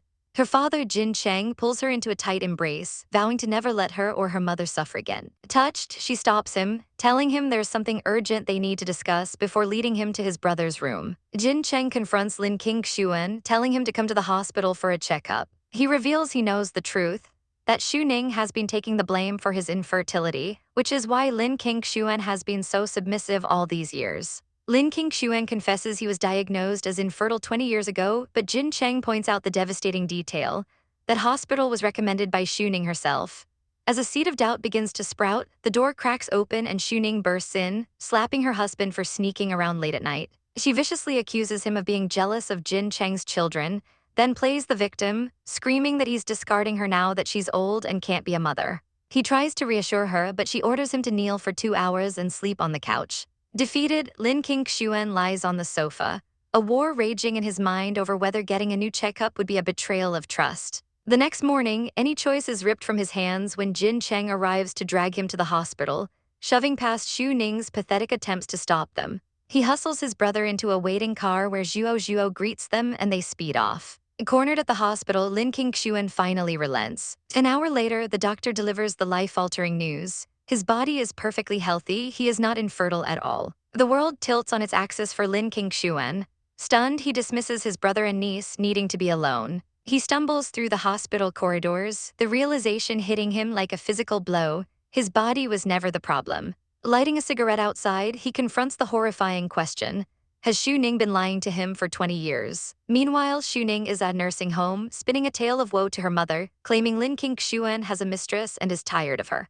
Her mother promises to set things right, boosting Xu Ning's confidence that with her mother's backing, her husband will be forced to submit. But her scheming is cut short by the arrival of Lin Qingshuan, his face a mask of cold fury. His mother-in-law immediately attacks, but he cuts her off, his voice flat and dead as he announces he wants a divorce. The women are shocked, and his mother-in-law threatens to expose his infertility to the world. Lin Qingshuan just smirks, pulling out the new medical report and declaring that the infertile one isn't him, it's Xu Ning. The truth hangs heavy in the air.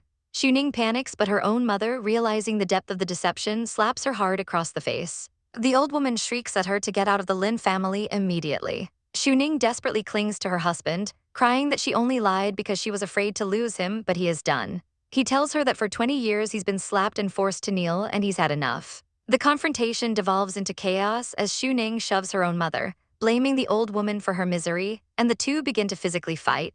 Elsewhere, the melancholic director Song spots Ye Zhuo on a food street and finds himself following her like a shadow. He watches her buy a gourd-shaped candy and on a whim buys one for himself. After she leaves, he finds her crystal hairpin dropped and trampled on the ground. Back in his sterile office, he painstakingly repairs it, the sparkling red reminding him of her. His work is interrupted by the arrival of a woman named Chen Yu, his sister. She finds him soaking in herbs for an old ailment and spots the hairpin on his desk. Assuming it's for her, she clips it into her hair, only for her brother's voice to cut through the air like ice, demanding to know who gave her permission to touch it.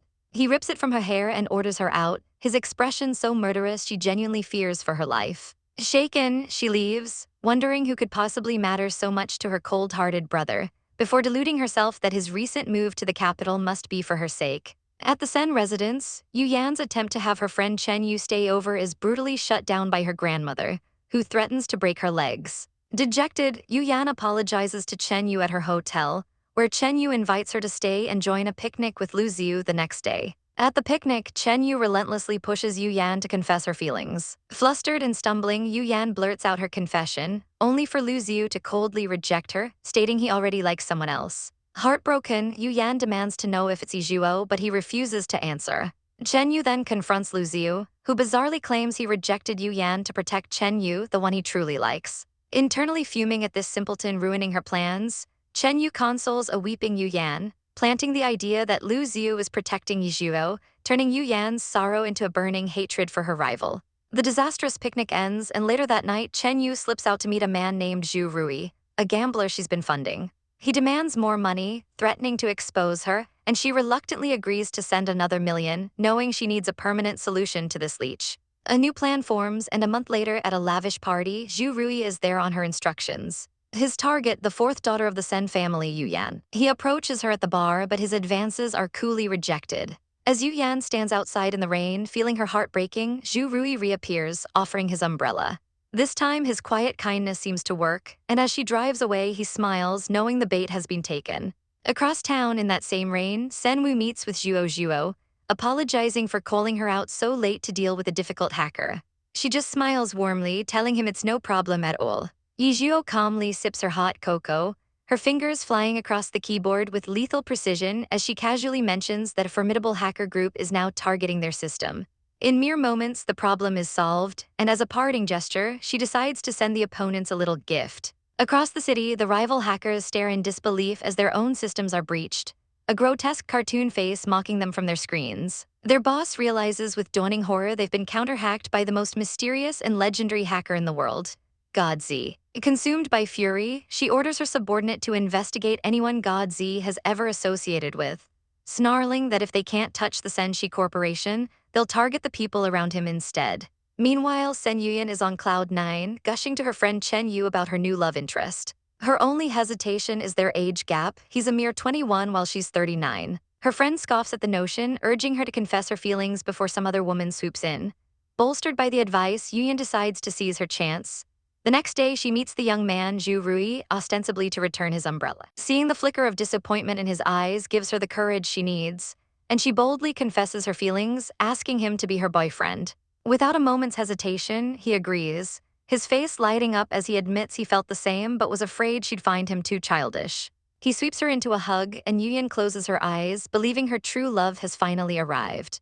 Later, as they lie in bed, Zhu Rui takes a frantic call about his company's funds being withdrawn, but he calmly dismisses his employee, saying he's with someone important and will deal with it later. Yuyan overhears, her heart swelling with the thought that she means more to him than his entire career. The following morning, she presents him with a card containing 5 million to help with his troubles. Zhu Rui acts shocked and refuses, his pride seemingly wounded as he insists on handling his own problems. Yuyan, more impressed than ever, gives him an ultimatum: take the money or they break up. He reluctantly accepts, internally marveling at how easily he can get millions from her with a wave of her hand. Elsewhere, Ye Zhuo shares an intimate moment with Shaoqing in his car, crediting her new life and their meeting to VTS before they share a kiss, leaving him blushing and flustered after she says goodnight. In another part of the city, a man named Mr. Cao visits Yilanghua's shop, claiming to have news about her long-lost daughter, Crescent. The frail woman dismisses her maid Mei to speak with him in private, but Mei immediately makes a clandestine phone call to the Zai family. The news sends the Zai family into a panic, but the matriarch quickly cooks up a sinister plot. They will find an imposter to pose as Crescent. When her husband raises concerns about DNA testing, she chillingly states they will simply swap the samples, deciding it's time to take the initiative. Meanwhile, at the Sen residence, a reality show is playing on TV, where actress Sung Chenyu's attempt to appear rustic and down-to-earth is being mercilessly mocked by online viewers as fake. In stark contrast, fellow participant Ye Zhuo is gaining immense popularity.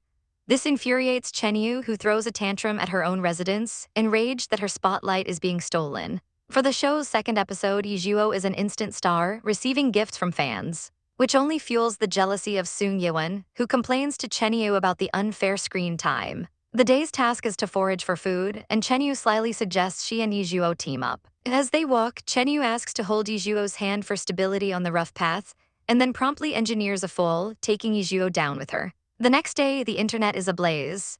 Sung Yuan has posted a perfectly timed photo, making it look like Ye Zhuo deliberately pushed Chenyu. A trending search is all point fingers at Ye Zhuo, but she remains unbothered. Suddenly, all the negative posts vanish. Shaoqing appears, revealing he scrubbed the internet for her, but she calmly tells him to let it be, explaining that the bigger the scandal, the better it is for her plan. After Sung Chenyu posts a vague, self-pitying statement about her accident, Ye Zhuo decides it's her turn to speak and posts a video of the entire incident. Sung Chenyu watches in horror, realizing Ye Zhuo was recording from the very beginning, anticipating her treachery. The humiliation of being seen as a pathetic clown sends her into a blind rage. Her agent warns her to apologize, but she screams that she will never bow to Ye Zhuo. Her meltdown is interrupted by the arrival of Sen Yuyan. Seeing her powerful friend, Chenyu's resolve hardens, and she immediately calls her agent to draft a public apology. Yuyan storms in and snatches the phone, furious that Chenyu is being so weak and vowing to get justice for her. She barges into the Sen Group headquarters, finding Ye Zhuo in the CEO's office. Yuyan launches into a tirade, defending Chenyu and accusing Ye Zhuo of being a troublemaker. Ye Zhuo coldly dismisses her as brainless, sparing her only because she's Shaoqing's sister. Enraged, Yuyan declares herself the fourth young lady of the Sen family and threatens Ye Zhuo, only to freeze when the door opens to reveal an icy-faced Shaoqing, who demands to know what she just said. He orders her to apologize to Zhuo, and when she refuses, he banishes her from the office and their home until she is forgiven.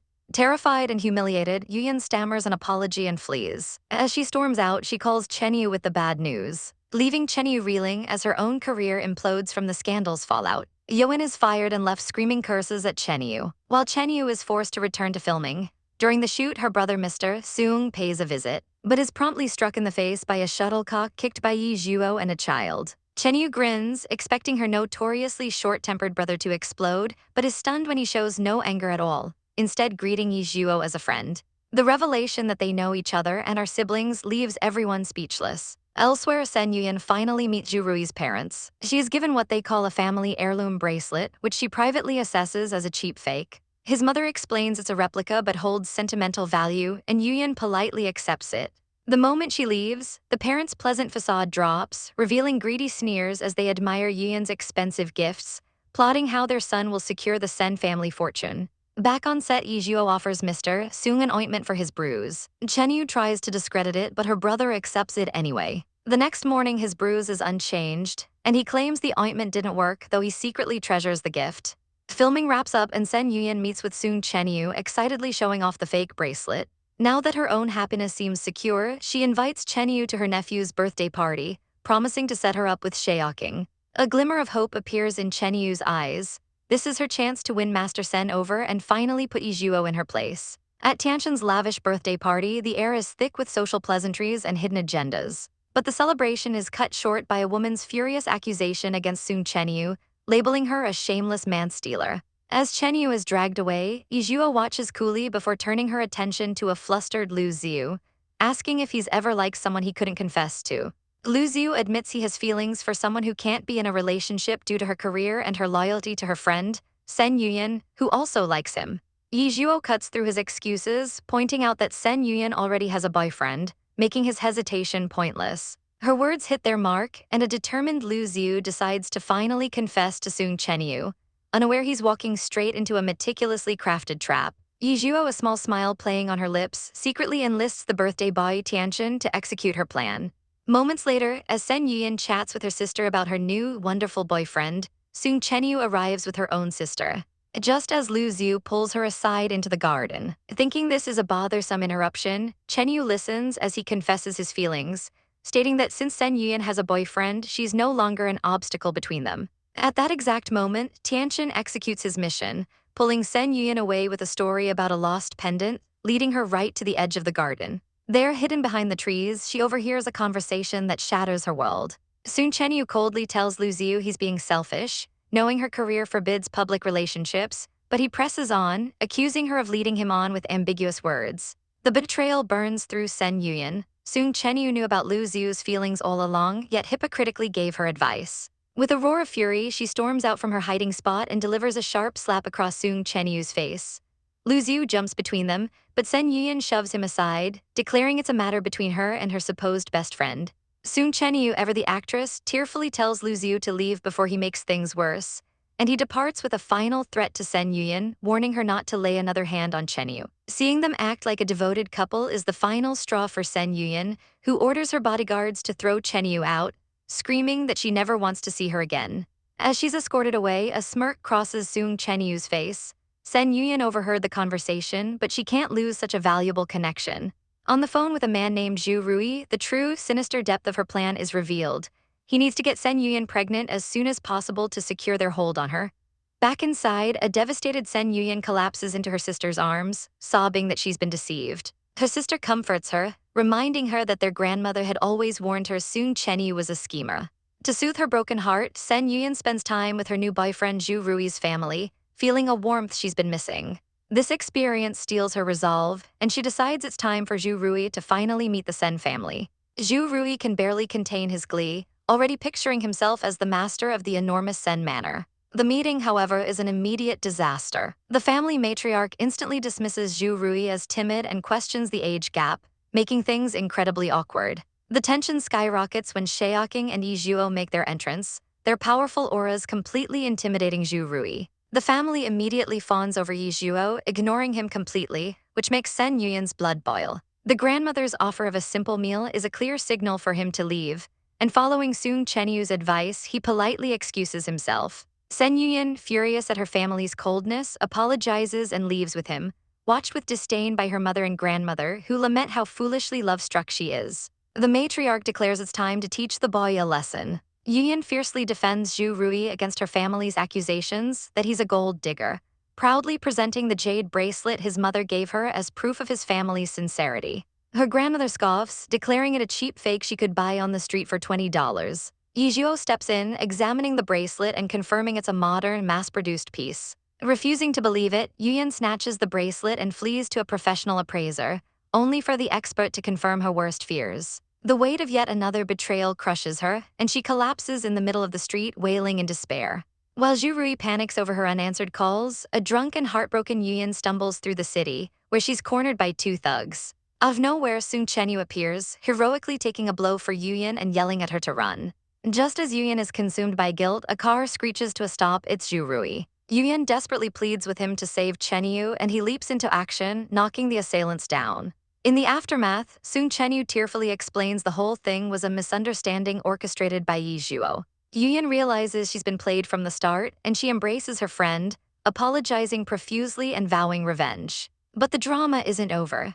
Yuyan confronts Zhu Rui about the fake bracelet, and he spins a convincing tale of having broken the real heirloom and replacing it out of fear of his mother's wrath, even swearing on his life. Swayed by his apparent sincerity and Chenyu's defense of him, Yuyan forgives him instantly, pulling him into an embrace. Behind her back, Zhu Rui and Sung Chenyu share a triumphant, knowing glance at their gullible pawn. Their victory is short-lived. Sung Chenyu's next scheme, leaking photos of Shaoqing and Ye Zhuo to the paparazzi, backfires spectacularly.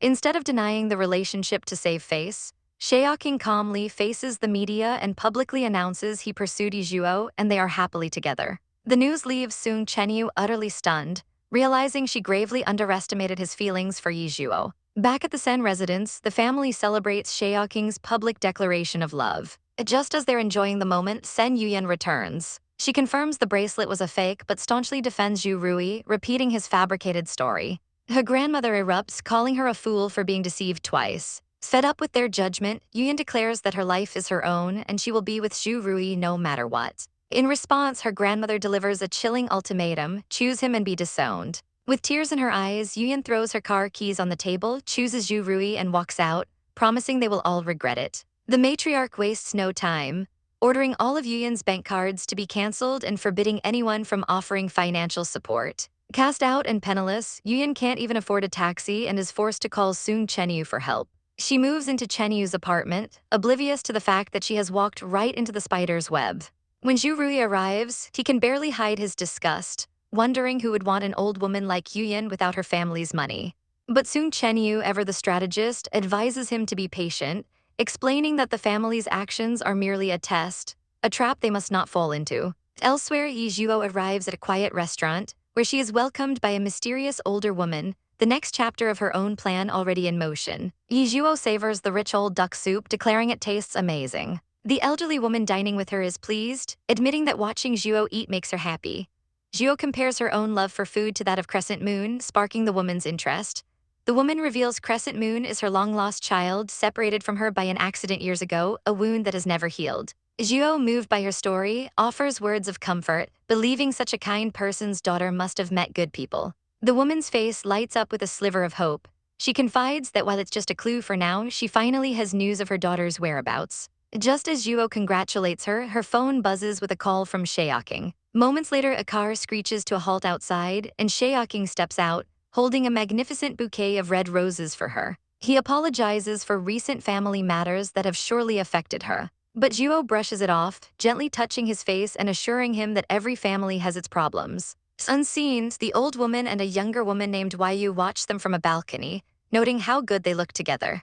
Yu then approaches the old woman, Aunt Lang, with a bouquet of lily of the valley, thoughtfully remembering it was Crescent Moon's favorite flower. Her eyes then lock onto Shaoqing, recognizing him as Master Sen, the capital's most eligible bachelor, and a devious plan forms in her mind. Seeing her golden opportunity, she rushes towards him with a box of dessert, intending to make an impression. But Ye Zhuo coolly intercepts her, pointing out that she is the one dining there today. Flustered, Yu backs down, internally scoffing that Zhuo is just a temporary girlfriend who will be dumped eventually. Elsewhere, Sen Yuyan is wrapped in the arms of her lover, Zhu Rui. He promises to take responsibility for her now that she's fallen out with her family for his sake, vowing to give up everything for her. Yuyan feels a surge of joy, thinking that even if she can't be the Sen family's princess, she can be Rui's. Half a month later, Yuyan is at a shopping plaza with her friend Sung Chenyu, complaining that Rui has been too busy with work to see her.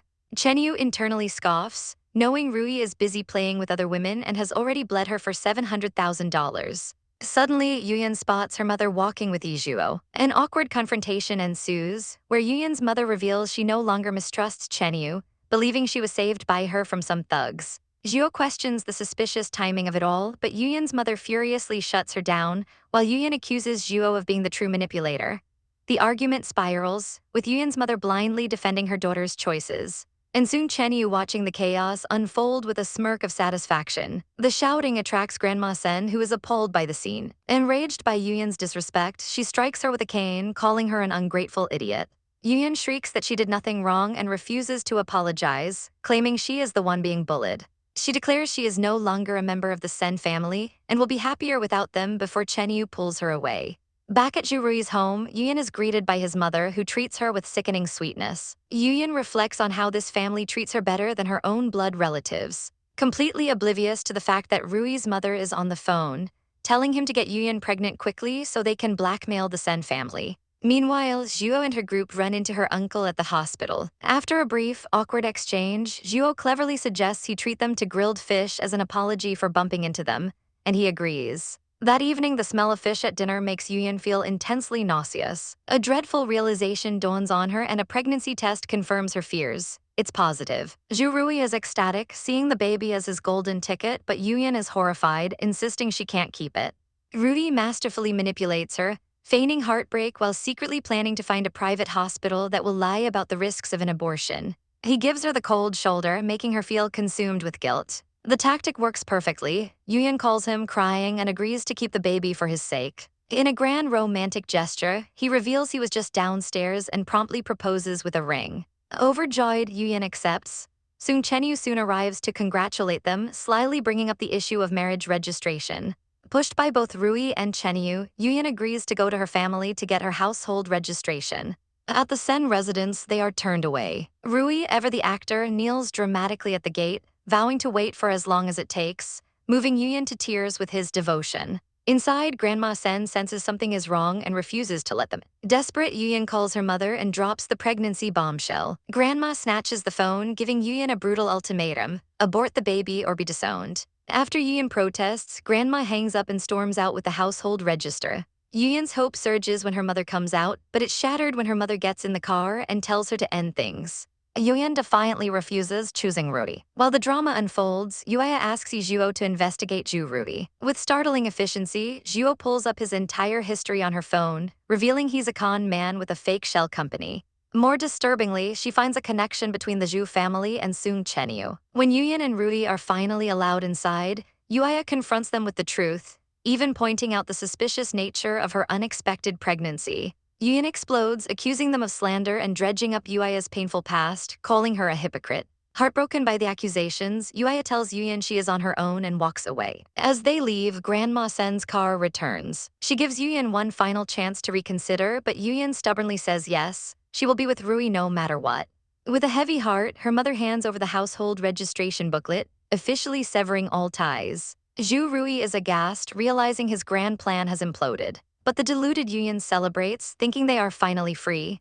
A few days later, Yuyan proudly holds their marriage certificate, ready to flaunt her happiness. Then posts a photo online. She meets Rui's parents, feeling welcomed into a new family. But at an entertainment club, Rui realizes the bitter truth. Yuyan's social media is silent. She has been completely cast out, and all his efforts have amounted to nothing. He turns his attention to another woman. Back at the Sen residence, Shaoqing finishes his workout, and Zhuo is left momentarily speechless by his impressive physique hidden beneath his clothes. A playful poke to Shaoqing's back sends a shiver through him as Ye Zhuo awkwardly compliments his muscles. He's a bit flustered, explaining that he's sweaty and feels rude, but she insists his muscles just feel warm and full, making the situation even more bizarre. Their strange moment is cut short by the arrival of Shaoqing's grandmother, who promptly scolds him for being home during the day instead of working. She then pinches his bicep, wondering aloud how a delicate flower bud like Ye Zhuo will handle his rock-hard physique tonight, much to his embarrassment. She warns Ye Zhuo to come straight to her if the little rascal gives her any trouble, leaving Zhuo completely bewildered by the misunderstanding. Half a month later, Ye Zhuo meets up with a friend and her little sister, planning a day of shopping for jade jewelry. But her attention is suddenly snagged by a familiar yet tragically changed figure, Sen Yuyan. Zhuo is stunned by how old and puffy Yuyan looks, her face dotted with freckles. Her friend wastes no time confronting Yuyan, coldly asking if she's forgotten they are completely through. She then twists the knife, declaring her own happiness with Zhu Rui and telling Yuyan to get lost. Enraged by this cruelty, Zhuo's friend begs her to do something to expose Zhu Rui for the snake he is. And Zhuo, with a determined glint in her eye, agrees to try, her first step being to hack his phone. Meanwhile, at Zhu Rui's residence, a miserable Sen Yuyan calls him about her morning sickness, only for him to coldly dismiss her, claiming he's too busy with work to come home. Staring at her own haggard reflection, she despairs over her ruined figure and lack of money for skincare, trying to convince herself things will get better. Her phone beeps with a rare email and her world shatters. Inside are photos of Zhu Rui intimately kissing another woman, Sung Chenyu. Yuyan's first thought is denial, believing it to be a fabrication by Ye Zhuo, but the email contains more damning evidence. A screenshot of Chenyu inviting Zhu Rui to her place at 8 p.m. on the 13th, with explicit instructions not to tell Yuyan. A cold dread washes over her as she realizes today is the 13th. She races to Chenyu's residence and calls, but Chenyu lies, claiming she's not home. Clinging to a desperate hope, Yuyin uses a key Chenyu once gave her and lets herself in, finding the apartment empty and breathing a sigh of relief. But the relief is short-lived, as she hears voices and hides just in time to overhear Zhu Rui complaining to Chenyu that marrying Yuyin didn't secure his place in the Sen family. The disgusting truth unfolds as Chenyu reassures him that their plan is still on track. Once Yuyin gives birth to the Sen family heir, they'll be forced to acknowledge them. Listening from the shadows, Yuyin's heart breaks as she realizes her entire life has been a carefully constructed scam. She's horrified as Chenyu boasts about how Yuyin only fell for their act after a self-harm stunt.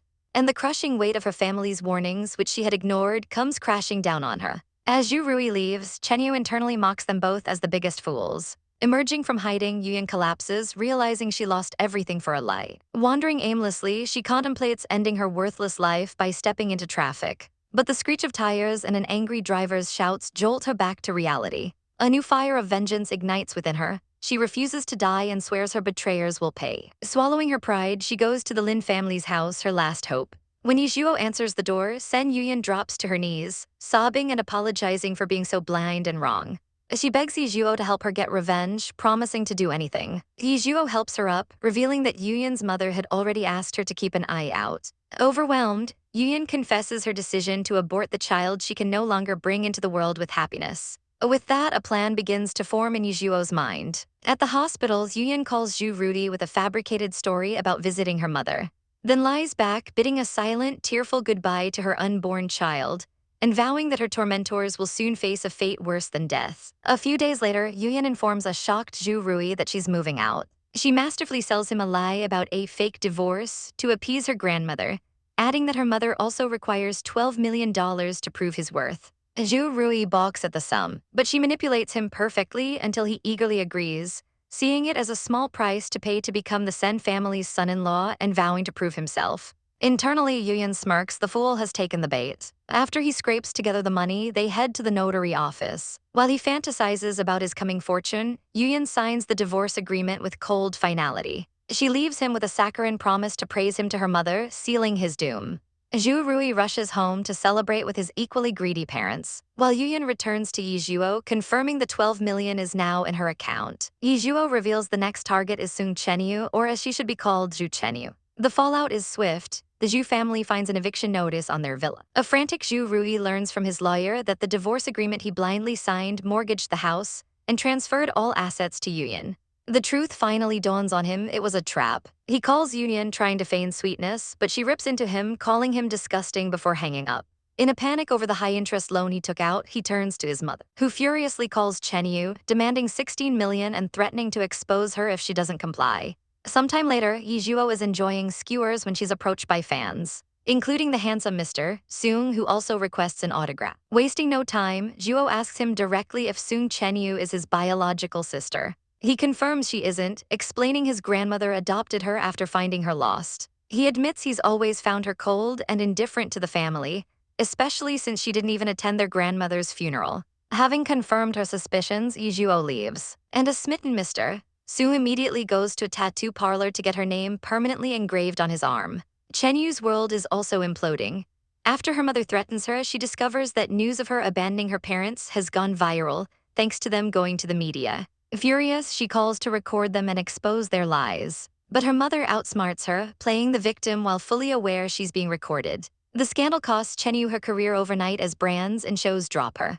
Desperate, she tracks down Yuyin in a parking garage, planning to stage a heroic rescue to win back her trust. She shoves Yuyin out of the path of a speeding car and launches into a tearful performance, claiming she cut ties with the Zhu family long ago. But Yuyin isn't falling for it again. She slaps Chenyu's hand away, snarling that she's not a fool anymore. She furiously reminds the traitor that she is Sen Yuyin of the powerful Sen family. At that moment, Ye Zhuo appears. Chenyu realizes Ye Zhuo orchestrated the entire thing and screams that she's the biggest obstacle in her life. Ye Zhuo just looks at her with disdain, telling her that she, like all the others who think the world revolves around them, is ultimately nothing. Soon Chenyu unleashes her fury, screaming that everything she has was built with her own 2 hands, while Ye Zhuo was just lucky to be born into a privileged family. But Zhuo cuts her down with a single condescending question. Did she work for it by stepping on others to get ahead? Chen Yu sneers that the world has been stepping on her since she was a child, and she's simply playing by the established rules, but the young Yuyan scoffs at her twisted mentality. He tells her she's been deceived by Ye Zhuo, and before Chen Yu can even process it, he lands a swift kick to her stomach, warning her never to stir up trouble again. Sprawled on the ground with blood trickling from her lips, Chen Yu realizes with a cold dread that Sen Yuyan now utterly despises her. Yuyan's mother tells Zhuo to just ignore the trash on the floor, offering to drive her home while Chen Yu glares from the pavement, seething that Zhuo is nothing but a low-life tramp she will one day crush into the mud. Humiliated and furious, Chen Yu's despair is interrupted by a call from her brother, who asks about the recent public buzz. Through her tears, she begs him to help her. He coolly agrees to handle it within a day, and a smug smirk spreads across Chen Yu's face as she imagines Ye Zhuo being crushed under the weight of the Sung family's power. Meanwhile, in the car, Zhuo gently reminds Yuyan's mother that Mrs. Sen was the most upset when she left the family. The woman's face hardens with resolve. She knows she must return and apologize for her foolishness. At the Sen family house, Zhuo is greeted with open arms by the grandmother, who offers her freshly arrived imported fruit. Moments later, Yuyan and his mother arrive, only for her to be immediately confronted by her own mother about the news circulating about Sung Chenyu and Zhu Rui. Overwhelmed with regret, she collapses into her mother's arms, sobbing that she was an idiot to sever ties with her family for a man. As her mother tearfully consoles her, the family matriarch Mrs. Sen appears with a cane raised high, her expression unreadable. The daughter braces for a well-deserved beating, but the cane only taps her shoulder gently as the old woman says it's time for her to clean up her own mess. While one family reconciles, another begins to fracture. A bruised and battered Sung Chenyu arrives at the Sung residence, desperately pleading with her brother for help. Back at the Sen house, news breaks that several brands have dropped Chen Yu as their spokesperson, and all negative press about her has been mysteriously scrubbed from the internet. Zhuo correctly guesses that the powerful Sung family is behind it. In his office, Chen Yu's brother confirms his PR department has removed all related topics. When a bandaged Chen Yu arrives to thank him, he cuts through her pleasantries, demanding to know what's going on with her family. She launches into a tearful, fabricated story of neglect and poverty, but he isn't buying it, coldly reminding her she couldn't even be bothered to show up when their grandmother died. He tells her he'll help for their grandma's sake, but demands to know how she was injured. Chen Yu immediately points the finger at Ye Zhuo, weaving a tale of betrayal and assault, even claiming Zhuo gave her the scar on her face. Her brother simply clicks on his tablet, revealing photographic evidence that she framed the entire incident. Chen Yu panics, insisting the photo is misleading, but her brother's patience has run out. As she continues to blame Zhuo, he grabs her by the throat, his eyes filled with ice. He declares that he's pulling all his investments in her and that she is now officially cut off from the Sung family. With a final, chilling warning that he'll end her if she ever bullies Ye Zhuo again, he orders her to be thrown out. Chen Yu is dragged away screaming in disbelief, her world crumbling around her as she's cast out into the street. The humiliation deepens as she overhears bystanders gossiping about her, calling her a shameless celebrity who neglects her own parents. Just then, her agent Dao calls, frantic that the negative stories are trending again, and says he's on his way with one last desperate plan. But when he arrives, it's not with a solution but with a contract termination notice, informing her she's a liability and the company is cutting its losses. Chen Yu collapses, the reality of her ruin finally sinking in. The news cycle is brutal and swift. The Sung family publicly terminates her adoption, her home is swarmed by reporters, the Zhu family's assets are seized, and soon her scandal is just old news, trampled underfoot like a discarded newspaper. Sometime later, Ye Zhuo gets a call from a man named Shayok, whose deep voice whispers that he misses her, making her blush furiously. He insists on treating her and her friends to hot pot, arriving at the restaurant with a charming smile. Her friends are starstruck by Master Sen, especially when he reveals he ordered everything on the menu. The meal is interrupted by the boisterous arrival of Ho Zaiting, who greets Zhuo as his sister-in-law. Zaiting is flabbergasted to learn Shayok now refers to Zhuo's friend as his cousin, muttering that Shayok is truly down bad for this woman. He immediately turns his charms on her friend Lizzie, brazenly asking if she has a boyfriend. Elsewhere, a brilliant young doctor named Gu Denning is enduring a terribly awkward meeting set up by her aunt with a pompous businessman, Wai Liping. After boasting about his wealth, he declares her a suitable candidate for a wife and demands to discuss the terms of their marriage. Denning is stunned, clarifying that she isn't on a blind date and already has a boyfriend. Just as the rejected suitor storms out, a man named Yisen appears, draping an arm around Denning and calling her darling. He confronts the businessman, grabs him by the collar, and threateningly suggests that a man so loaded can surely cover any medical bills. The terrified man apologizes and flees. Yisen then gently chides Denning for being a pushover before suggesting they see a movie, taking her hand as she apologizes for being so busy. The next day, Zhuo and her mother are out with the family matriarch when they encounter a woman named Langhua. After a pleasant exchange, the old woman reveals Langhua's tragic past. She was once a famous talent whose 3-year-old daughter was lost. Just as Zhuo's mother expresses hope for their reunion, a frantic phone call delivers shocking news. Langhua's long-lost daughter, Crescent Moon, has been found. Langhua rushes home, her heart pounding with a mixture of hope and fear, only to be warned that her daughter has suffered greatly and has severe mental health issues. When she finally sees Crescent Moon, the woman is a trembling wreck who recoils in terror, screaming not to be hit. Langhua is devastated, but a man named Zai Muin urges a DNA test to be sure. The test comes back positive, confirming the traumatized woman is her daughter. Langhua decides to take Crescent Moon to a private villa to recover, while Zai Muin inwardly schemes, believing that with the madwoman under his control, Langhua will have to yield to his demands. In another part of the city, Shaoqing drives Zhuo to an airfield, his expression uncharacteristically serious. They board a private plane, and as they descend towards a sprawling high-tech facility, he smiles, welcoming her to his secret laboratory. Shaoqing leads Ye Zhuo into his high-tech research facility, remarking that a base like this must have cost an astronomical amount of money, to which he smugly replies that he's quite good at making it. But as they walk, he's silently perplexed by her utter calmness.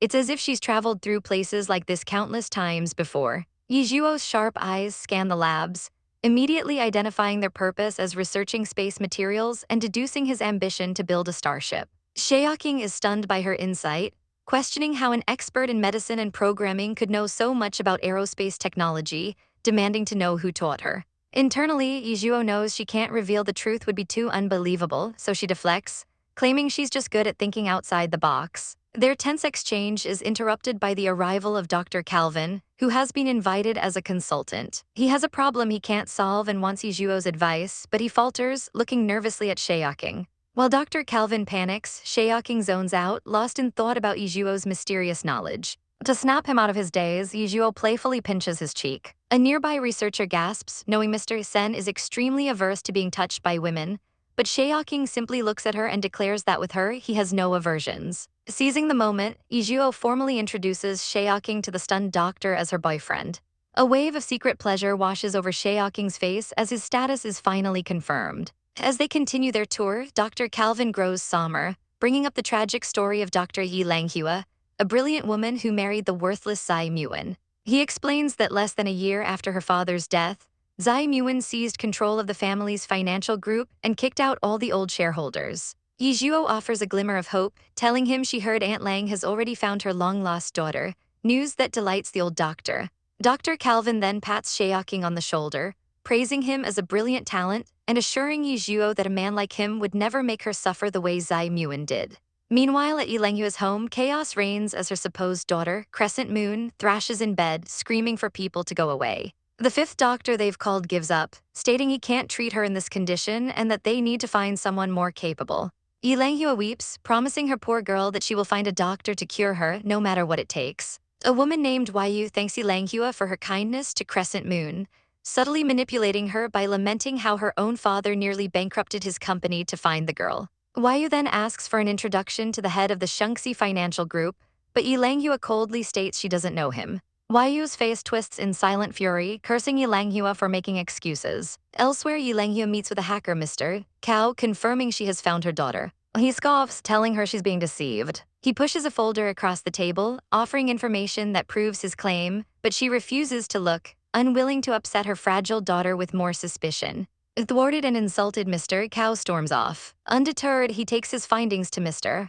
Zhang, one of the founders of the Shunxi financial group. Cao Wai lays out the proofs the woman with Ye Langhua is not her daughter. Mr. Zhang examines a photo, sighing over the Ye family's misfortune, but decides against confronting Ye Langhua directly, suggesting they find someone else instead. Their search leads them to Ye Zhuo at Capital University. They approach her, handing over a file and revealing their purpose, to tell her about her true parentage. Cao Wai explains that her supposed grandfather Ye Dafu originally had only 2 sons and a daughter, but another daughter named Ye Shu suddenly appeared one year. It was the same year Zai Muin claimed to be on a business trip, providing the perfect cover to bring the baby back. The revelation clicks into place for Ye Zhuo, finally explaining the constant malice her mother endured. They urge her to go to Ye Langhua, but Ye Zhuo flatly disagrees with their impulsive plan. She calmly explains that Aunt Lang's situation is complicated, and a rash revelation could backfire. Instead, she proposes a smarter approach.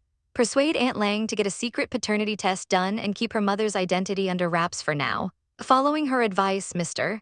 Zhang meets with Ye Langhua and gently urges her to get another test done just to be safe. Though reluctant, she agrees. That night, she creeps into Crescent Moon's room as she sleeps. With a heavy heart, she carefully plucks a strand of hair and secures it in a small box. But as she leaves, the supposedly sleeping girl's eyes flash open. The next day, another highly respected neurologist, Mr. Li, is driven away by Crescent Moon's violent fit. As soon as Ye Langhua leaves the house to meet another specialist found by Zai Muin, Crescent Moon sits up, perfectly lucid, and demands cotton candy. Yu appears in the doorway, her voice dripping with venom as she tells her to stop pretending. The girl, whose name is Jiang Yan, drops the act and pushes Yu away. Yu reveals they chose her for this role because her mental instability made her easy to control. But now that the paternity test is done, they're stuck with her. Yu offers a deal, they cooperate, and Jiang Yan continues to pretend to be the crazy Crescent Moon. When Jiang Yan hesitates, she is threatened with being sent back to the orphanage. Terrified of losing her new life of luxury, Jiang Yan reluctantly agrees. She then reveals that she knows Ye Langhua took her hair for another test, but she can switch the sample.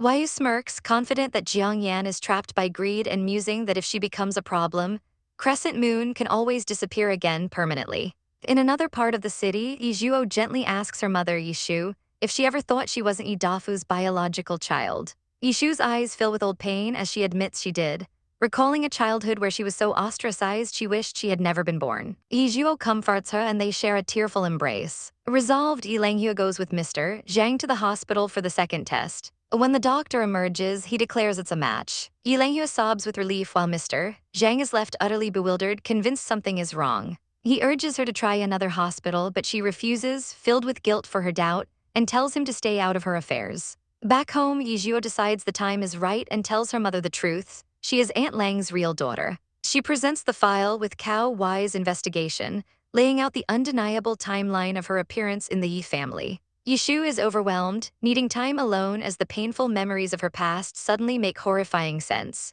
The next morning, a composed Ye Shu approaches her daughter and hands her a bag containing her hair. She has made her decision. It's not about her, but about saving Aunt Lang from a cruel deception. At the hospital, the results confirm it. Ye Shu is the real daughter. However, Cao Wai relays that Mr. Zhang's secret test with the imposter's hair also came back as a match. Ye Zhuo's eyes narrow. The Zai family is clearly determined to solidify the fake's identity, and she knows she has to stop them. Ye Zhuo needs information on the Zai family, but her contact, a cocky kid who calls himself the Master of Information, is of little help. Her investigation is cut short by the unexpected arrival of Mr. Zhu, who points out that the formidable Mr. Sen has just arrived in his sleek black car. Ye Zhuo's heart sinks as she realizes she's run right into the head of the Sen group. Mr. Sen approaches, feigning concern over her being at a hospital, but she coolly deflects, claiming it's a private family matter. He offers his help, but she insists she can handle her own affairs, a flicker of defiance in her eyes. Mr. Sen's gaze then falls upon her companion, an intimidating stare that makes the hacker, Cao Wai, shrink in terror. Mr. Sen instantly recognizes him as the hacker who once breached his company's network, causing Cao Wai to freeze in sheer panic, imagining himself behind bars. However, Mr. Sen offers a deal: investigate how Ye Dafu suddenly acquired a daughter and he'll overlook the past transgression. Ye Zhuo tries to dismiss Cao Wai, but the now terrified hacker eagerly accepts the mission from Mr. Sen, promising perfection. Meanwhile, at Ye Langhua's home, chaos erupts as her daughter, Crescent Moon, refuses to eat, calling her mother a bad person. She violently knocks a cup of milk from Langhua's hands, shattering it on the floor. A stern-looking woman scolds Crescent Moon, but Langhua defends the girl, insisting she's fine. The woman then reveals she's found a skilled doctor who can supposedly cure Crescent Moon's illness, and Langhua, desperate for a solution, agrees to the meeting. The so-called miracle doctor arrives, a man with a grandiose air who dismisses talk as cheap and wants to see the girl himself. After a brief examination, he correctly identifies that her illness stems from a trauma she suffered at age 3, stunning Langhua with his accuracy. He confidently promises to return a perfectly healthy daughter within 7 days, leaving Langhua weeping with gratitude. But it's all a ruse. Outside, the doctor meets with the scheming Zai Yu, who praises his acting and pays him for the deception, promising more money when the job is done. 6 days later, Langhua brings medicine, hopeful that it's working. The other woman points out that Crescent Moon hasn't been avoiding her lately, a sign of progress. As Langhua enters the room, Crescent Moon calmly agrees to take the medicine and then, for the first time, calls her mom, a word that leaves Langhua stunned and overjoyed. Now seemingly recovered, Crescent Moon sits with her mother, reminiscing about how Yu and her mother helped them. Langhua agrees they must be thanked properly, and Crescent Moon laments her own uselessness. Seeing her chance, Langhua reveals her father was a founder of the Shunxi Financial Group and offers to write Yu a letter of recommendation. Crescent Moon immediately ups the ante, suggesting Yu should just become her grandfather's successor. She plays the part of the devoted, uneducated daughter who only wants to stay by her mother's side, convincing Langhua to agree.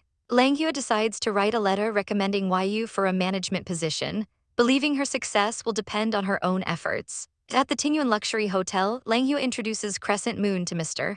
Zhang and presents the letter recommending Zai Yu. Mr. Zhang is baffled, questioning why she would hand over her father's life's work to an outsider. Langhua explains her daughter has no interest in inheriting the group, but Mr. Zhang flatly refuses the letter, declaring that the woman in her home is not her daughter. Langhua explodes in a fury, refusing to allow anyone to slander her child, and storms out, leaving Mr. Zhang to warn her that she won't regret it. Back at the Lin residence, Ye Zhuo returns home to find her mother, Ye Shu, staring at a paternity test in disbelief. The results are clear. Ye Shu is Ye Langhua's biological daughter. Her brother Ye Sen spits out his drink in shock. He breaks down, unable to process that they aren't related, wailing that he's not worthy of being called her uncle. Ye Zhuo has to kick him to get him to calm down. Ye Shu reassures a tearful Ye Sen that their relationship won't change, and he'll always be her little brother. Ye Zhuo suspects that Zai Muan was behind her mother's disappearance long ago, determined to make them see the truth. At the Shunxi Financial Group, President Si Lu receives Langhua's letter with cynical amusement, finding it ridiculous that the Yi family is suddenly showing interest after so many years. Intrigued, he orders his assistant to bring Zai Yu to him. At Langhua's home, Yu and her parents wait for Si Lu's arrival. Si Lu is introduced to Zai Yu and is immediately unimpressed, finding her completely average. He greets Langhua, whom he calls Aunt Lang, but inwardly notes how the once famous beauty is now a nobody. Langhua then proudly introduces her biological daughter, Crescent Moon, who stammers a nervous hello. Si Lu internally questions if this timid girl is truly Langhua's daughter, as even the scheming Zai Muan seems more normal. Just as he's about to leave with Yu, a maid rushes in with news that Crescent Moon has a high fever. Langhua receives a frantic call confirming it and immediately agrees to return home, falling right into their trap. Mr. Sen hands Ye Zhuo the information Cao Wai found just as her mother arrives. He notices Ye Shu's distress, and Ye Zhuo explains she's just nervous. Mr. Sen offers to accompany them, needing to show off his boyfriend's skills, and steals a quick kiss before she can refuse. When Langhua arrives at Mr. Zhang's hotel suite, she's stunned to find Ye Zhuo and her mother Ye Shu already there. Mr. Zhang gravely informs Langhua that Ye Shu is the real Crescent Moon. He points out the striking resemblance between Ye Shu and a younger Langhua, a fact that Langhua struggles to accept as absurd. She furiously reminds him of the paternity test, but he presents a new file containing another test result and records of Zai Muan's deception. Enraged that he ran another test without permission, Langhua throws the file aside, refusing to doubt her daughter again. She then turns on Ye Shu, accusing her of betrayal. Ye Zhuo fiercely defends her mother, warning Langhua that she won't be forgiven for any disrespect. Just as Langhua hesitates, her phone rings with the news of Crescent Moon's fever, and she rushes out, ignoring Mr. Zhang's plea to wait. Ye Zhuo watches her go, realizing that Langhua is too consumed by worry to see the truth. At Langhua's home, the housekeeper checks on the feverish imposter, relieved their plan to keep Langhua away from the truth worked. As Langhua vows to never leave her daughter's side again, her phone rings. The housekeeper, Jiao, answers it and coldly tells Ye Zhuo that her mistress is busy before hanging up. At the Lin residence, Ye Zhuo reports the hang-up, and Ye Shu is horrified that the fake Crescent Moon dares to call Langhua mom. Ye Zhuo decides she will find a way to speak to Langhua alone. The next day, Mr. Sen's special assistant, Mr. Zhu, arrives at Langhua's house, but Jiao slams the door in his face, saying Langhua is busy. Mr. Sen is informed of the failure, and Ye Zhuo realizes the Zai family is determined to keep Langhua trapped. Deciding she's been considerate for long enough, she declares it's time to act. Inside, the Zai family celebrates their victory, unaware that their world is about to collapse. Mr. Zai gets a frantic call about a massive problem at the office. He storms into Zai Group to find the company embroiled in a massive online scandal, with customers demanding refunds over safety hazards. Desperate, he rushes back to Langhua begging for help. Langhua initially laughs at his failure, but the fake crescent moon intervenes, manipulating her mother by promising to move to the courtyard and live with her if she helps her father just this once. Langhua agrees and they rush to the Zai Group office. As they enter, they are met by the sight of Mr. Sen and a smiling Ye Zhuo who calmly greets her Aunt Lang. With an icy command, Zhuo orders everyone not involved to get out, her gaze locking onto the stunned Master Sen, who can't believe her audacity. As he's forced to leave, another woman, Ye Langhua, storms in, accusing Zhuo and her companion Shaoqing of deliberately targeting Zai Muan's company just to lure her out. Zhuo calmly replies that they tried calling, but if she didn't get the message, she should question the people around her. She then presents a folder, telling Ye Langhua to finally take a good look, explaining she's only doing this so her mother will have no regrets. The documents inside are a bombshell. The day Ye Langhua's daughter, Crescent Moon, vanished, Zai Muan appeared in Yunjing City with a sick 3-year-old girl, who was then adopted by a man named Ye Dafu for a hefty sum. The truth crashes down on Ye Langhua as she realizes the folder contains a paternity test. Zai Muan, the man she trusted, sold their own daughter. An anguished scream tears from her throat as the monstrous betrayal sinks in. As Ye Langhua crumbles, Zhuo leans into Shaoqing for a brief moment of support. Having collected herself, Ye Langhua's grief turns to chilling resolve, thanking them and declaring she'll handle things herself from now on. Just then, Zai Muan walks in, blissfully unaware, asking if everything is resolved. She informs him that he no longer needs to concern himself with the company. When he tries to placate her by mentioning Crescent Moon, her rage explodes, and she sends him sprawling with a powerful kick. She seizes a nearby rod, swinging it wildly as Shaoqing rushes to stop her. Shoving the damning evidence in his face, she demands to know who the child was that he took all those years ago. His panicked denial only fuels her fury, and he pathetically begs for forgiveness, claiming he only wanted to be worthy of her. Ye Langhua lets out a bitter, mocking laugh before swinging a golf club straight at his head. The club connects with a sickening clang. As she laments her own blindness, the police burst in to arrest Zai Muan for human trafficking. He desperately pleads with her as he's dragged away, but she coldly tells him to pay the price for his evil deeds. With one mess cleaned up, Ye Langhua turns to Zhuo, asking if she'll help her kick the other pests out of her house. At the Yi residence, they confront two women, Jiang Jiao and Jiang Yan, ordering them to get out now that their benefactor, Zai Muan, is in jail. Jiang Yan panics at the news, her scheme of being the fake daughter exposed. Ye Langhua scoffs that everything in the house is hers and then delivers the final blow, introducing Zhuo as her true granddaughter.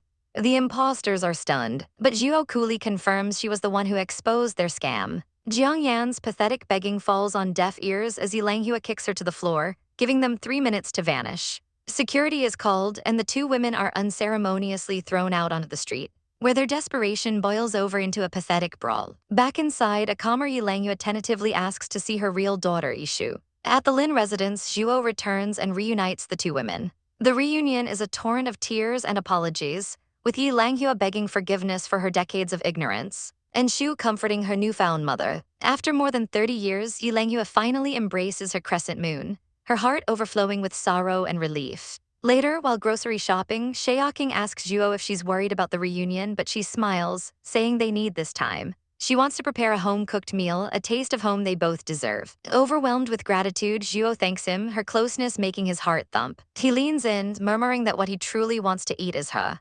Meanwhile, the imposter Zai Yu arrives at the Shanxi Financial Center, brimming with arrogance and ready to claim her inheritance. Her entitlement sours when she learns the executive director's office is on a higher floor. But her indignation is cut short when her job offer is suddenly rescinded. Furious, she storms into the director's office to confront Zhao Zuyan, only to be coolly informed that Ye Langhua has personally severed all ties. Zhao Zuyan smirks, admitting she's disappointed, as crushing the real heir would have been far more satisfying. A screaming Zai Yu is dragged out by security, her dreams of wealth turning to ash. Zhao Zuyan then tasks her subordinate with keeping a close eye on the Yi family, sensing this is a critical time. Back at home, Zhuo discusses the finer points of Starship propulsion systems with a stunned Shaoqing. He's bewildered by her advanced knowledge, which she nervously brushes off. Unfazed, he invites her to join his R&D team, placing his complete trust in her. He declares that even if she bankrupts him, he'll simply accept her as his own. Their moment is interrupted by the arrival of her mother and grandmother, followed by a hot-headed young man named Jin Sheng, who immediately warns Zhuo to stay away from Shaoqing. The family dinner that follows is tense, as both Shu's mother and a man named Yi Sen argue over who has the right to protect her. Yi Langhua's protective fury erupts as she learns of Shu's past suffering, roaring that she would have annihilated the Lin residents had she known. Finally, turning to Shu with gentle eyes, she asks her to come live in the quiet courtyard house, just the two of them safe from the world. Yishu pleads with her mother Yi Langhua not to separate her from her husband Jin Sheng, her heart aching at the thought. The matriarch's stern expression softens. She's missed her crescent moon for over 30 years and can't bear to hide her away any longer, deciding that if her daughter doesn't want to leave, then she can stay.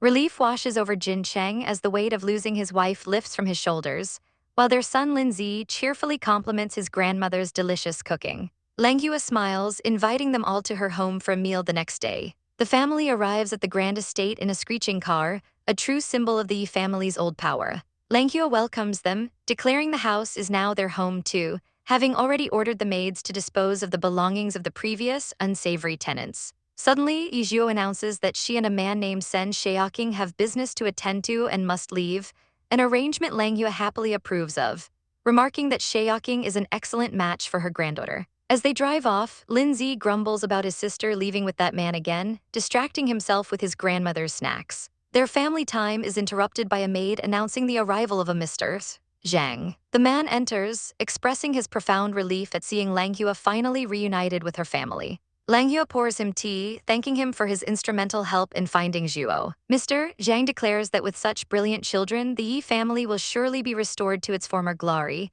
but Langhua dismisses the notion, caring only for her family's health and happiness. Mr. Zhang presses, reminding her that the Yi family has been dormant for too long, a fact Langhua tries to ignore, stating the corporation has done fine without her. But he delivers the grim truth. The Zhao family now controls the corporation, and Mr. Zhao has ill intentions to kick the Yi family out for good. He suggests Langhua and her daughter manage the company together, but Yishu immediately refuses, admitting she knows nothing of business.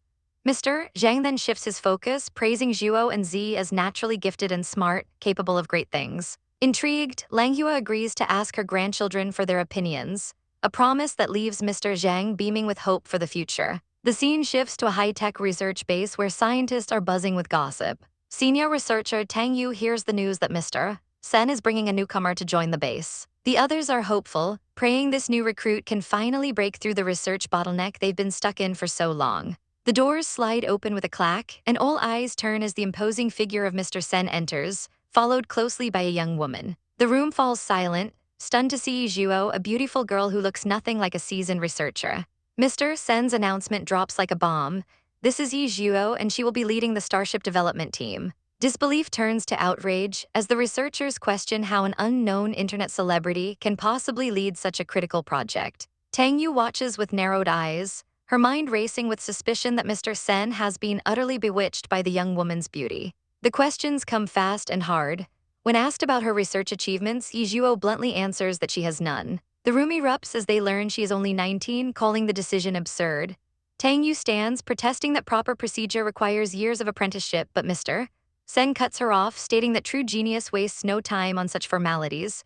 He slams his hand on the table, his decision final. Unfazed by the hostility, Ye Zhuo calmly issues a challenge, asking who is willing to join her team, tired of simply following others as she did in her past life. She then delivers her masterstroke, declaring her plan to develop a fully functional starship within 2 years. The room explodes in a new wave of anger and mockery, the scientists viewing her bold claim as an insult to their years of hard work. Yet through the noise, one man, technical engineer Sen Hai, rises to his feet, willing to take the chance. His act of faith inspires 3 others, the Sen brothers, who also stand and pledge their allegiance to her team. Tang Yu is aghast, thinking the 4 brothers have gone mad. Ye Zhuo simply nods, leading her new team away as Mr.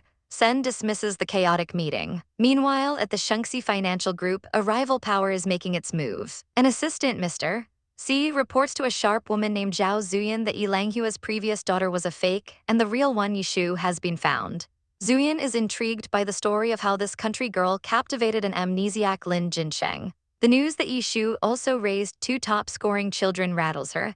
She sees a powerful new enemy on the horizon just as the Zhao family is poised to take full control. Back at the base, Tang Yu digs into Ye Zhuo's background, discovering she's an internet celebrity and Mr. Sen's girlfriend. She becomes enraged, convinced Mr. Sen is foolishly jeopardizing everyone's dream for a woman and vowing she won't allow it. Unaware of the plotting, Mr. Sen shows Ye Zhuo to a private conference room, promising unlimited funding and resources for her project. One of her new team members observes the interaction, noting Mr. Sen's absolute faith in her. The next day, the small team gathers, one member nervously asking if Ye Zhuo is truly confident about the 2-year timeline. With a cool smile, she tells him to just wait and see. Mr. Sen departs after telling Ye Zhuo he'll pick her up later, and she immediately gets down to business, asking her team to detail their expertise. They introduce themselves one by one. That night, Ye Zhuo forgoes dinner, locking herself in her room and working furiously on her laptop. These aren't new designs. The blueprints have always existed in her mind, a remnant from a past life where she and her ship were partners in the cosmic sea until the very end. 2 days later at the base, the team is already showing signs of strain. Senhai admits he hasn't slept, fearing he made a terrible mistake, but he reasons that if Ye Zhuo is incompetent, Mr. Sen will tire of her soon enough. As Ye Zhuo enters the meeting room, the team is deeply skeptical she has anything to show for 2 days of work. She says nothing, simply activating the projector to reveal a breathtakingly complete starship blueprint. Her team is left speechless. The design is flawless and so detailed they could begin construction immediately. Ye Zhuo once again declares they will build it in 2 years, and this time the team erupts in thunderous cheers, their faith completely restored. Tang Yu, watching from the doorway, scoffs at their sudden motivation, certain they are being led to disappointment. She confronts Sen Jiang, who invites her to join their short-staffed team. Tang Yu coldly refuses, mocking them for following a leader who used connections, but he insists Ye Zhuo is a true genius. She retorts that being a top exam scorer means nothing here. Calling him naive, she warns him that he'll regret his decision. Sen Jiang ignores her and spots Engineer Nai, rushing to recruit the older man by telling him of their 2-year starship plan. Though skeptical, the old engineer agrees to give it a shot, feeling his own work has become stagnant. Elsewhere, Mr. Sen's subordinate expresses concern over the controversy surrounding Ye Zhuo, but Mr. Sen's faith is unshakable, revealing he trusts the powerful, knowledgeable soul he senses within her. At the Shanxi group, Zhao Zuyan's investigation concludes. She scoffs that Ye Zhuo is a fool for love just like her mother. Deciding Lin Zi is the real threat, she plans her next move, inviting Mr. C to visit her grandfather. At the Zhao residence, Elder Zhao learns of Ye Langhua's real daughter and her impressive children. He dismisses Ye Zhuo, but identifies Lin Zi as the main obstacle to their family's ambitions. He bitterly recounts the past, how the capable Mr. Yi died young, leaving his lovelorn daughter to ruin the family, effectively handing the company to him. He then erupts at his own son for not producing a male heir to secure the family line. Turning to Zuyan, he tells her if she were a boy, the company would have been theirs long ago. The words strike her like a physical blow, causing her to spill hot tea on her hand in shock. Elder Zhao callously dismisses her pain, lecturing her on outdated gender roles, which crushes Zuyan's spirit. After she leaves, he tries to set her up with Mr. C, but she refuses, tired of his matchmaking. He warns her not to end up like Ye Langhua, a fool for love. Zuyan's eyes burn with ambition as she declares she will marry the most powerful man she can find, Mr. Sen. Later, she orchestrates a chance encounter with Ye Zhuo, bumping into her and spilling her drink. Zuyan is surprised by how beautiful and easygoing Ye Zhuo is, but she reminds herself that Lin Zi is her real target. She spends a day observing Lin Zi and finds his routine of studying, racing, and pet caring incredibly dull. Concluding that men are lame, she shifts her focus back to Ye Zhuo, running into her and her friends and inviting them to hot pot as an apology. At the restaurant, the girls introduce themselves. Zuyan showers Ye Zhuo with compliments, who jokes that her line of admirers could circle the globe 3 times. Zuyan laughingly admits her own admirers could only circle it once. The mood shifts when Zuyan bitterly remarks that having a brother would have denied her any chance at inheritance, a sentiment that reveals the deep-seated resentment she carries. She acknowledges that while such thinking is outdated, it's still the reality in most powerful families. Seeing her distress, Ye Zhuo skillfully changes the subject, encouraging everyone to eat. As a car screeches to a halt, 2 women inside discuss the girl who just left, calling her assertive and perhaps even a stalker fan. But Ye Zhuo isn't listening. A small, curious smile plays on her lips as she decides she wants to see what this rival is up to. The next day, that same girl, Zhao Zuyan, is wiping her swollen lips, claiming the hot pot was too spicy. When her companion asks why she ate it knowing she couldn't handle the heat, Zuyan puffs out her cheeks, declaring she simply didn't want to lose to anyone. At the Lin residence, Zhuo and her brother Zi are called for a serious talk. Their grandmother gravely asks if they know about the Shanxi Financial Group, a once great conglomerate co-founded by their own great-grandfather. Then comes the bombshell. She asks if they are willing to inherit the family's position and manage the entire group. Z is completely torn, already having decided on his own future and flustered by the sudden weight of responsibility. He asks if anyone else can help, but their grandmother explains the family's connections have been purged over the decades. Seeing no other choice, Zhuo speaks up with quiet confidence, declaring that if no one else is available, she'll go take a look. Her family is overjoyed by her willingness, with both her mother and grandmother promising to back her up no matter what. Her brother, in a lighter moment, gives her a Buddha head blind box, joking it can ward off bad romantic prospects, which amusingly causes a man in the Sen Group office to feel a sudden sense of dread. Later, Zhuo gets the full story from her grandmother. The person now managing the group is none other than Zhao Zuyan, who is clearly there to scout out her new competition. In reality, the Zhao family holds all the power, scheming to oust the remaining founders and seize total control. Zhuo merely scoffs, deciding their ambition is nothing more than blindness. With a determined glint in her eye, she declares she doesn't mind paying the overeager Zhao family a little visit. The very next day at the research base, Zhuo stands before her new team, explaining her concept for a starship engine. But dissent is already brewing. A senior researcher, Mr. Nai, grumbles that he was tricked by Sen Jiang into working under a little girl. His apprentice, Yu Zaifai, tries to defend Zhuo's vision, but other researchers mock the idea, calling it an impossible dream that the whole world can't solve. Zaifai tries to argue, but Mr. Nai calls him back, bluntly stating that they are slandering Miss Yi, and he agrees with them. Believing he's getting senile to be fooled like this, he announces his intention to quit. A pink-haired woman named Miss Tang intercepts him, questioning his decision to quit only days after joining. Mr. Nai furiously explains that while Zhuo's blueprints looked promising, they are practically impossible to implement, and he refuses to be ridiculed for following a doomed project. He walks right up to Zhuo and formally states his resignation. Another researcher protests that he joined voluntarily, but Mr. Nai claims he was deluded. With a sharp slam of her hand on the table, Zhuo's patience wears thin. She coldly informs him this isn't a place he can come and go as he pleases, and if he leaves now, he should never think of rejoining. Mr. Nai smirks, vowing he won't regret it. Miss Tang then seizes the opportunity, offering anyone else who wants to leave the chance to go with him. A cascade of defections follows, leaving one of the remaining members to call them all traitors. When Zhuo asks if Miss Tang minds this mutiny, the woman arrogantly claims that as a senior researcher, she has the right to decide the fate of junior members. Zhuo counters with icy calm, reminding her that people often cut through red tape just to have her join them. Miss Tang storms off with the deserters, leaving behind a gloomy atmosphere. The remaining team is devastated, wondering how they can continue with so few people. But Zhuo is unshaken. She tells them there's no need to recruit more, as explaining things to those who don't trust you is a waste of time. Standing with absolute certainty, she promises to handle the impossible parts herself and vows not to disappoint those who are fighting alongside her. Her words ignite a fire in the remaining members who pledge to do their best. A few days later, a problem arises at the factory. The foreman insists a part of her futuristic wing design is simply impossible to manufacture. To prove him wrong, Zhuo takes control of the robotic arm herself. She operates the machinery with a skill and steadiness that leaves the veteran workers breathless, proving her genius and silencing all claims that she's just a fame seeker. The display is so impressive that Yu Zaifai, Mr. Nai's former apprentice, is struck with awe, realizing he wants to join her team. Just as this unfolds, the imposing figure of Mr. Sen appears. Zaifai timidly approaches, asking to join the research team despite his connection to the traitorous Mr. Nai. Zhuo smiles and welcomes him aboard, stating she trusts the people she chooses to work with. Later, while being driven by Shaoking, she dismisses the day's drama, saying she can handle it herself. She's hungry and wants roasted food, so he takes her to the city center.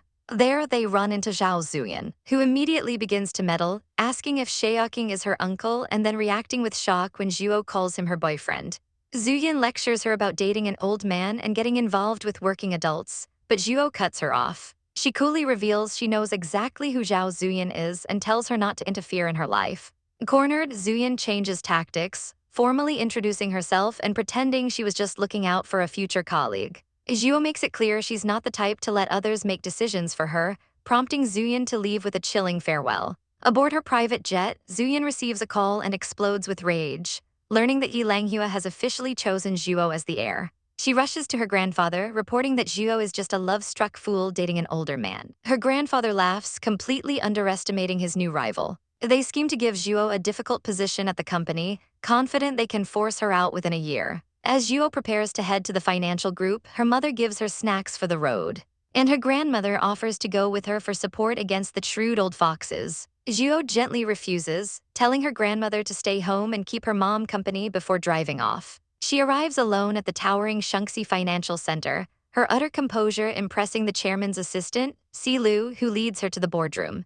Standing before the executives, Zhuo confidently introduces herself as the heir of the Yi family. While some offer fake smiles, others see her as an unwelcome intruder in what has become the Zhao family's domain. The hostility is palpable, not a single seat has been left for her. Unfazed, Zhuo walks directly to Zhao Zuyan and demands her seat, declaring it rightfully belongs to her as a founder's descendant. As the board members whisper that the Yi family has no control here anymore, a powerful voice cuts through the tension. Mr. Zhang has arrived. He strides into the room, questions why he wasn't notified of his arrival, and publicly rebukes one of the executives for his disrespectful comments. He then thunders that he is there to stand firmly behind Ye Zhuo, and anyone who dares bully her will have to go through him first. Though momentarily silenced, Zuyan internally scoffs, believing that once Mr. Zhang is gone, Zhuo will be easy to control. The meeting begins, and Zuyan announces Zhuo will be the new executive president. An executive named Jing erupts in fury, shouting that the position was promised to her and demanding to know why it was given to this newcomer. As she slams the table, raging about her years of hard work, Zhuo calmly tells Mr. Zhang to let her handle it. She looks at Jing and tells her to bring a proposal to her office later for evaluation. Zuyan immediately chides her for overstepping her bounds. But Zhuo fires back, mocking the Zhao family's hard work that has caused the group to fall out of the top 5 ranking it held when her grandfather was alive. Her sharp words leave Zuyan speechless. After the meeting, Mr. Zhang departs with a final warning to Zuyan not to covet what isn't hers. In her new office, after meeting her assistant Ailey, Zhuo is confronted by Jing, who hands over her promotion proposal.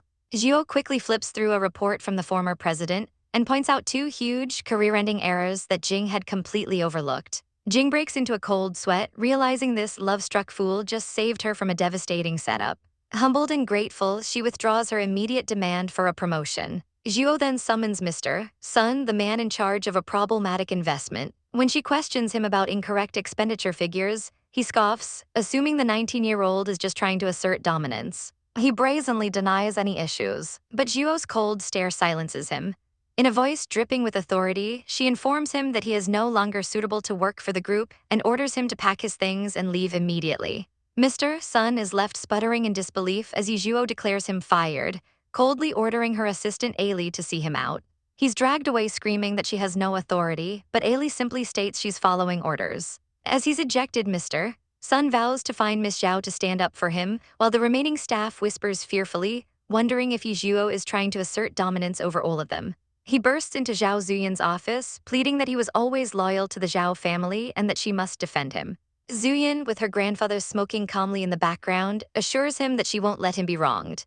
Filled with gratitude, Mr. Sun thanks them profusely as Zuyan declares Ye Zhuo has gone too far. Her grandfather agrees, deciding they should go see this girl from the Yi family together. But when they arrive at the reception desk, they're told Missy has already gone home, long before quitting time. Zuyan is outraged at her self-indulgence, but her grandfather just laughs, remarking that Ye Zhuo has the same decisive style as her great-grandfather, a man for whom rules were nothing. He muses that it's a shame she's a woman, as the corporation needs order. He then pivots, trying to play matchmaker by telling Zuyan to go home with Si Lu. Zuyan immediately rejects the idea, stating firmly that she wants to find the most outstanding man for her husband and has no feelings for Si Lu. But her grandfather coldly advises her to keep Si Lu on the hook as a backup. Appalled by his disrespect, she storms out, refusing his counsel. Outside, Si Lu is waiting by his car, explaining that her grandfather told him she wanted to go home with him. She gets in, curtly telling him to ignore her grandfather next time. Seeing her mood, Si Lu gently suggests they get dinner, noting she was too busy to eat. Zuyan reflects on his quiet warmth, a stark contrast to her grandfather who only sees people as tools to be used. Exhausted, she drifts off to sleep in the car, waking later to find he's thoughtfully covered her with a blanket. The gesture solidifies her resolve. She must make it clear she has no romantic feelings for him, as it's not fair to lead him on. She thanks him for the ride and gets out of the car, leaving him to answer a call from an Uncle Fu, who begs him to come home. Si Lu's face darkens as he coldly dismisses the man, hanging up and muttering that he never wants to go back to that place. Meanwhile, back at the Shanxi Financial Center, Ye Zhuo is coolly informing another employee that he's not a suitable candidate for the consortium. This prompts Silu to confront her, asking if firing people is her only method of asserting authority. He lectures her, suggesting she learn from Zuyin, a hands-on leader who unites employees and works herself to exhaustion. Unimpressed, Ye Zhuo waves him off, stating she's busy cleaning up the mess left by the former president. Later at the Yi residence, Shaoking arrives, telling the butler he's there to see Zhuo. He announces his plan to host a grand banquet to formally announce the Yi family's return. He offers to attend with her to provide support, but she smiles, confidently saying she can handle it herself. He playfully calls her his secret weapon to be saved for the most critical moment, before pulling her into a passionate kiss. Shaoking returns to the Sen residence, where his mother questions why he didn't bring Zhuo to visit. He explains she's busy with the Shengxi Financial Group, which is part of Langhua's holdings. His mother is utterly confused until he drops the bombshell. Zhuo is Langhua's long-lost child. His family is shocked he kept such a massive secret. A few days later, at grand banquet hosted by Mr. Zhang, Ye Zhuo arrives, thinking these parties are as boring as ever. A man named Feng Jai immediately approaches. Assuming she's a commoner he can seduce to impress Mr. Zhao. He offers her an expensive aquamarine necklace, but she coolly rejects it. He persists, leading her out to the garden and pressing the gift on her again, insinuating she knows what he wants in return. Her patience gone, she smacks his hand away and grabs his hair, seeing his plan for what it is. Just then Zhao Zuyin arrives, accusing Ye Zhuo of being the aggressor. Ye Zhuo simply tosses the gift box to her, explaining she was the one being harassed, and Zuyin realizes her mistake, stalking off in a huff. Inside, Mr. Zhang formally introduces Ye Zhuo, announcing the powerful comeback of the Yi family under her leadership. The guests murmur with skepticism until they spot Zhao Zuyin entering the room, wearing the exact same dress. Zuyin confronts Ye Zhuo, accusing her of doing it on purpose, but the crowd's whispers confirm the obvious. Ye Zhuo wears it far better, and Zuyin is the one who looks embarrassed. Realizing her rival is being humiliated by a simple coincidence, Ye Zhuo tells her to stay put. With a few swift rips, she alters her own gown on the spot, transforming it into a completely new and chic design. The crowd is stunned by her skill. Ye Zhuo then calmly tells Zuyin they are now even. But the drama isn't over. A young woman named Jiang Zioyo confronts Ye Zhuo for embarrassing Zuyin. When Ye Zhuo ignores her to enjoy some snacks, Zioyo furiously slaps the plate from her hand. Ye Zhuo's eyes turn to ice as she orders the girl to pick it up and apologize. Zioyo refuses, so Ye Zhuo grabs her arm, ready to teach her a lesson. Zuyin steps in, calmly picking up the ruined food and offering to have her family's chef send a replacement. Ye Zhuo agrees, warning against wasting food again, and Zuyin forces a terrified Zioyo to apologize. Later, by the pool, Zuyin thanks Ye Zhuo for her help, admitting that her rival's straightforward nature is something she could learn from. Just then, they are interrupted by Li Zhuo, the vice chairman of the powerful DK group, who presents a gift from his chairman, Mr. Sen. Inside is a magnificent golden phoenix, a clear and public sign of the DK group's backing. Watching this display, Zuyin's brief moment of camaraderie evaporates into bitter jealousy, concluding that Ye Zhuo is just another woman who relies on powerful men. After the party, Zuyin's grandfather berates her for her poor performance, revealing he deliberately orchestrated the dress fiasco to test her, a test she thoroughly failed. A few days later, Ye Zhuo is back at the research base, only to find her work has been leaked to the media, causing a massive uproar about her claim to build a starship in 2 years. Her rivals seize the opportunity, insisting she face the press to defend the base's reputation, all while subtly mocking her audacity. At the press conference, Ye Zhuo is hammered with questions about her lack of qualifications and high staff turnover. Her detractors in the front row steer the narrative, painting her as an arrogant clout chaser. Just as the room descends into chaos, Shaoking's voice cuts through the noise, declaring his unwavering belief in Ye Zhuo. He strides to her side, stunning the reporters by revealing the base is funded by his Sen group. With an arm around her, he proclaims she is the smartest, most capable woman in the world. Before the reporters can recover from that shock, Ye Zhuo delivers the final blow, revealing her true identity as Neohuru YC, the legendary winner of the Huixia research competition, silencing every single one of her critics. The interview concludes, and with a cold finality, Mr. Sen summons Nai to his office. Inside, overlooking the city, Sen declares that Nai is no longer suitable for his base. A stunned Nai demands to know why he's being kicked out, questioning if Sen doesn't trust Miss Yi. Sen calmly explains that disrupting the unity of the base is what he despises most. Realizing his mistake, Nai begs for a second chance, but Sen's decision is absolute. He is to leave today. Meanwhile, at the Zhao residence, news of Ye Zhuo's recent accomplishments has reached Zhao Zuyin, who spits out her tea in disbelief that Ye Zhuo is a senior scientist developing a starship. Her grandfather dismisses it as mere hype, a common tactic for talentless rich kids to steal achievements and build a persona to enter high society. He picks up the phone and instructs his contact to get the paid posters to work, planning to slander her name. But the plan collapses within 10 minutes. His subordinate calls back in a panic, explaining that all social media platforms have refused their request. It was an order from the DK group. Any slander against Ye Zhuo is strictly forbidden. The grandfather is left fuming, wondering about Ye Zhuo's relationship with the DK group's boss. Zuyin speculates they must be lovers, remarking that women who rely on men are skilled at juggling admirers. She declares that she only recognizes strength and will only be impressed if Ye Zhuo can snatch the corporation from her with her own abilities. A new opportunity arises at the corporation. Shifeng Group's partnership with Keiki Bank has ended, creating a massive opening. As the board members debate how to secure the deal against higher-ranked corporations, Zuyin stands up decisively, vowing that she will secure the partnership herself. Her colleagues murmur in approval, praising her work ethic and subtly mocking Ye Zhuo for never bothering to attend high-level meetings. They dismiss Ye Zhuo's own preparations as a sign of fear, afraid of being humiliated if she fails. As Zuyin feels a surge of motivation, her assistant informs her that a Miss Zhang is refusing to leave without seeing her. In her office, a young woman named Xiaoyu desperately pleads for help, her family's company a complete mess that she can't handle. Zuyin coldly reminds her that she had warned both her and her father, but they didn't listen, and now she's too busy to help. Dejected, Xiaoyu turns to leave and bumps right into Ye Zhuo. Recognizing her, Xiaoyu sneers that she heard Ye Zhuo is trying to steal the Shifeng project, and advises her to go home to avoid major embarrassment. Zuyin emerges and chides Xiaoyu before turning her cold gaze on Ye Zhuo, wanting to hear her plan to secure the partnership. Zuyin then proposes they talk in her office. She coolly sits opposite Ye Zhuo, claiming she has no intention of playing petty tricks. Ye Zhuo calmly outlines her standard approach: contact the person in charge and evaluate the situation.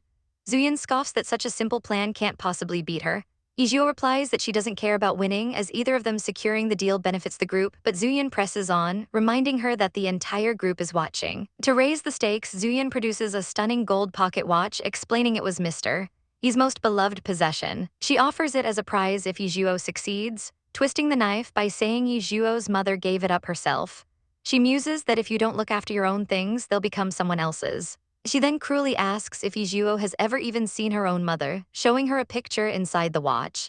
A fire ignites in Ye Zhuo's eyes as she stands, her voice laced with ice, declaring that she will take back everything that belongs to the Yi family before striding out of the office. Back in her own office, Ye Zhuo receives a report on the Shifeng Group. Its stable revenue, high public trust, and zero negative news for years seem too perfect, almost strange. Deciding to investigate personally, she heads to the Shifeng factory. A guard casually waves her in without a guide, which she finds odd. The factory appears clean and orderly, but she soon overhears two employees discussing their resignations. One complains that the manager announced perfect attendance would now be calculated based on overtime frequency. Ye Zhuo's suspicions deepen. There's clearly an internal problem at Shifeng. She then proceeds to the Shifeng headquarters for her 2 p.m. appointment with Mr. Liu, but the receptionist informs her he's out on business. As she waits, she sees her rival, Zuyin, walk in. To her surprise, Zuyin is immediately escorted to see the boss, who dismisses Ye Zhuo as irrelevant and orders her to leave. The receptionist apologetically asks her to reschedule, but Ye Zhuo, a knowing smile on her face, says it won't be necessary, realizing Shifeng has more problems than she thought. Later, Zuyin presents her partnership proposal to Mr. Liu. He quickly agrees, hoping for a pleasant partnership, and expresses an unusual rush to sign the contract, suggesting they do it in 1 month. Zuyin, though slightly hesitant, agrees, sealing the deal. That night, a slightly tipsy Zuyin instructs her assistant to contact a mysterious air-conditioned clothing designer, as Mr. Liu's wife is a fan. Later, celebrating her win, she strolls through a pedestrian mall, only to spot Ye Zhuo on a date. Zuyin scoffs internally, thinking Ye Zhuo is just having fun while she's busy closing deals. On the other side of the square, Ye Zhuo tells her companion she feels something is strange about Shifeng and plans to investigate more. He offers to have his assistant help, but she insists she can handle it herself, playfully licking her ice cream. He's momentarily flustered, thinking to himself that what he wants isn't ice cream. Just then, Zuyin approaches, greeting them coldly. She internally questions why a capable woman like Ye Zhuo would try to please an old man, while Ye Zhuo's companion senses hostility. Ye Zhuo offers to help Zuyin meet Mr. Liu, but Zuyan proudly retorts that she has her own methods. Zuyan walks away, thinking the man isn't good enough for Ye Zhuo. Back in her office, Zuyan is frustrated.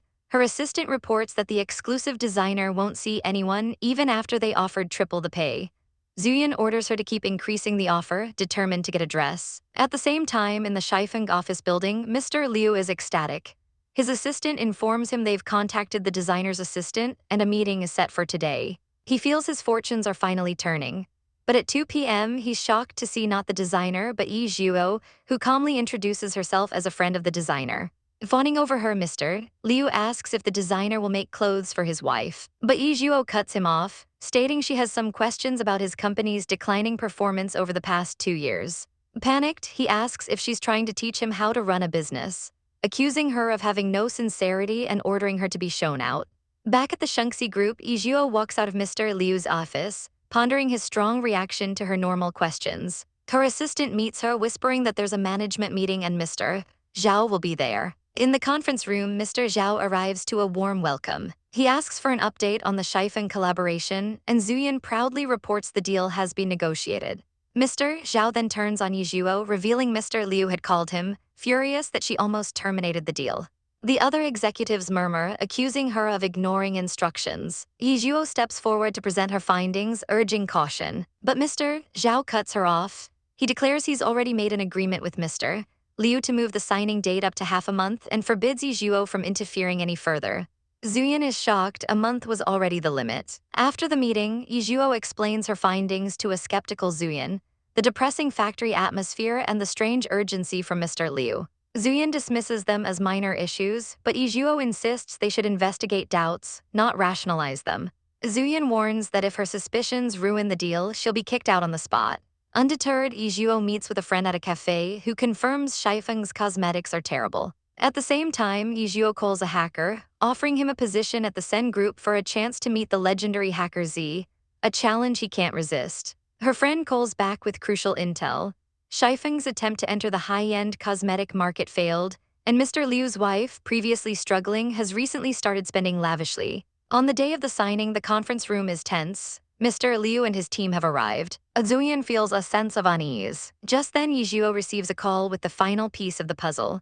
She rushes over, grabs a stunned Zuyan, and urgently tells her there's something terribly wrong with Shifeng. She instructs Zuyan to stop the signing while she contacts the TV station to expose them, then dashes off. Trusting her gut, Zuyan bursts into the room just as the contract is being passed, shouting for them not to sign. She snatches the papers from a bewildered Mr. Liu, frantically claiming she just found a problem with the contract. Her assistant, sensing the urgency, quickly backs her up, confirming there's a small issue. Mr. Zhao, furious but needing to save face, grants them half an hour to fix it.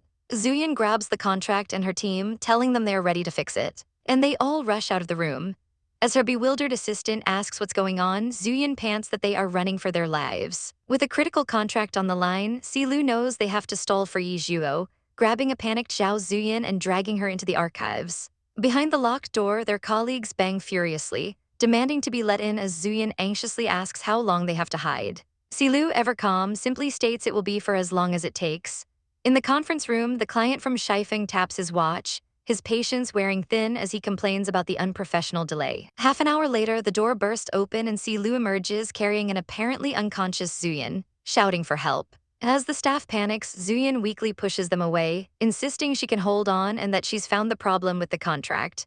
In the ensuing chaos, she clutches the papers, and with a loud rip, the contract is torn in two. The Shifeng client explodes with rage, demanding a new copy be printed immediately. But his tantrum is cut short by the arrival of Ye Zhuo, who coolly announces that Shunxi will not be signing anything. The client scoffs at her, but Ye Zhuo simply instructs her assistant to play the news. The screen lights up with a breaking report.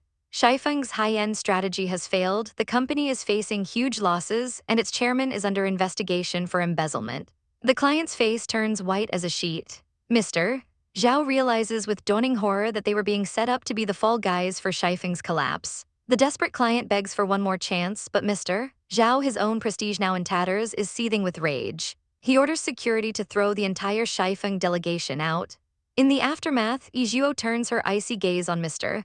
Zhao, demanding he explain his catastrophic lapse in judgment to everyone present. He tries to defend himself, but Ye Zhuo cuts him down, questioning what role he's truly played in the company all these years. Before the argument can escalate, Zuyin steps in, taking full responsibility for the near disaster and apologizing for her failure to properly investigate Shifeng.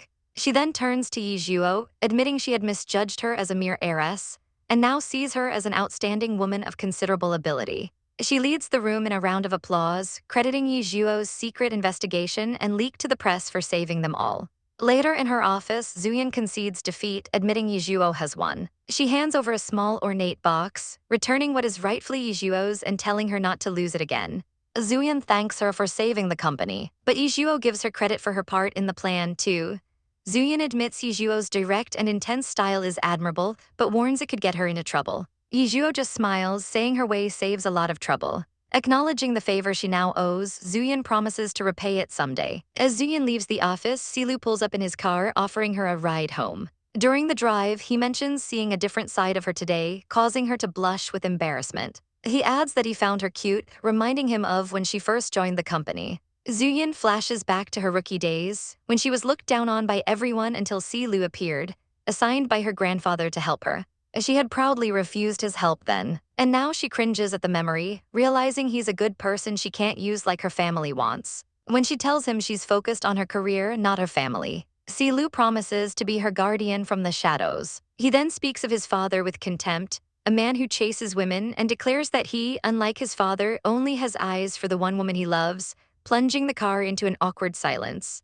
Arriving at the Zhao residence, Zuyin's attempt to cheer up her grandfather is shattered when she overhears him calling her useless and demanding a grandson to inherit the company. He rages that after all his effort, his conclusion is that women are worthless. When she enters, he confronts her for siding with Ye Zhuo against him. He dismisses her defense that she was saving the company, roaring that it was her incompetence that allowed Ye Zhuo to steal the spotlight.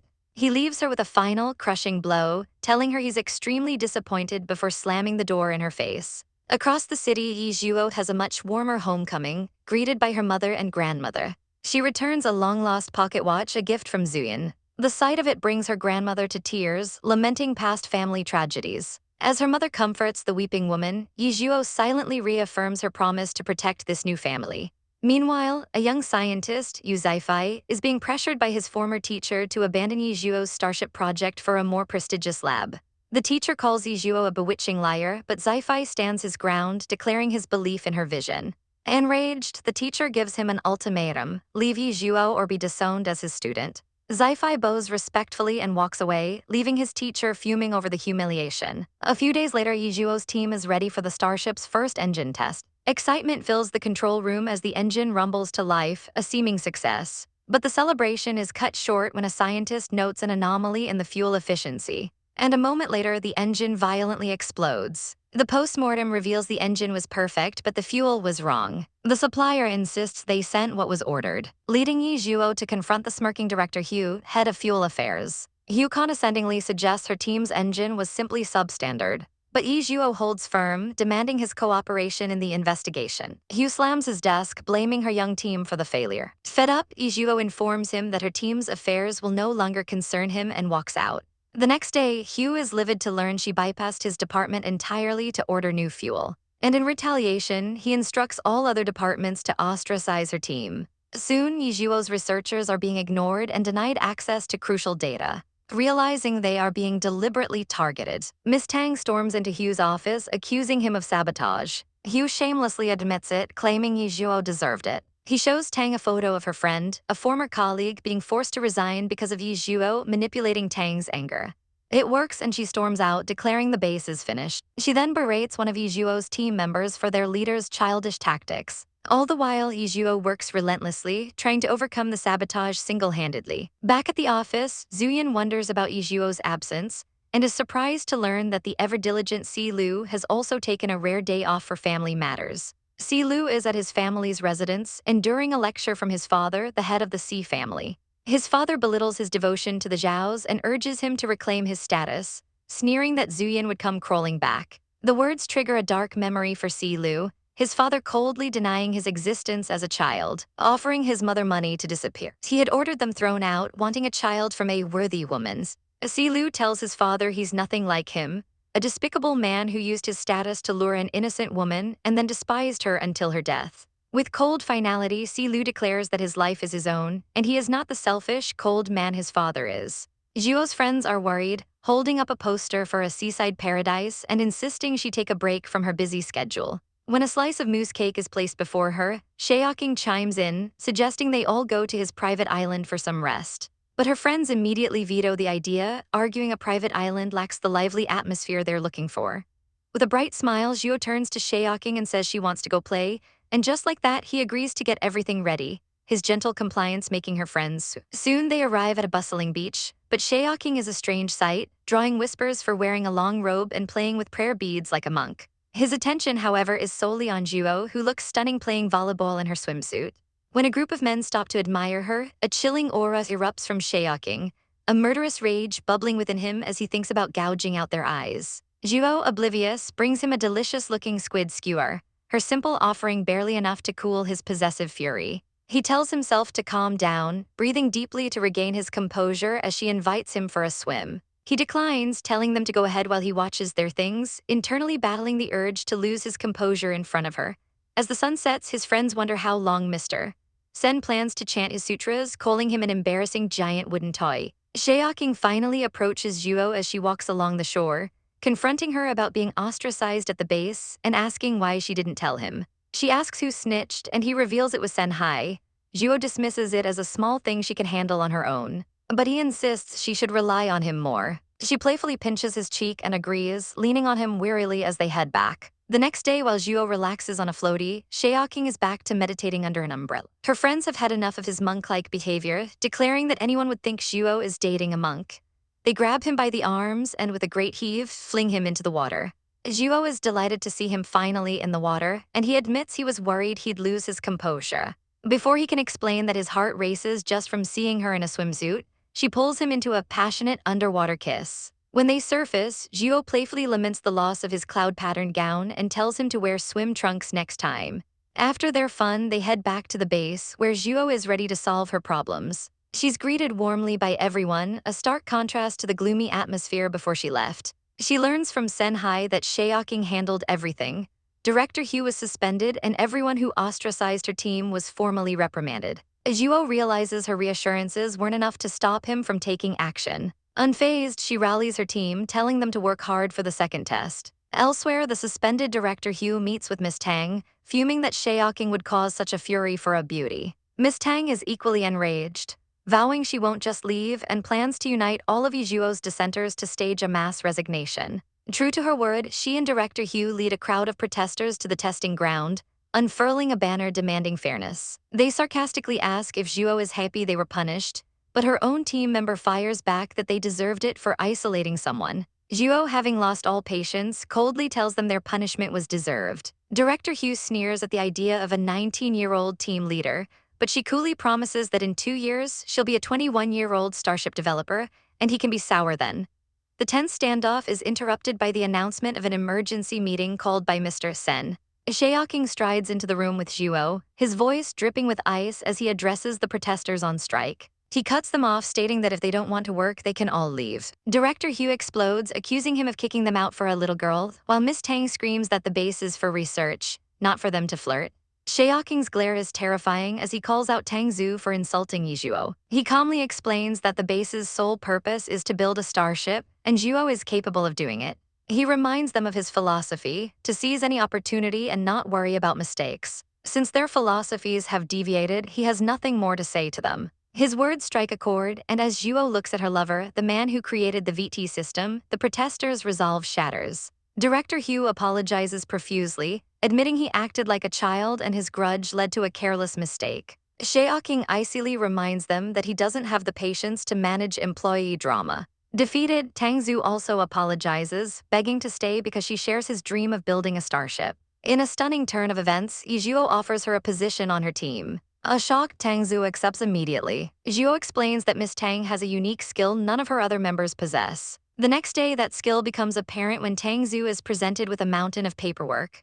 While the others panic at Zhuo's refusal to write, Tang Zhu simply gets to work. She complains about the messy state of the old files before becoming a document writing machine, typing at an impossible speed that leaves everyone speechless.